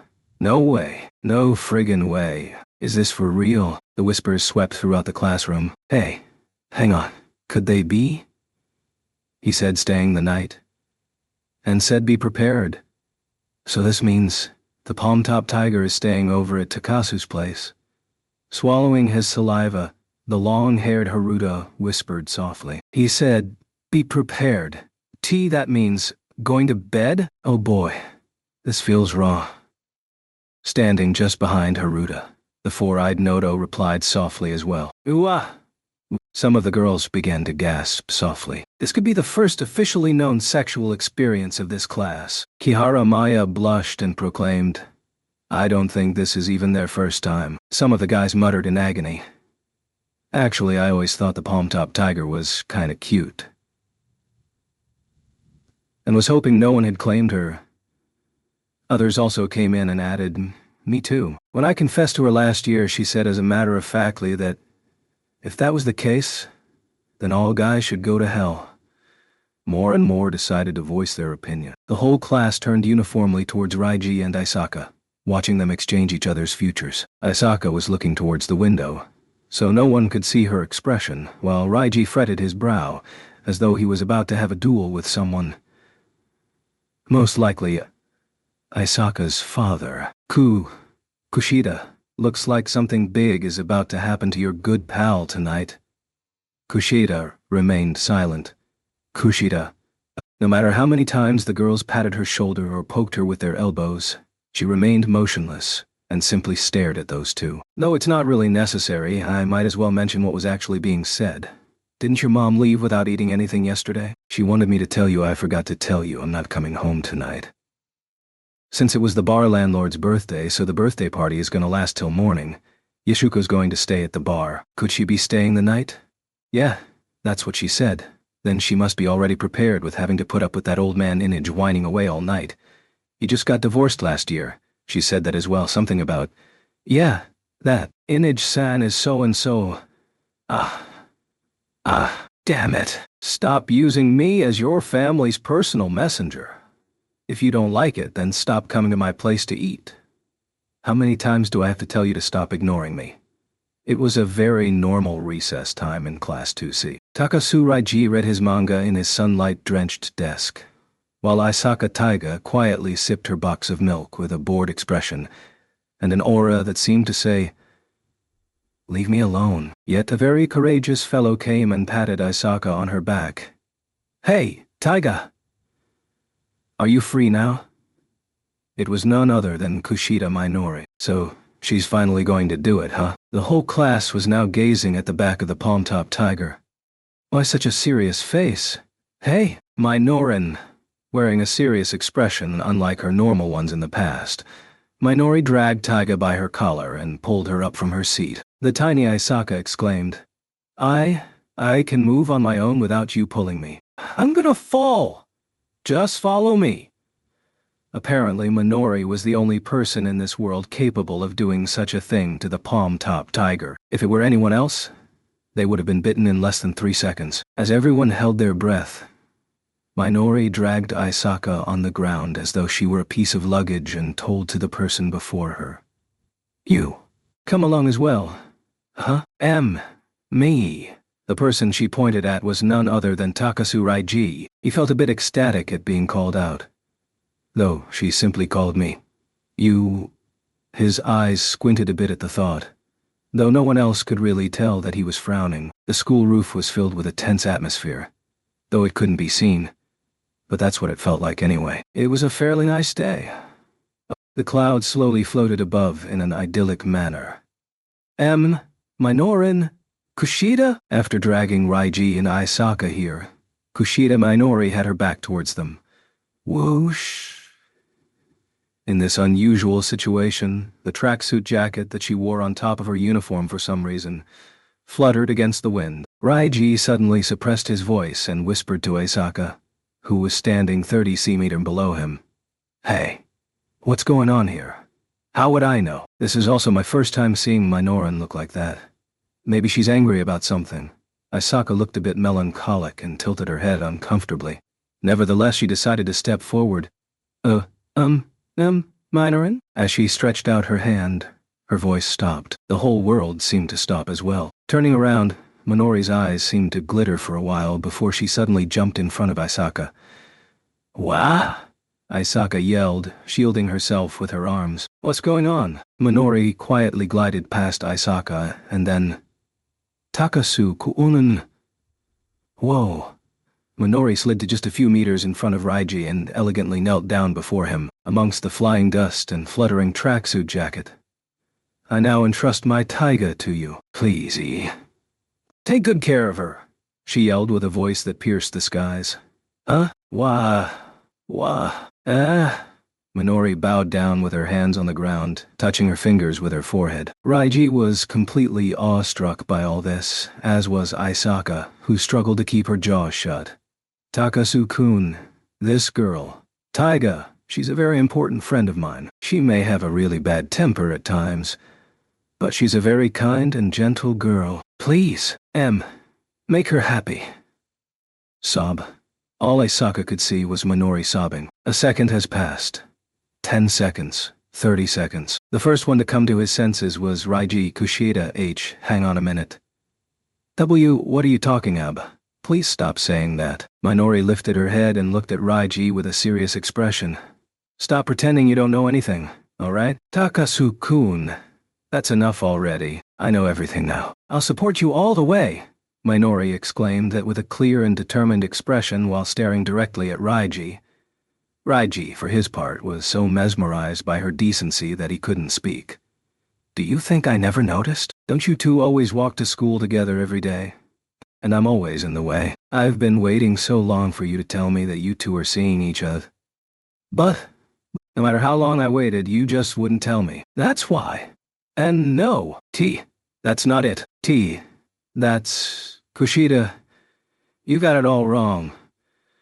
I just want to tell you guys to stop sneaking around already. Takasu-kun, Taiga, I already know that you two are seeing each other. I've always wanted to tell you this. Minori pointed at Raiji with her finger while still kneeling. She then smiled cheerfully and bowed deeply again. That's right, it can't be wrong. Takasu-kun, you're Taiga's one and only. I definitely won't let anyone else get in your way. So please rest assured and continue dating, okay? Even if you beg me, As though being hit by a huge force, Raiji knelt down wearily, as though his soul was about to abandon him. The shock left him speechless, even though he wanted to deny it. I have to deny this. No! You got it all wrong, Minoran. We don't have that sort of relationship. Can you at least listen to us first? So, please hurry and get up. Asaka leapt in front of Raiji and started to explain away. Raiji was moved to the verge of tears. That's right. There's still Asaka. She can help the hopeless me explain this misunderstanding. Raiji fell on the concrete ground and transmitted this voiceless message. However, there's no need to be shy. Congratulations, you two. Minori patted her skirt elegantly like a gentleman and glanced silently past Asaka's shoulder at Raiji. Takasu-kun, if you make Taiga cry, I'll never forgive you. She revealed a very solemn expression. That doesn't matter. Hold on a minute. It's not what you think. It isn't. Raiji yelled from the bottom of his heart, struggling to say something, to stretch out his hand, to explain to Minori, who was now turning around and preparing to walk away. But his throat, his hand, and everything else was paralyzed by the shock, and he was unable to explain to her. Before a motionless Raiji, the last remaining hope that he could count on to explain everything, Asaka, was also knocked out by the slash of a blade. The tiny lifeless body now fell backwards before his eyes, and remained still. Blood sputtered out and dyed her body blood red. So that's how it is. I was wondering whether you guys were going out together. Takasu, I was just about to see you, so I came over. But I guess it doesn't matter anymore. Congratulations, both of you. Though I still can't believe that you never told me about this before. This was because Kitamura was here as well. He saw everything from the entrance of the staircase. And after hearing Minori's confession, he misunderstood everything as well as a result. He approached the tiny corpse lying on the ground and gave her the finishing blow. Aisaka, I leave Takasu in your care. Make sure you cherish each other. Come to think of it, you two sure are a great match. And so the two stunned bodies remained on the ground like that, no longer able to get up. May I please take your order? Excuse me, but if you aren't ordering anything, some juice will do. Make that too. Same as hers. Drinks, is it? Well, the cups are over there. So please help yourself. After finishing his designated lines, the waiter turned and left. Yet no one at the table got up to get any drinks. It was around 10 in the evening, in a family restaurant beside the main road. Sitting at a non-smoking table by the window were two corpses. Though it was still April, the large one was wearing a loose t-shirt. The hair clip that he used while washing his face remained on his head. The small one wore a red checkered blouse and green checkered skirt. On her head was a messy mop of long hair. Both looked absolutely miserable and wrecked. Unable to say a word, they didn't even blink. They simply allowed time to pass slowly by. How did it turn out like this? The first to speak was the larger corpse Raiji. Placing his elbows on the table, he clutched his head and spoke softly. Did something go wrong? How did Kushida Minori get the wrong idea? Raiji finally saw a side of Minori he did not know. A very individualistic girl, unable to listen to other people. In other words, she was super egocentric. However, since she was Aisaka's best friend, it made sense that she had something in common with Aisaka. For Kushida, of all people, to misunderstand, and to have his crush of 1 year suddenly kneeling before him. Equally important, however, was that Aisaka also suffered the same blow as he did. Aisaka shifted her blank gaze, looking upwards despondently while sitting very near the edge of the sofa. She'll slide down if she sits like that. Is this really the palm-top tiger? Is this really the tiger of Class 2C that can kick a guy miles away with just her gaze? The tiger that roars with such ferocity? Raiji began to feel genuinely sorry. Aisaka, pull yourself together. Raiji stretched his arm across the table and shook Aisaka's tiny shoulder, but Aisaka's soul still had not returned. Aisaka. Using up the remainder of his energy, Raiji fell exhaustedly onto the table. Really? Why did this happen? He should have already been used to feeling hurt. Whether he was being misunderstood or giving the wrong impression, he should have been used to all this since kindergarten. That's it. Raiji then realized why he was so shocked. It wasn't because he was misunderstood. It was because even after being misunderstood, what he received were cheerful smiles and serious words of encouragement instead. As a result, he was unable to properly explain himself, and that was really why he was so frustrated. I'm such an idiot, Raiji cursed at himself. It's only to be expected, even though she never really did fancy me and I never really did do anything to win her heart. Just what was I expecting? Perhaps I don't even have a right to feel dejected? After remaining in that state for a few minutes, he raised his head, noticing something. The sound of 2 glasses being placed on the table. This is yours. I didn't know what you wanted, so anyway. It's peach West Indies, it's got plenty of vitamin C. Aisaka had silently gotten up from her seat and had brought back 2 large glasses of red juice. After setting the glasses on the table, she slid back into her seat. Aisaka. When did she start breathing again? Aisaka released a deep sigh in front of Raiji. Sitting upright, she lifted her head and said, I'm sorry. It's because we're always sticking with each other. It's all because I always wanted to do it my way that it ended up like this. Always wanting Raiji to get involved. For a hopeless master like me, I have no right to call you a stupid dog. Only her eyes maintained her usual sharpness. Although she said that, she seemed exhausted, and the glitter in her eyes lacked its usual luster. A stone fell in the bottom of Raiji's heart. Aisaka feels the same. It's because we're always together that we got misunderstood and hurt. Whether it was Aisaka or me, We both got involved thoroughly. And because of that, always facing each other, always together. However, well, I don't really mind.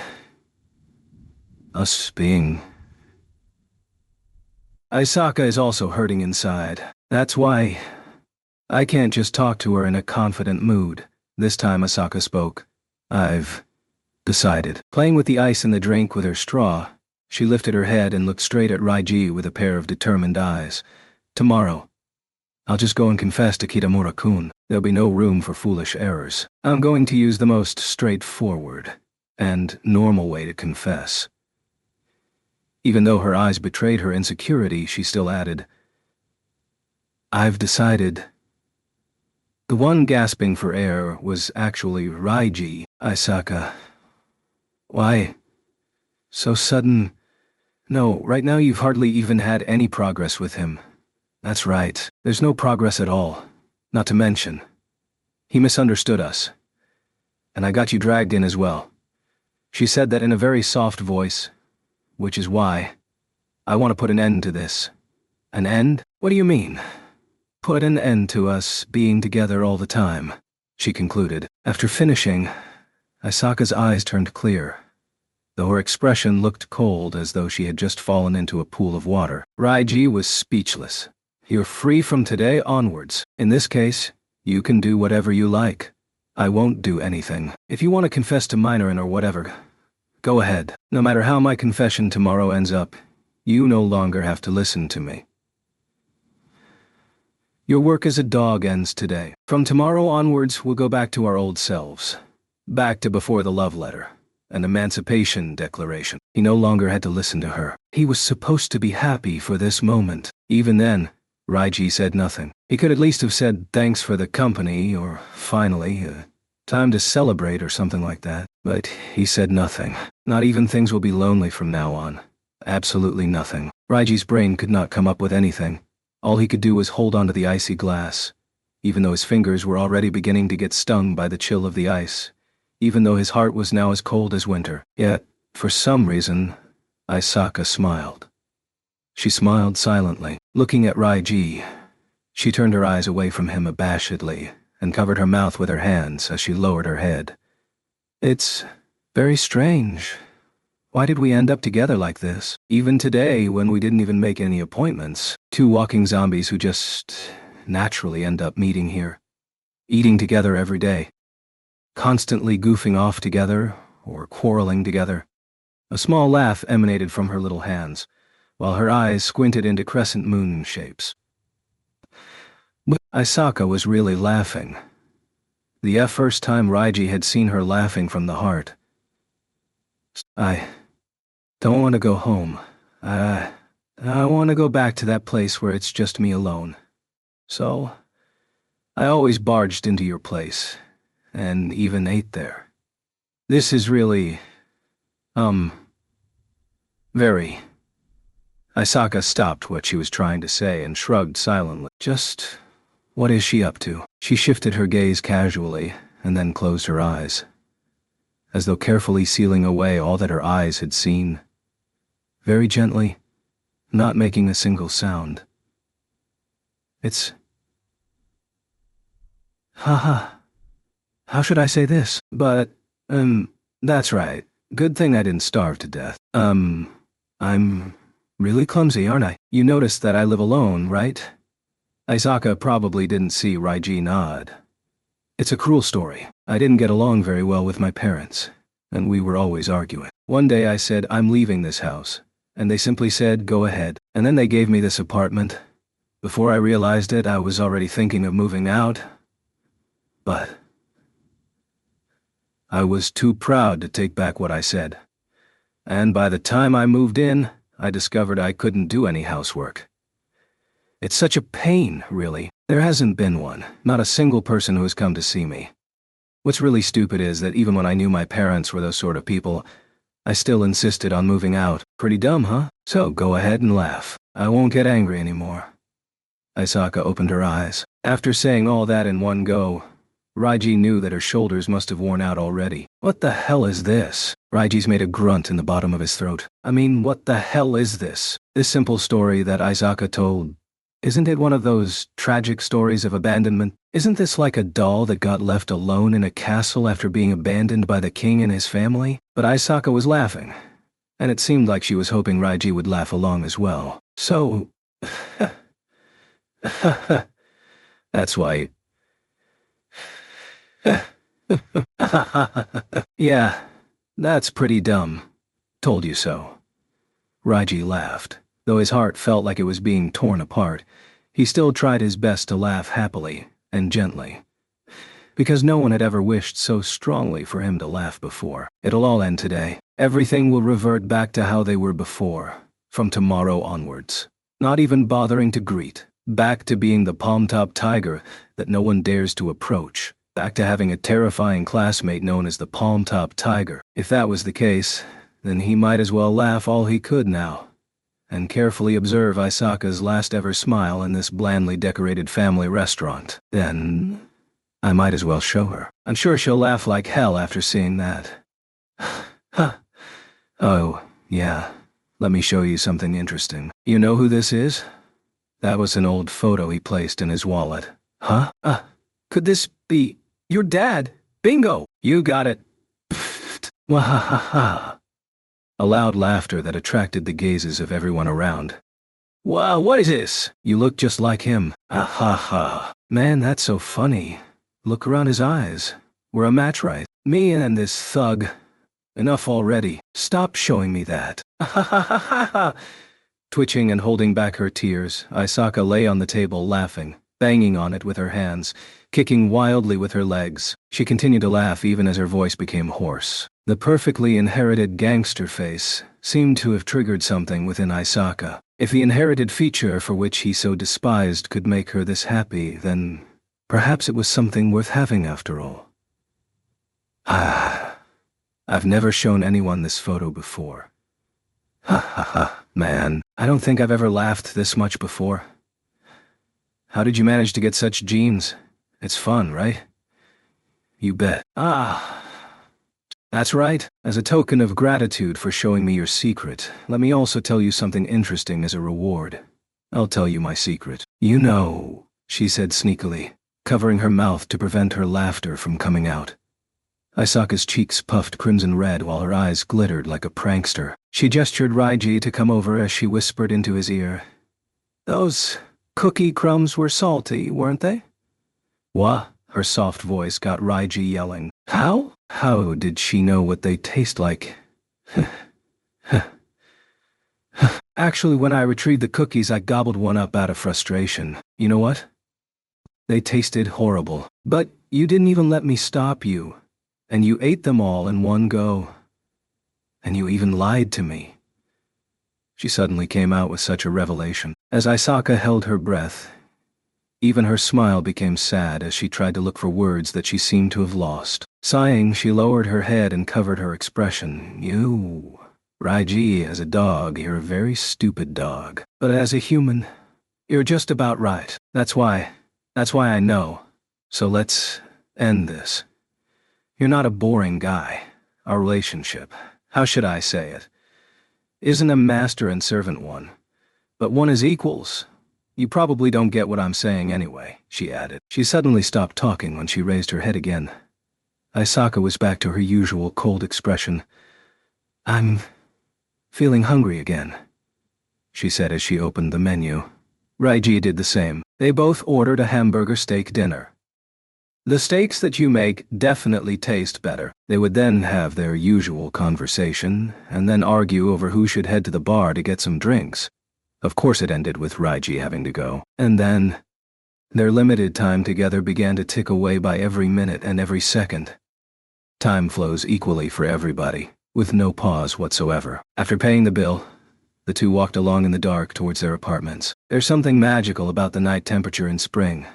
The dreamy wind blows softly on the skin, causing it to itch. Raiji could not bring himself to stop talking, and Isaka was also unusually talkative. For the duration of the 20-minute walk, Isaka constantly rambled away about how her mother was now living in some faraway city, how terrible her stepmother was, and how she was part of the reason Isaka had chosen to move out. Raiji talked about living together with his mother, about how poor they were, and how they were constantly ridiculed, as well as the creep that kept stalking Yasuko. He also mentioned about how he often got misunderstood, thanks to his intimidating looks.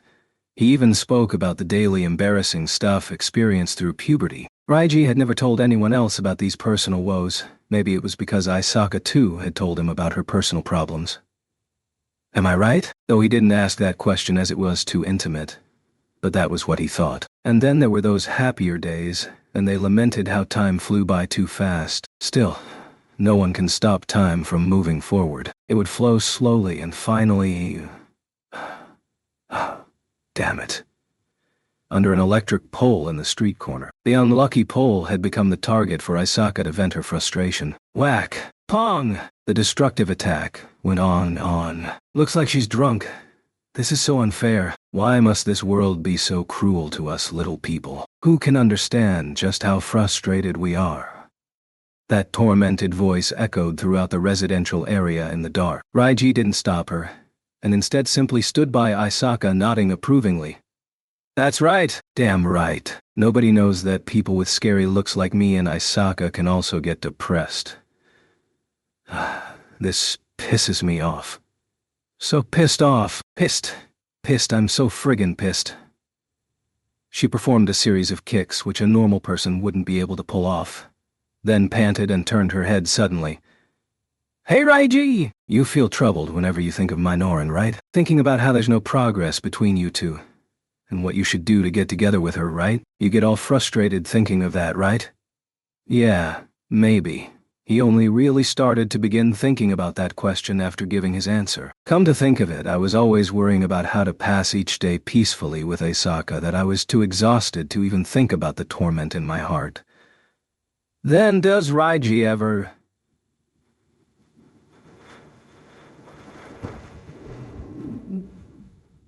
try... Kailia. Yeah, silence quickly engulfed them. Isaka lifted her head and stared into the night sky, moving away from the pole. She waved her messy hair, revealing her snow-white face, which was clear and delicate. I've been thinking about all these things today. Whether I'll ever get close to him, or whether he already has a girlfriend. And I think about other stuff. Just like an idiot, thinking of many, many things. Probably no one will ever know. No one will ever understand me. No one. Her voice was now as soft as a mosquito, and although Raiji couldn't hear properly, he felt as though the cloudy night sky had been silently engulfed by that lonely voice. If everyone knew what kind of person you are, they would definitely be surprised. Raiji also looked towards the sky, seeking for the moon while saying, "Who would have guessed that even you would cry over such a thing? Only me. Only I know." How shameless, Isaka quipped. She sighed as her gaze wandered. Raiji, you're the same as me. No one understands you, except me, and I know quite a lot as well. What are you talking about? Like what? Though Raiji may look like that, he doesn't even dare talk to the girl he likes most. Though he looks like that, he doesn't even know how to get angry with anyone. Though he looks like that, he's definitely not the type to hurt anyone. Though he looks like that, he's definitely not the type to hurt anyone. Looks like that, he's actually very good at cooking. And though his eyes look so scary that no one would dare approach him, he's actually a very considerate person. Am I right? I never knew I was so hopeless. You call that hopeless? I don't think so. Under the gentle spring breeze. Isaka's hair now fluttered softly like a cloth. She held onto her hair with her fingers, while saying something softly with her lips. You're actually a very gentle person. Isaka?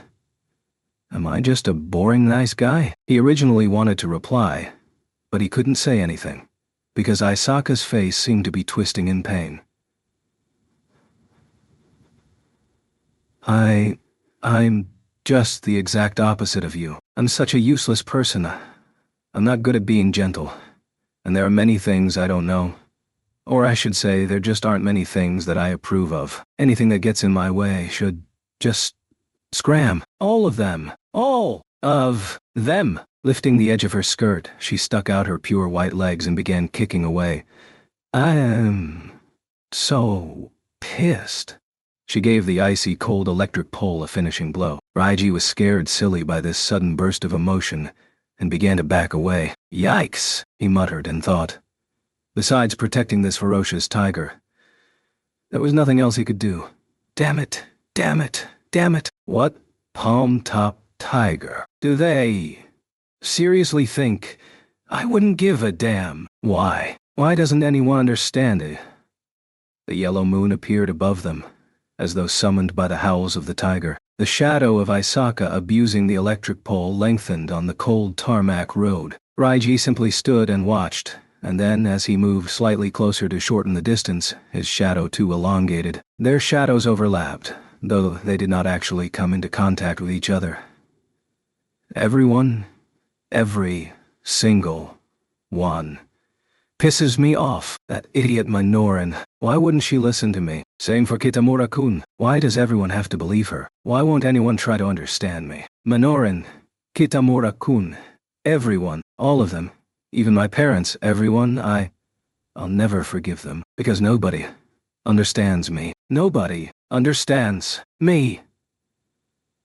Isaka wrapped the pole with her arms and kept knocking it with her knees until she could speak no more. She must have been tormented to the point of tears many times before, so much so that she must have choked on the tears swelling up in her throat and... Hey, stop it, you idiot. She leaned backwards, preparing to use all she had to make a headbutt. Raiji managed to stop her forehead with his palm in the nick of time. There's no way a forehead can beat an electric pole. I'm just so pissed, she cried. This time with tears as well. Isaka had now become an innocent child who could not stop crying in the spring night. Oh boy, Raiji decided he had made up his mind. Sort of. Though he wasn't capable of doing something incredible, he could at least do something more useful than saying empty words like, I know how you feel. That's why. Let me help you. He took a deep breath, and with all his strength as he puffed out his breath, this pisses me. Ah! A person who was not used to kicking things had now joined in. He even did a few spinning kicks. Using techniques he had seen in K1 tournaments, Raiji's kicks shook the electric pole with his unreliable balance. Raiji and Isaka probably looked despicable right now, attacking the pole together. This was because Raiji had an enemy, and this enemy was like a rock getting in the way of his life, and Raiji could clearly feel the threat it emanated. Isaka too had an enemy. Sort of. The same enemy that stands between her and her life truly exists. When Isaka liked someone, or wished to be with someone, this enemy would appear and reveal its weight. Perhaps this enemy can be called low self-esteem, or fate, or genetics, or environment, or so on. It could even be called self-awareness during puberty, or something one can't do alone. This enemy carries all sorts of names. No matter what, it was impossible to try and defeat this enemy, and they had no idea how many times they would have to do battle with this shapeless enemy in the future. If they did not savagely kick the electric pole now, they probably wouldn't be able to vent their anger. They could have chosen to take it out on a wall or a bedsheet, but it seemed like this was the electric pole's unlucky day. Raiji decided to help based on that reason alone. No matter how stupid they were, or how foolish they were, or how bored they were, they had now transformed into savage beasts attacking ferociously while howling away in the spring night. Isaka's enemy looked especially bigger and heavier than Raiji's. At least that's what Raiji thought. Now I get it. You became a tiger in order to protect yourself from this unseen enemy. The pole now seemed to grow bigger, heavier, harder, and more difficult to strike down. Isaka always hoped to have the power to fight against this enemy. That's why she had to become a tiger. Amazing. Though Raiji and Isaka were still young, there was one thing they had in common. This was why Raiji understood Isaka so much. Whenever he saw her looking exhausted or starving to death, he just couldn't leave her alone. No matter how annoyed or how pissed he became, the truth was he just couldn't abandon her. Raiji, move off? Why'd you pick up that bat from the lawn? Whoa! Raiji was startled by Isaka suddenly lifting her head, and all thought vanished from his mind at the sight of her face. There was a smile on her face. A very bitter smile. Glaring venomously, the palm-top tiger stared at her prey with a mood to kill. "Take this." That sort of mood. She walked some distance away to the end of the path, and then lifting up the edge of her skirt.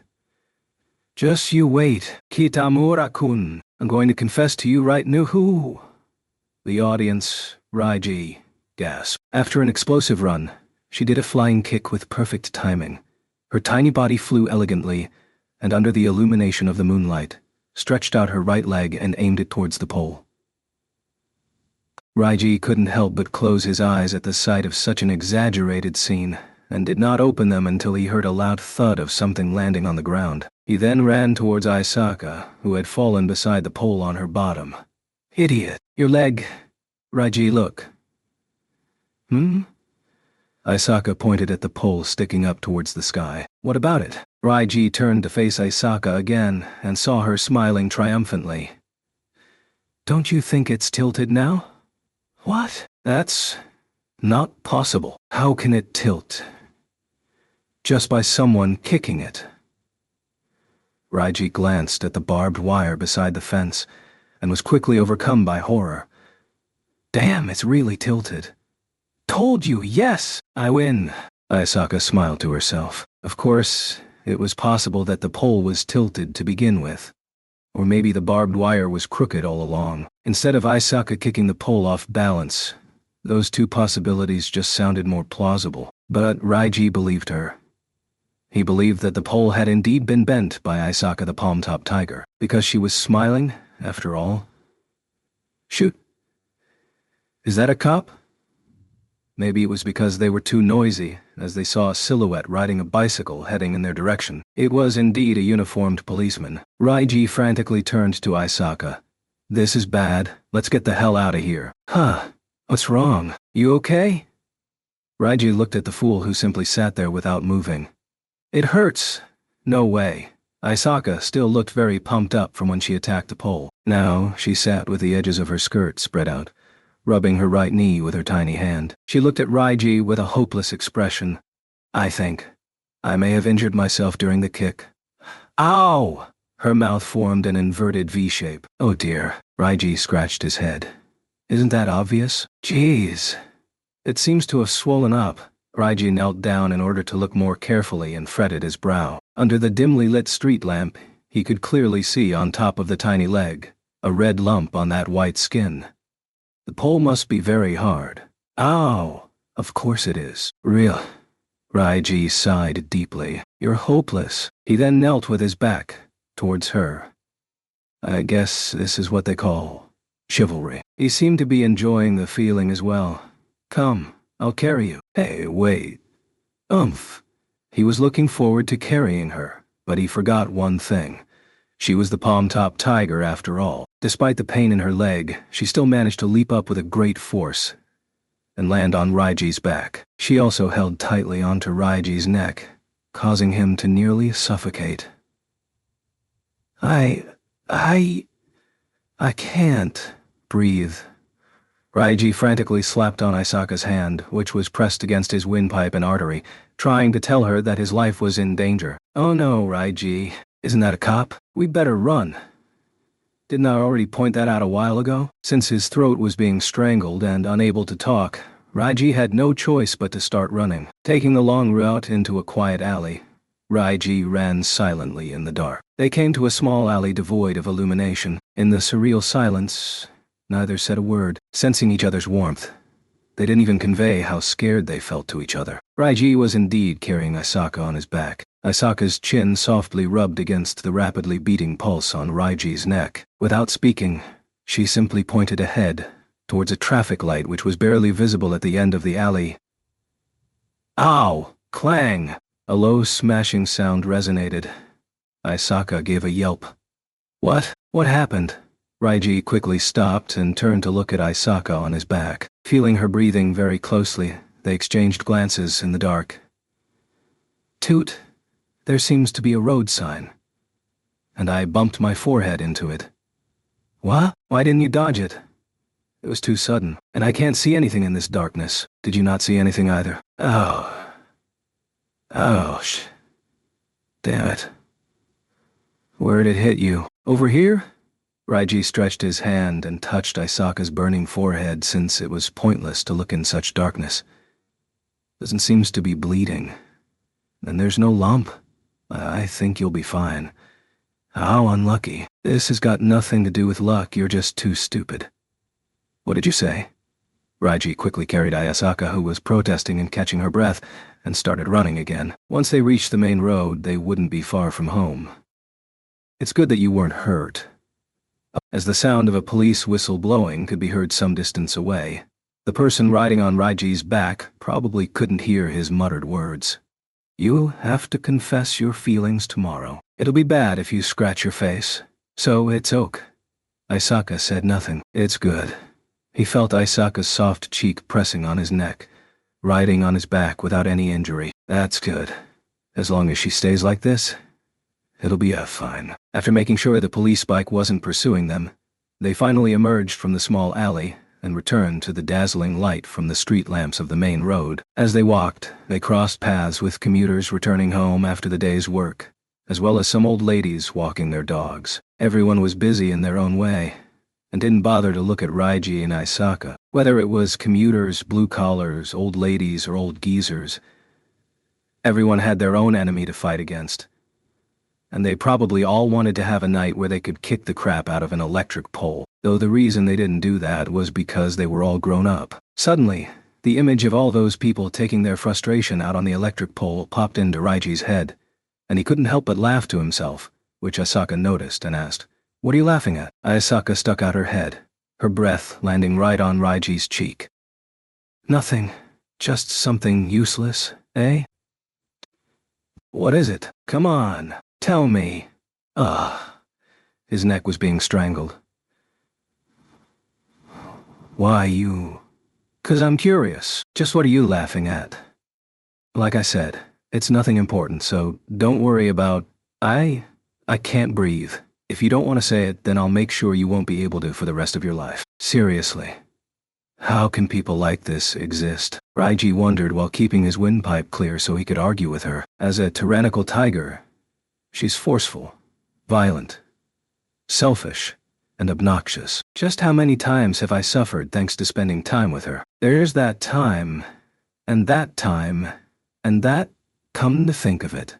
Those pains seem to have mellowed as I think more about them. There's probably no emotion under that warm body of hers right now. Even as we approach that bourgeoisie-style apartment block, she probably won't have any change in emotion like always. However, the arms that held onto his neck suddenly loosened. "You can drop me off here," Isaka said, tapping on Raiji's shoulder. In front of the apartment block entrance, Isaka elegantly leapt off Raiji's back. As his back became free of the burden, Raiji felt the weight disappearing, but he also felt the warmth disappearing. As everything disappeared, Raiji turned to look at Isaka standing before the glass door. He then felt his heart hurting as though it were being blocked. So it really hurts. "This is it, Raiji, and we're just in time. Look." She lifted her tiny hand and showed him her watch. The two hands on the face of the watch pointed exactly at 11:59. I'm so tired. At least we made it home peacefully. It all ends today. Right now. After today, you'll no longer be my dog. There's 30 seconds left. Hey, do you have anything to say before then? Anything to say? What do you mean? You do have some last words to say as my stupid dog, don't you, Raiji? Well, to suddenly ask me to say something. Standing 2 meters before him, Isaka smiled. At least she looked like she was smiling. She tilted her tiny neck, as though expecting Raiji to speak. But what could I say? What could I say? 10 seconds. 5 seconds. He couldn't say anything. A breeze blew between the two. Isaka lowered her hand and said, "Goodbye." "Yeah. See you tomorrow. And good luck." That was all he said. Goodbye, Takasu-kun. Chapter 6. He overslept. Though the ingredients for breakfast and the bentos had been prepared, he'd forgotten to turn on the stove. He forgot to feed Inko-chan and change his water as well. Because he was in a hurry when leaving, he later discovered that his socks were mismatched. Just what the hell am I doing, really? Raiji muttered to himself as he looked down towards his feet. The right sock was black while the left was deep blue. It was only when he arrived at the shoe locker by the school entrance to change into his indoor shoes that he discovered this regrettable error. There was nothing he could do now, even though the error was glaringly obvious. The colors are so different. How on earth did I manage to mix them up? But he had no time to think as it was getting late. The dean stood by the stairs ushering the students into their classrooms. Raiji nodded obligingly, trying not to provoke him. Unfortunately, he did not expect himself to trip as he climbed the stairs, missing the last step and hitting his shin, causing him to squint his strict-looking eyes in pain. For some reason, the lower classmen all shuddered at the sight of that when passing through. As he sighed and rubbed his shin, he thought of one thing. The reason he felt so low was probably because of what happened last night when he parted ways with Isaka. Raiji was supposed to feel relieved at being liberated from the troublesome mornings and from having to go through the pain of making an extra bento. He was supposed to have gone back to that comfortable life from before. But now, he was a terrible mess.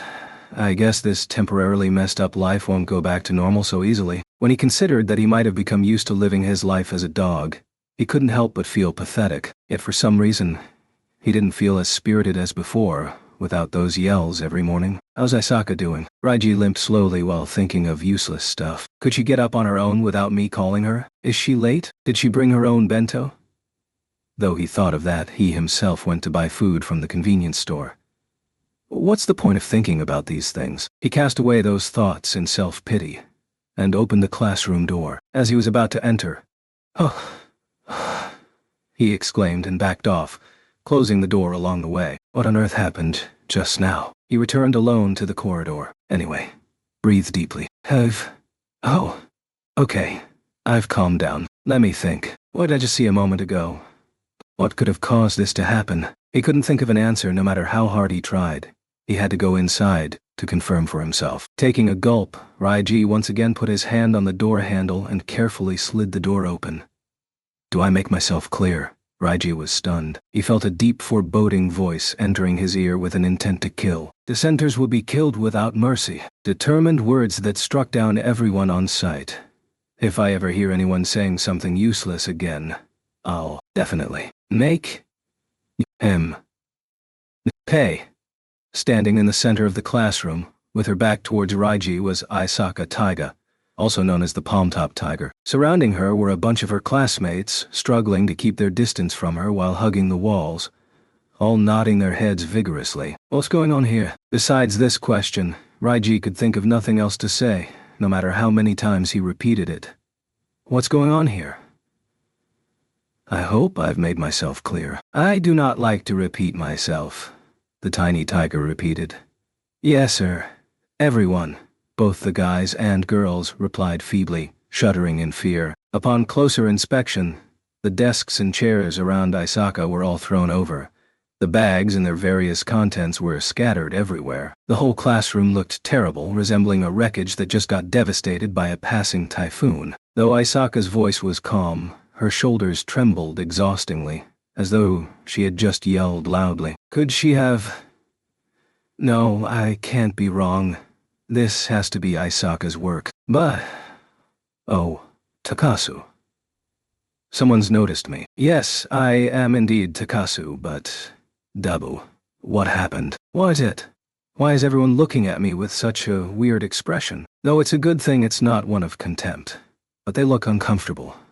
Or is it embarrassed? Anyway, they're all looking at me with such a strange expression. And then Isaka turned her head as well, and silently exchanged glances with him.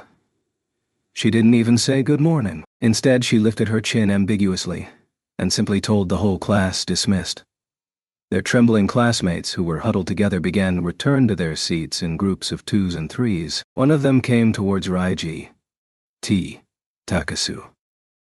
I'm terribly sorry. It's all because of our strange rumors. Huh? Strange rumors? I'm so sorry we'll never imagine such weird things again. Imagine what?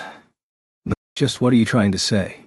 Even Noto, who normally got along well with him, said, Hey Takasu, now I'm not thinking of anything funny here. I just genuinely think that you're an amazing fellow. And I guess I'm a bit envious as well. I'm so sorry, I'll never think of anything strange ever again, he said with a nervous expression on his face. As he was about to walk away, Raiji grabbed him by the shoulder and frantically inquired as to what he meant. Jade, just hold on a second. What the hell are you talking about? What on earth just happened? This is Aisaka's doing, right? What has she done this time?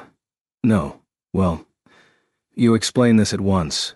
Noto's expression looked quite embarrassed. His eyes were shifting everywhere. Noto was one of the few friends not intimidated by Raiji's eyes, even when being questioned by him. Nevertheless, Raiji could not let go of Noto's shoulders. He was not letting go until he got an answer. Noto understood this as well, so he responded vaguely, "Well, how should I say this? It's like we kind of eavesdropped. We were spreading gossip about you and the Palm-Top Tiger." Gossip. Well, yeah, gossip about you two dating each other. In the end, the Palm-Top Tiger went ballistic because of this. She said, "I have no relationship whatsoever with Takasu-kun." And then all hell began to break loose. That was just too scary, really. This was the time I actually saw the Palm-Top Tiger wreaking havoc. I'll never go against her will again. She then added, "No more nonsense. No more premature conclusions. If anyone dares to spread that gossip around again, I'll kill them. Each and every one of them. Not even Kushida could stop her." Right, Kushida. Not called out to Kushida Minori, who just happened to pass by. Normally, she was supposed to be the only person who knew the Palm-Top Tiger well, but now her face lacked its usual sunshine-like smile.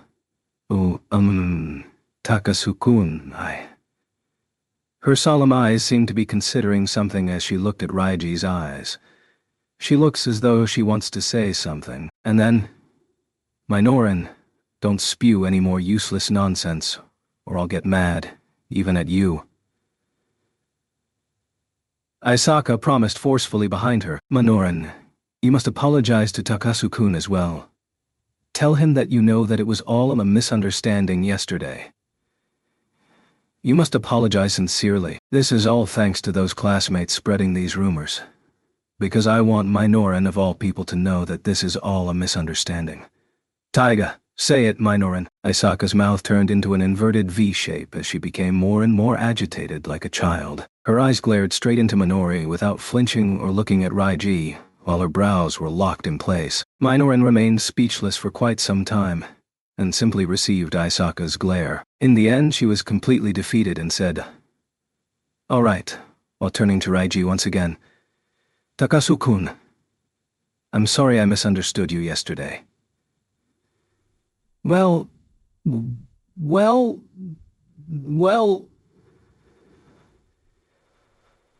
Siga. Raiji's crush now revealed a pair of troubled eyes. Even though she had apologized to Raiji, she still showed a face of dissatisfaction. "It was Taiga that told me to say that. She wanted me to tell you that I know this is all just a misunderstanding. But I can't believe Taiga would actually do something like this. Or perhaps," as she was about to continue, the delicately balanced mood was broken. "What the hell's up with this mess? I can't believe that the order of the classroom has been messed up this badly even though your class rep was only a little late." Kitamura arrived with a show of pomposity. Minori swallowed what she was about to say and left Raiji behind and gave a slap on the back of Aisaka's head. "Don't look so gloomy," she said, going back to her usual cheery demeanor before returning to her desk. Afterwards, under the instructions of the completely oblivious Kitamura, everyone began to tidy up the messed-up desks and tables. "Come on, hurry up, folks. If Koigakubo sees this, she's gonna be so shocked that she could delay her wedding." Under Raiji's gaze, he saw Aisaka walking towards Kitamura, standing at a very close distance from him. She said something which only he could hear. Kitamura instantly revealed a puzzled expression, before quickly reverting back to his happy-go-lucky smile and nodded to Aisaka. Raiji saw Aisaka's lips say, I have something to say to you. See you after school. Or something like that. She said things smoothly this time. She didn't stutter due to nervousness. She didn't even trip. Nothing else happened. Aisaka had finally succeeded in calling Kitamura out, and without help from any dog. So ended another day for the seemingly strange Class 2C. In fact, Raiji's eyes never left Kitamura and Aisaka. When the hopeless single lady clad in her trendy red dress left the classroom after the class had sent her off at the end of lessons, the classroom became lively once again. There were people rushing off for club activities, people going to meetings, people waiting to go home together, people continuing their conversations from before the end of class, as well as people who exchanged glances and walked out of the classroom together. Without realizing it, Raiji had left his seat and walked quickly behind Asaka and Kitamura, who just left a while ago. This doesn't feel right, but after a few seconds of hesitation, though he kept on having doubts, his feet still continued to move forward silently. But this is Aisaka's moment of truth, and it's not like I don't know how clumsy she is. Maybe she will trip. Maybe she will fall down the stairs. Maybe she will stutter at the crucial moment. Or maybe she will even cry.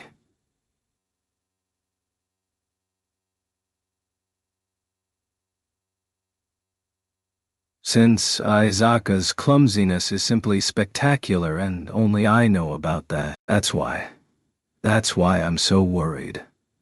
I have to keep an eye on her. So, the feet that were originally following those two stopped dead in their tracks on the staircase. Raiji asked himself again, so what? Though I am worried about that clumsy idiot, what else can I do? Help her? But what for? Let us pretend all this never happened. Let us go back to where we were before the love letter. That was what she said herself. If that's the case, I have to erase everything about Aisaka that only I know about from the bottom of my heart. No, instead of thinking about these sad moments, I'd better consider my own current situation. If this clumsy girl fails in confessing her feelings to a guy, how am I supposed to help? Am I supposed to go to her and say you're right? I'll protect you.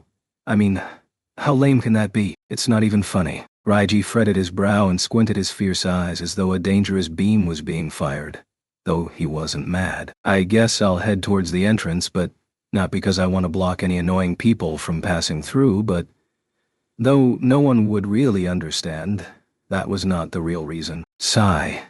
He breathed deeply. I guess I'll go home. He forcefully changed directions with his feet and walked away from the two that had left back towards the classroom. Without anybody noticing, this person seemed to have grown a few centimeters in the past few days. Nada and Haruda, whom Raiji recently got acquainted with, had invited Raiji to go somewhere with them, but he turned them down and returned to his desk. Why am I feeling so restless? Why won't I hang out with my friends or go home? I really don't feel like going home now.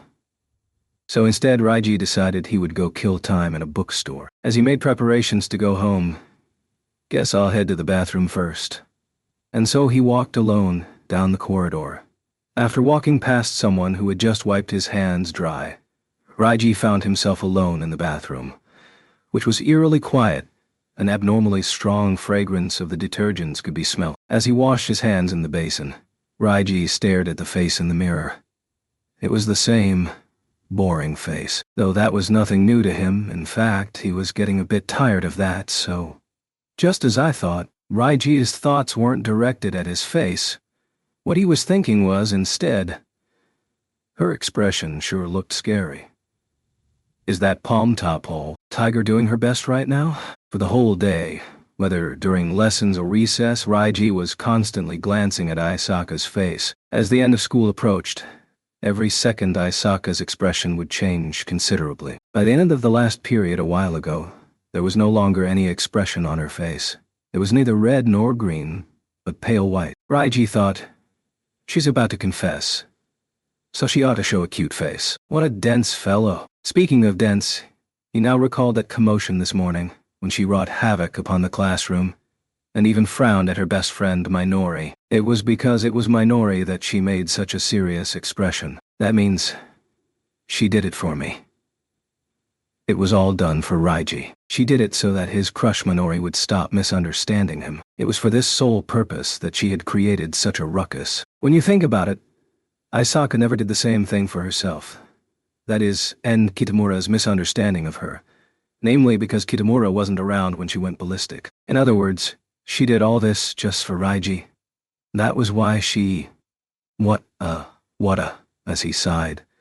The words he wanted to say disappeared as well. Thick, stupid, clumsy way to do it. In the end, Raiji couldn't say it. Must she really resort to that kind of method for everything? There are probably other, more subtle ways to solve this. To use such a method where she has no gain whatsoever.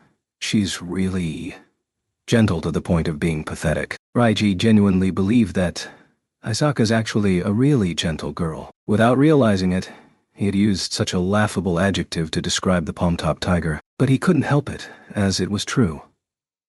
Gentle, yeah, she said softly. The one crying and lamenting about how she's no good at being gentle to people was actually the most gentle person of all. Those who never hung out with her would never know. But at least to Raiji, this was definitely true. Whoa! A sudden yell caused Raiji to turn his head in reflex. A schoolmate who had just entered the bathroom simply stood still and yelled in horror. "What's wrong?" asked the person behind him, before he too exclaimed, "Whoa! I'm sorry to disturb you." They were both intimidated by the intense glare that Raiji had suddenly shot at them. To other people, both Raiji and the palm-top tiger were classified as dangerous. As usual, they're probably gonna announce Takasu has occupied the bathroom. Stay away from there. It's dangerous, or something like that. This would mean there won't be anyone coming in. Suits me just fine. Since he wasn't in the mood to see anybody, this was just fine for him. Anyway, since nobody's gonna come in for some time, might as well ventilate this place, Raiji thought. Since the humidity's causing this reek, he began to walk towards the window to open it. As his obsession for cleanliness got the better of him, he unlocked the handle, pushed open the window, and then he froze. Kitamura-kun. Kitamura-kun. Kitamura-kun. Raiji screamed at the bottom of his heart as he stood there petrified. He grabbed his head. Was it an illusion? No, it wasn't. This means... He could hear Aisaka's voice very loudly and clearly. This men's room was situated on the second floor. Below it was the visitor bathroom, and right outside that was the school garden, a space sandwiched between the bathroom window and the row of trees ahead. Feeling incredulous, he slowly stuck his head out to peek, hoping he had heard wrong. Sadly, even that glimmer of hope was dashed. Aisaka and Kitamura were standing right there in that ambiguous spot. Any person with the slightest bit of intelligence would know that whoever uses the bathroom would be able to hear what's being said there. Seriously. Why does she have to pick right outside the bathroom? You idiot. Raiji grabbed his head and moaned, and then squatted under the window. Even though no one passes through there.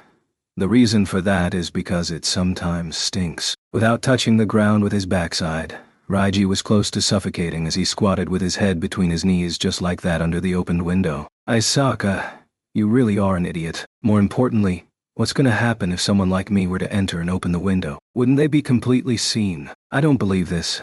So Raiji decided to stay here for a while. If anyone comes in, I'll just glare at them with these fierce eyes. That was what he planned. No matter what, I better close the window. I wouldn't want to eavesdrop on them. Just as Raiji was about to stand up. Hold it a second. Hearing Kitamura's voice, he remained still. I think I know what you want to say, but I'd look like an idiot if I guessed wrongly. So before I hear you out, I'd like to make sure of something. Okay, here goes. Are you going out with Takasu? His heart skipped a beat. I can't stand an eavesdrop. Or rather, squat and eavesdrop. Although that was what he told himself when he heard his own name. He couldn't help but listen. This is bad.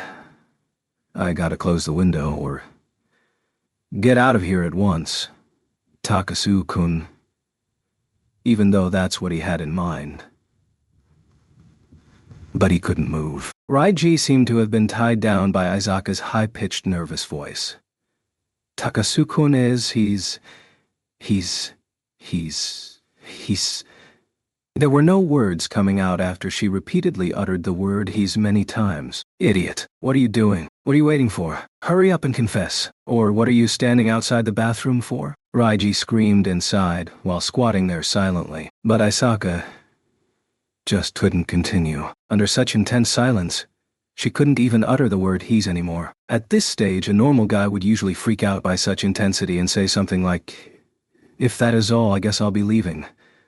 And Kitamura, well, he's busier than your average guy. So if he leaves now, he'll never know about Isaka's feelings. Hurry up and say it. You have to. Raiji clenched his fists tightly and gritted his teeth. He even forgot to breathe.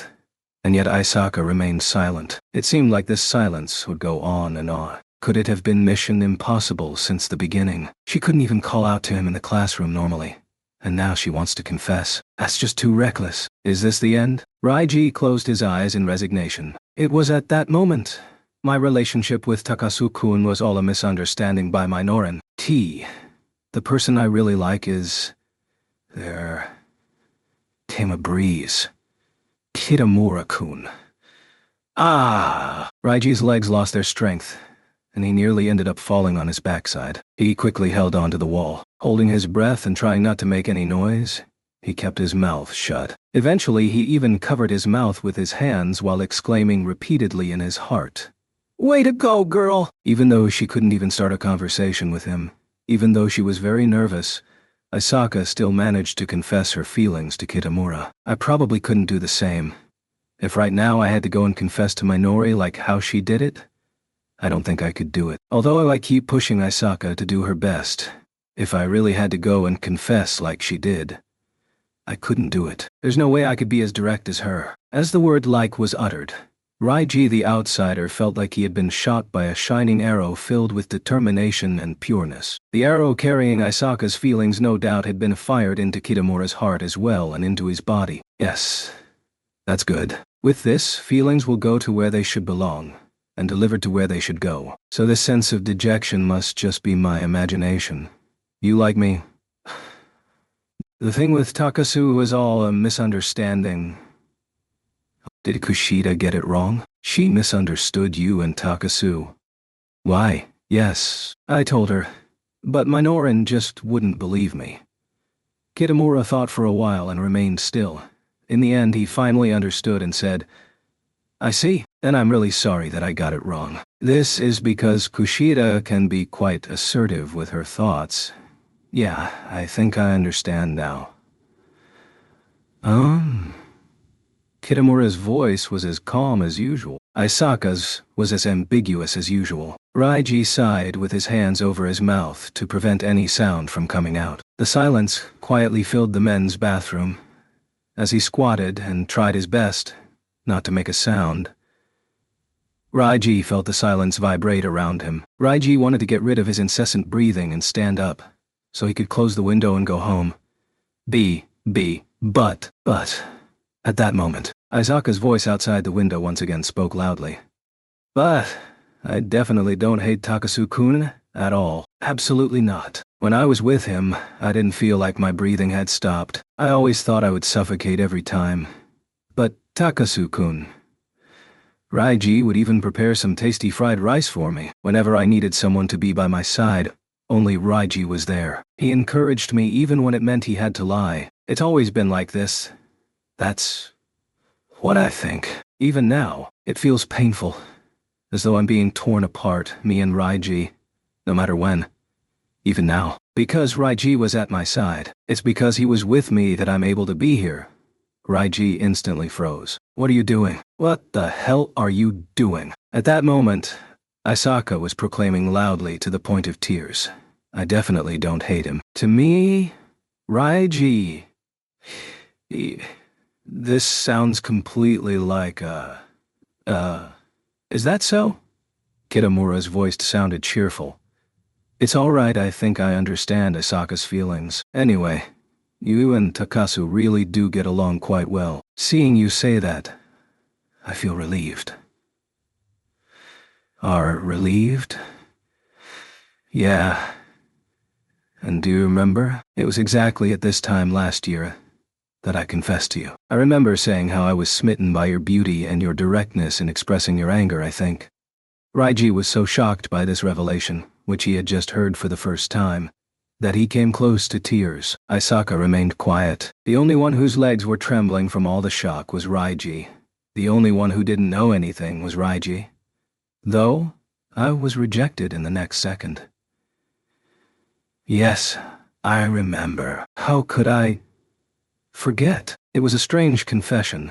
Only Kitamura-kun could have pulled it off. From that point on, every time when you came to our class to find Minoran to discuss club matters, I would always think, that was you. I remember everything.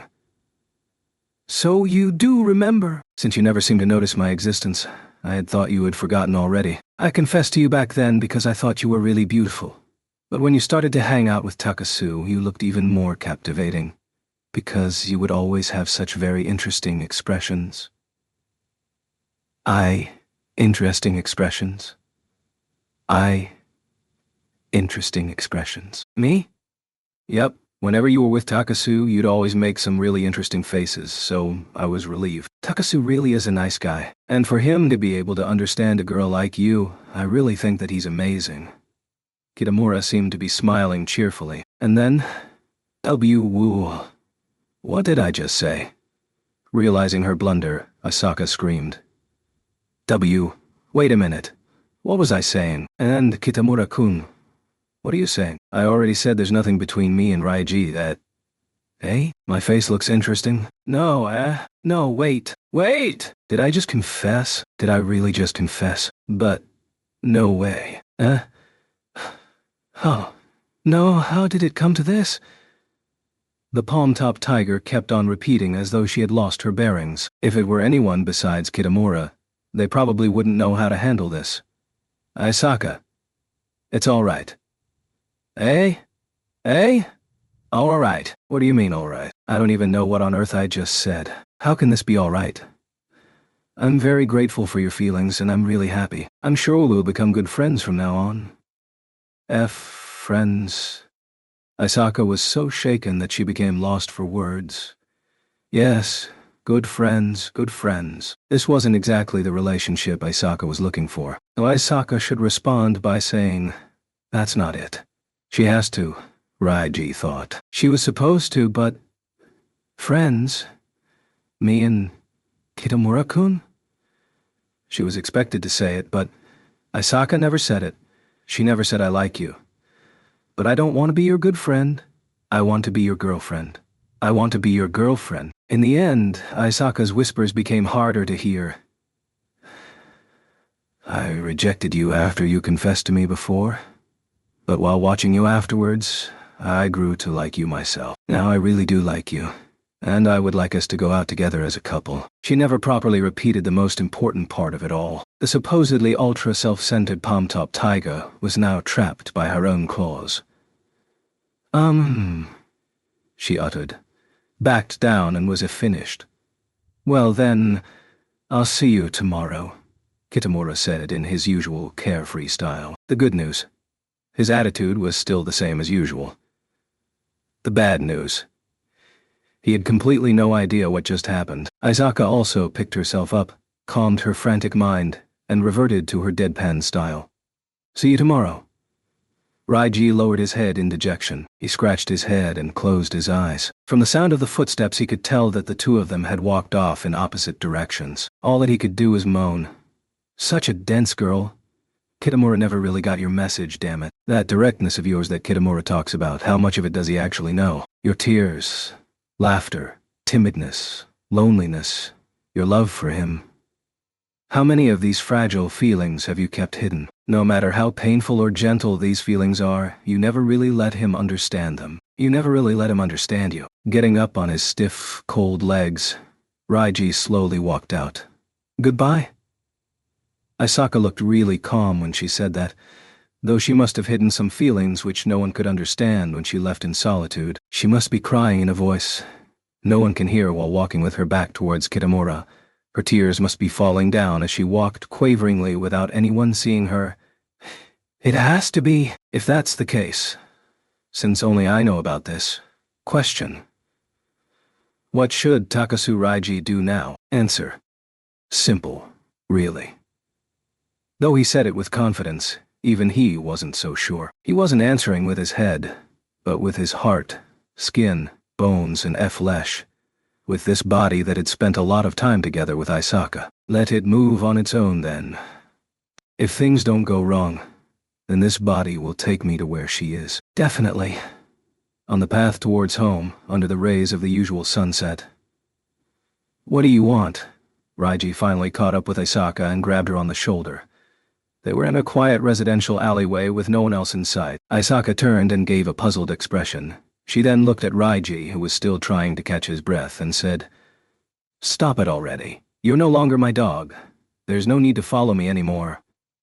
She stated coldly, pushing Raiji's hand off as she continued to walk forward. Raiji spoke towards her back, saying that even though you feel like crying, you're feeling depressed because your confession failed, right? Though his response was not quite exactly a rejection.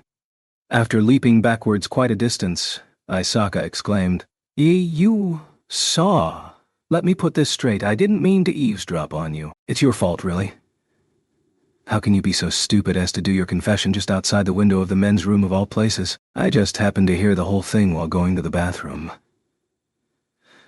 Under the rays of the sunset, Raiji could still make out that Isaka's face was becoming very red as she muttered, "Really? Looks like she really didn't think that out. Well, what now? Shall we go buy ingredients for dinner tonight? Or do you want to go to last night's family restaurant to commemorate your failed confession? I can listen to you moan about it all night, and it's my treat, but just for today, though."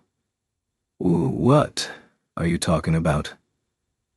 Isaka stood motionless while facing Raiji. Her eyes widened as though she had just seen something incredible. Come to think of it, there's a sale on pork meat today. What pork meat? Or do you want to have beef tonight?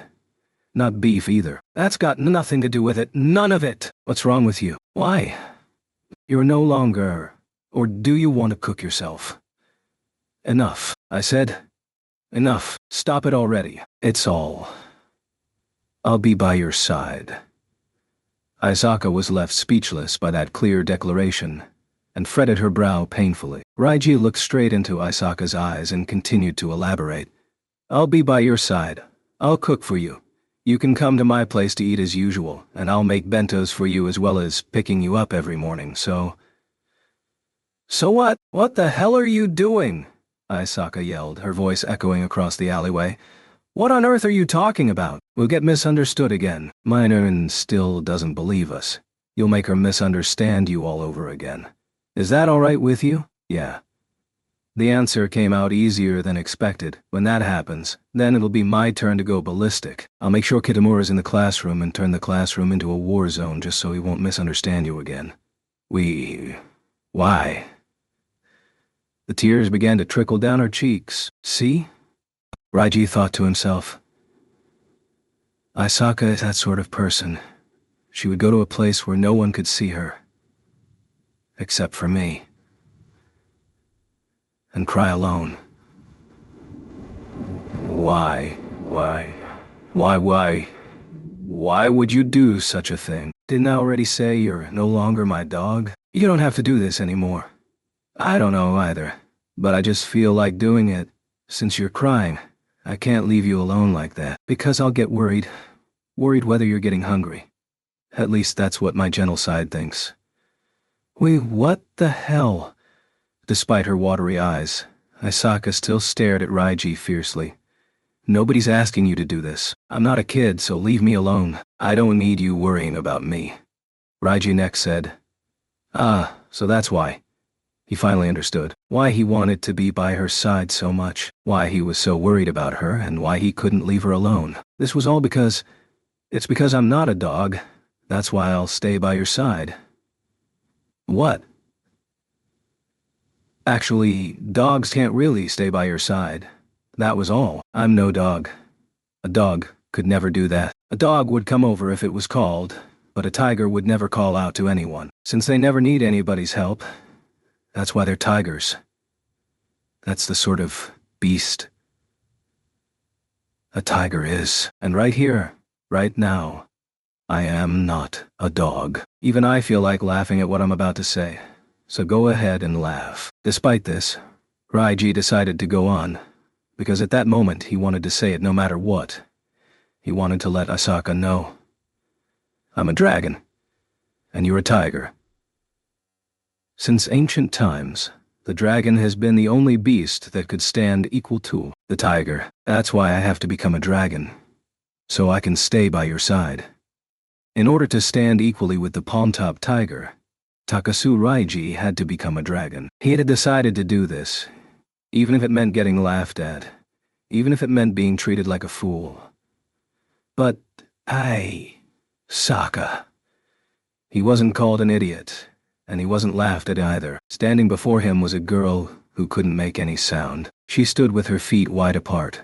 Her cheeks were soaked wet by tears as she raised her head to look at Raiji. She looked very angry, and very sad at the same time. She looked a bit fearful, yet also a bit troubled, as well as a bit surprised. Her tiny body was filled with emotion, ready to explode at any moment, as she clenched her fists tightly. At the mention of her name, her body shook as though she was being struck. Asaka Taiga's eyelids twitched.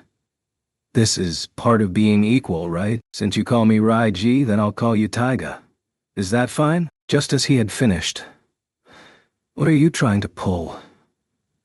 A shadow stretched from her legs. It felt as though it had suddenly expanded. Maybe I've seen wrongly, but what is this conceited nonsense about? Why should I let you call me by my first name? What the hell is this nonsense about being equal? How shameful. Be aware of where you stand, you idiot Raiji. The bomb had exploded. That's right. You probably have no idea what you're talking about. If you really did, how could you have said such insolent stuff? Besides, what the hell is this? I see now. Could it be that you... After releasing a torrent of abuses, Asaka suddenly stopped. Just like that. She was the scariest thing imaginable standing there. Just like that. Her eyes glared venomously towards her opponent while she glided and approached him from below, emitting an aura that would intimidate anyone into paralysis. Those were the true colors of the palm-top tiger. Don't tell me you've fallen in love with me. Don't be rid. Humph. I didn't think so. How could you of all people have the nerve to do something so suicidal? Asaka smiled while staring at Raiji. Though Raiji didn't dare look at her eyes, he still did his best to respond. Well, of course not. Yeah, that's right. That is so very right. If she had meant my feelings towards Minori, then my feeling towards Asaka were different. Yes, they were. But there was one thing that was sure. Raiji really wanted to take care of that palm-top tiger known as Taiga. Even if it has nothing to do with love, I just wanted to be by her side. I must be by her side. That's the sort of person I want to be. That's all. That's all. Okay, there's nothing wrong with that, right? Oh shoot, we need to move. To the supermarket, to buy some pork. Without hesitating, Raiji raised his spirits and took off in great strides. Daily life must go on as usual. There's still plenty of time, so let's stop here for now. Now that things have progressed this far, there's no point in thinking complicated thoughts. Our priority for now is dinner. If we can get some good pork for today, then we can make a hot pot. Perhaps a simple barbecue pork would do as well. And why are you not following? Noticing Taiga wasn't following, Raiji was forced to do a steep U-turn while still walking in big strides and hurried back to her side. Hurry up already, he urged, though he didn't grab her by the hand, instead simply poking her elbow with the corner of his bag. Raiji, I want to have a yogurt sundae, huh? What the hell? In the end, you still wanted to go to a family restaurant, and I was so looking forward to preparing food tonight. We can have pork afterwards. We can have pork with ginger. No, we should have braised pork. The soft and juicy ones, huh? Well, I'm fine with braised pork. But can you eat all of that? It's already 5 now. Dinner in my house always starts at 6 since time immemorial. Hey, stop ignoring me. And why are you walking ahead of me? Raiji? Taiga, who had walked in front of Raiji on her own, stopped suddenly and turned around, staring at Raiji with her transparent eyes. Oh! Raiji found himself lost for words. What?